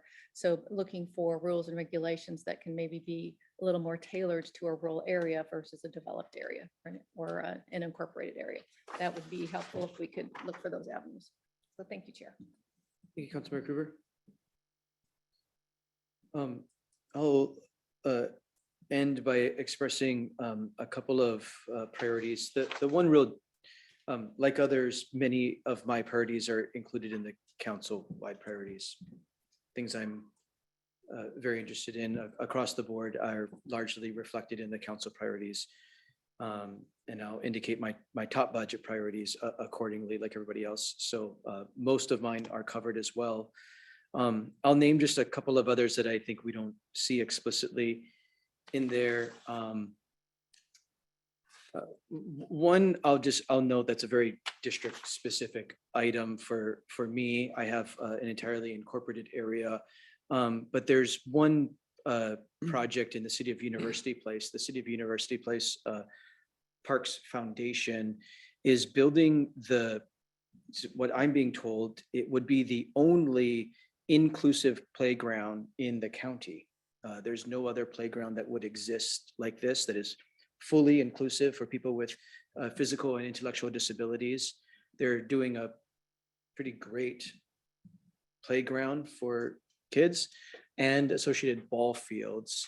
Again, that's designed for people that have intellectual or physical disabilities. And again, I'm told it would be the only one of its kind in the county, if not farther. So some sort of financial contribution to help make this vision happen. It'll be a resource for folks outside of the city of University Place. You don't have to be in University Place to come and use it. But they are taking the lead in building it at Cirque Park, by the way, in the city of University Place. The other couple of items are more county-wide in nature that I wanted to voice. The first is, it's become really clear to me that we really need to get the government affairs director function back in county government. For a government of our size and sophistication, and how much there is to coordinate and lead with other governments, other local governments, state government and federal government. I understand we took this function away towards the end of the Great Recession. I can tell you, sitting in this chair as chair of the county councils, just during the legislative session, as an example, it's untenable. Mr. Taylor provides a government affairs function for the county. The scrambling that happens at night and weekends, Mr. Taylor had to deal with, I had to deal with, someone in the executive's office sometimes deals with. They do the best they can. It does not make any sense to me that we do not have a government affairs office and a government affairs director that's coordinating all of the madness and thinking about proactive opportunities to bring resources to Pierce County, solve policy problems at the state and federal level, help coordinate intergovernmental issues. It is past time that we have a government affairs director and government affairs office like the county used to have. We've been doing it in a shoestring fashion, kind of tacking on job responsibilities to multiple people in the executive's office and the office of the county council, and that needs to stop. So I feel strongly that we need to bring back the government affairs function. I think it'll pay dividends, it'll lessen the insanity, and it'll pay financial dividends for the county when it's coherent and led properly. The other item that I think has not been explicitly talked about, which is county-wide in nature, is continuing our involvement in the Equity Action Collaborative. Council has received presentations about this a couple of times. We heard specifically some of the specific projects that Equity Action Collaborative is working on. Really specifically, we know that 15% of our community members do not speak English as the primary language at home. One of the most tangible things that the Equity Action Collaborative is working on is helping local governments like ours and others help figure out how you deliver government services in a way where people don't have the same culture or use the same primary language of the dominant culture. There's lots of other examples of what they're working on to make the programs and services of local government more accessible and culturally competent. I give that one example about language access. There's many others they're working on. And this is, of course, a county-wide resource. We figured out how to pay for it in year one to participate. I think we're getting lots of value. It's a very modest investment in collaboration with others, but I think it's important that we continue that collaboration into the future. So those are my additional priorities that I wanted to voice. Any other thoughts? Vice Chair Campbell. Thank you. I still You found your little piece of paper? no, but I remembered a couple off there. One is, and I don't know if it'll come up in this budget or not. There might be a small ask related to a community center in the south end of Tacoma. One that's really at the corner of yours, mine, and Jenny's district, within a stone's throw of everyone's. So we're still in a very early phase on that, but there may be, by this fall, we may identify some feasibility studies we may need to help lean in on. The other is on Waller Road. Some people brought up some infrastructure. There's a curve about 48th. It's been pretty dangerous that may need some additional attention. But I don't have the details on that. I just want to put a pin in that and come back with a few more details. I know there was at least one other thing on my list that I'm not recalling at this moment. Thank you, Chair. Thank you. Councilmember Hoover? Thank you, Chair. Something else came to mind is the water quality of some of the lakes. And thinking with Spanaway Lake, that, you know, the ongoing issues, and I'm hearing of ones in Ohop Lake. Comes to mind to make sure that we maintain and monitor the public lakes. Thank you. Thank you, everyone, for voicing your district-specific priorities. Mr. Boki, let me turn back to you for, I think, what will be the final section of our budget retreat today. Thank you, Chair Mello. Yes, this was just a couple of pages here as a wrap up. So the next slide, please. So this is the budget calendar that you approved by resolution the other day. We've added on this one that the possible final action on the budget is as early as Tuesday, November 14th. I'm anticipating that Thursday, November 9th is when the majority of the, if any, amendments to the budget are made. And of course, this is all subject to change. Council can add additional dates as they see fit. So really quickly, you see the remaining committees of the whole, and we've had some discussion about the August 2nd committee of the whole and what we want to cover there. We'll continue with those discussions. The executive is, and we have confirmed this, is planning to be up here on Tuesday, September 19th. That's at your meeting, 3 p.m. meeting, to present the budget. And typically what this entails is him making a short statement, right? A short meeting, a 5-minute talk about, here's my budget, here's what it's in, and then he just leaves, right? There's usually no question and answers and that kind of thing. Then staff and the council get a week or two there to read the budget, look at the budget, pull out the highlights, work with finance on gathering some documents that will help everybody understand what's in the budget. And over the last few budget cycles, we've actually received quite a bit of really good information from the executive on additional items in the budget and putting it in a format that we could all see clearly. And we appreciate that. So we have 3 days of budget retreats there in October 5th, 11th, and 12th. The location is yet to be determined. Right now, I think we have the ESB reserved. Staff will go through, but again, we'll have to talk about how you want to do it. The last few times we've had staff break out their areas of interest. Typically, I'll start with the highlights, what the assumptions are and those kind of things. And then we just break out the areas. That's a good opportunity for you to ask a lot of questions. We put those questions into a format and get those to the departments. And in those committees of the whole, then the departments will answer those questions. So that's the budget calendar. Are there any questions?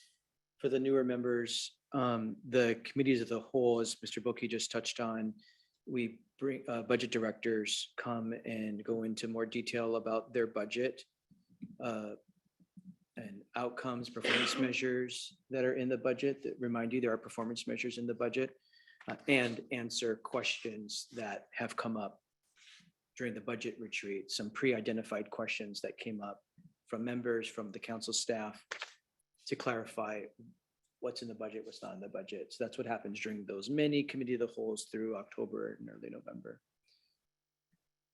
Mr. Boki, excuse me, Councilmember Hitchin. Thank you, Chair. I know last year there were a couple of presentations from departments that it would have been good to get them earlier than when we got them. And is there a way to initially, like right off the bat, prioritize, or if we know there's a couple, like parks was a pretty significant one, I think the sheriff's department, and it would be really helpful if there's a way to kind of get on their calendars and make sure they're going to be available to come and do their portions, especially if there's something that we kind of know is coming, like human services, get them in early. That way, if there's follow-up work or things that that we have time, because it looks like a lot of time, but I figured out the first time we did this that it's not It's a lot of not, time. yeah, it really isn't a lot. If it looks, you're absolutely correct. It looks like a lot of time, like we could just bring everybody in. But again, given the significance of the number of new things, new initiatives that we have going on at the council or at the county, including 2 new taxes that will be fully loaded into the next biennium, as well as ARPA we still have out there and various things like that. These will go very quickly. Yes, we can work on the scheduling. The scheduling would kind of fall into a formula. Public Works tends to take a long time because they cover so many areas. So we'll give them a whole afternoon. Maybe sometimes they've even had days. The Sheriff's Department usually gets a whole morning, but we can always move those around because the later ones tended to be like auditor, assessor, prosecuting attorney, those kind of things. You don't necessarily have to bring everybody in. If you want to spend more time, if you say, well, human services has got a lot more on their plate, right? It's more like more like a pizza pan now, right? It's not a plate anymore. Okay, so where we got them in there in the morning and 9 o'clock and they're done by 11:30. You may want to break that up now. You might want to say, we want a housing section. We want a mental health section. So those are discussions. That's a great point. And we're just going to have those discussions. We've morphed this over the years a little bit. And one of the things that we've done is over the last few times, we've worked with finance on putting together a kind of a standard PowerPoint. And we've done this several times. It's worked, I think, well for the council because we felt like we were kind of sometimes losing control of the narrative. I felt as a staff, like people were telling you things, but they weren't necessarily the things that you needed to know about budget. And so we fiddled at that. We worked with finance on it. They were very helpful. And Ms. Chapman and I, fiddled with it some more. And we felt like we've come out with a better thing, but we'll have to continue to work on it. But I think that's a really good point. And I think that maybe we need to have some discussions, or maybe with individual members, I should have that over the summer about who you think or how we should put this thing together. I'm wondering if you look for themes with the priorities as we kind of look at our weighted document, kind of using, what are the ones that are of the highest priority indicated by the majority of us.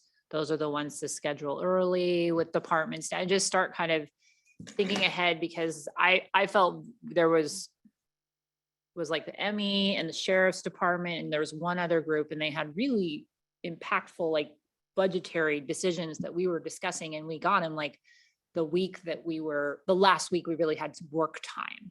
And it was very frustrating. And so I think if we find a really high priority area, if we can get it scheduled in one of these October cows, those earlier ones, I think it'd be very helpful. Yeah, I think that's a great suggestion. Things morph, right? I mean, if I'm sitting here, when I first got here, it was all about public safety. It was a lot about emergency management. It was, and then during the recession, it became about how bad are things. And then, things morph over time, and things have certainly morphed over the last several years. And we need to adjust to that. I think that's a great idea because we tend to follow patterns. And so good. Thank you for that suggestion, Councilmember Hitchin. Thank you. Mr. Boki, looking at the very end of the proposed schedule here, this is This is reflecting that the council is trying to not have council staff or the finance department work the week of Thanksgiving, if at all possible. That's what we're trying to achieve here. With that said, this right now does not really accommodate first and second reading of the budget per se. We don't really do first and second readings around here, but you get the point. Yeah. So council we only put the first day, November 14th. Council typically has gone to that next week, the week of Thanksgiving, the Tuesday prior. There's also the next week after that, which would be then the 28th. It's up to council how you want to handle that. So I'll note to council. When we bleed into the week after Thanksgiving, our staff are definitely working over Thanksgiving weekend. They do the work. There's no way, there's no way around it. So if we can't get our job done at the latest, the Tuesday before Thanksgiving, so that'll be November 21st. If we can't get it done by then, that's the implication. We're just sitting in the meeting after Thanksgiving is not that simple. There's a lot of us that will be in the office working over that weekend. That's what I want to avoid, is coming back the week after Thanksgiving to pass a budget, if at all possible. At the very latest, if we could, we have the 14th as possible action.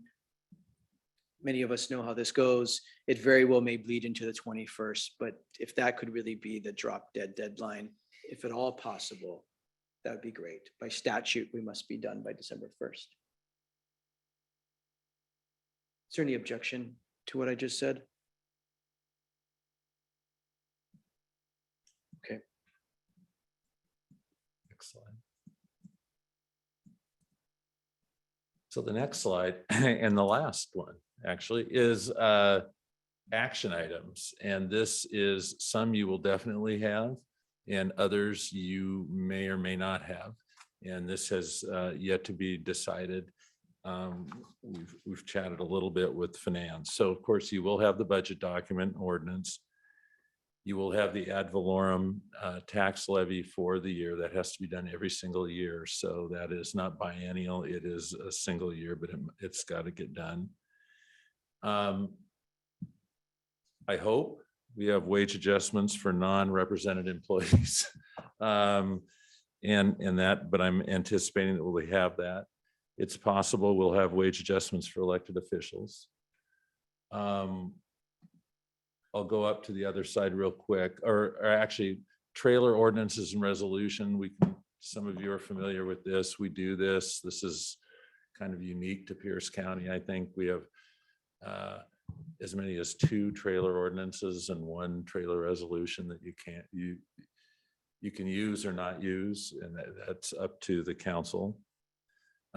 Jail incarceration rates. So these are now the fees. We took liberties with this. These are things that you could see. Jail incarceration rates, they're in, so this is for misdemeanors in the jail, and what other entities pay. PALS, Planning and Land Services, and Assessor Treasurer Development Review fees, and they often do adjustments. Airport lease rates and rental fees, sewer charges, Parks and Recreation Service fees, that includes the golf course, school impact fees, which Mr. Taylor handles, ferry fares, and then all your capital facilities plans, tips, SWIPs, all those things. Mr. Taylor will handle those. We've also been informed that there'll be probably a surface water management fee ordinance this year.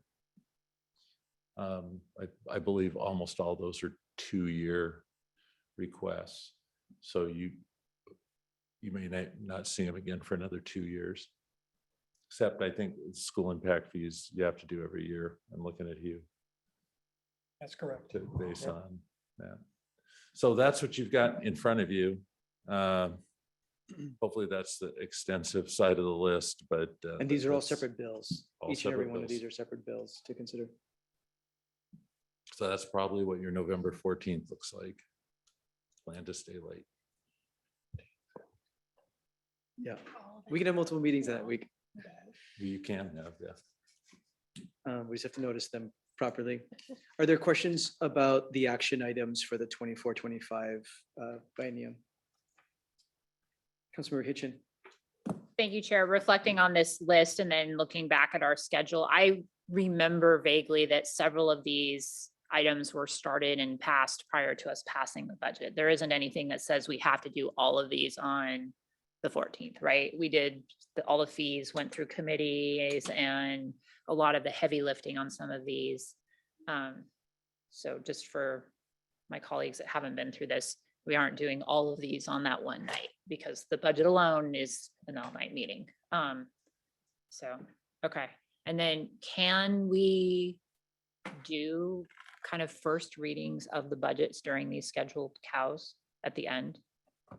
Kind of looking at amendments and stuff as opposed to a Tuesday meeting? I do anticipate us, I do anticipate us being able to take up some amendments earlier. Okay.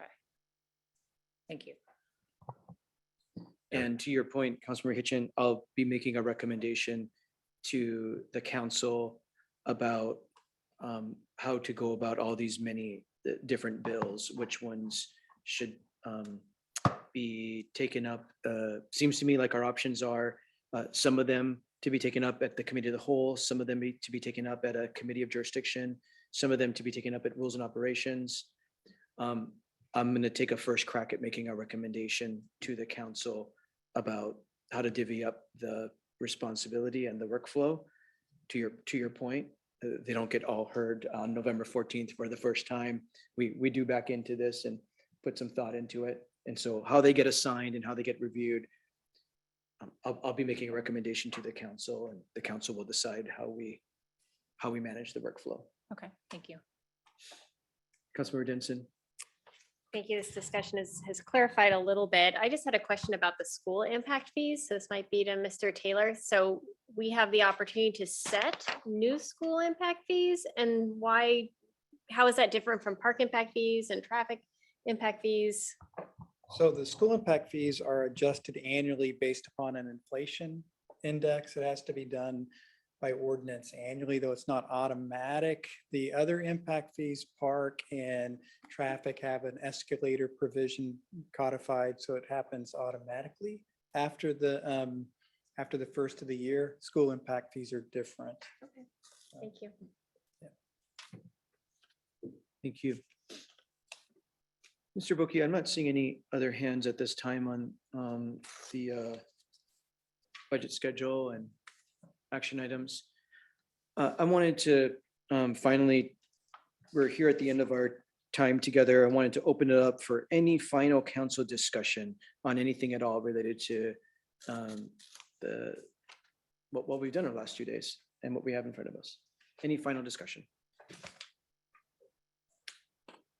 I don't see any. On behalf of the council, I want to very, very much appreciate and thank our staff, Mr. Taylor, your leadership, Mr. Boki, your leadership and coordination, all of the policy staff time, all of our staff time that's gone into making this happen. We are very grateful for the work you've put into this, and Director Robinson, you and your team's time to make this a productive 2 days and a collaborative 2 days.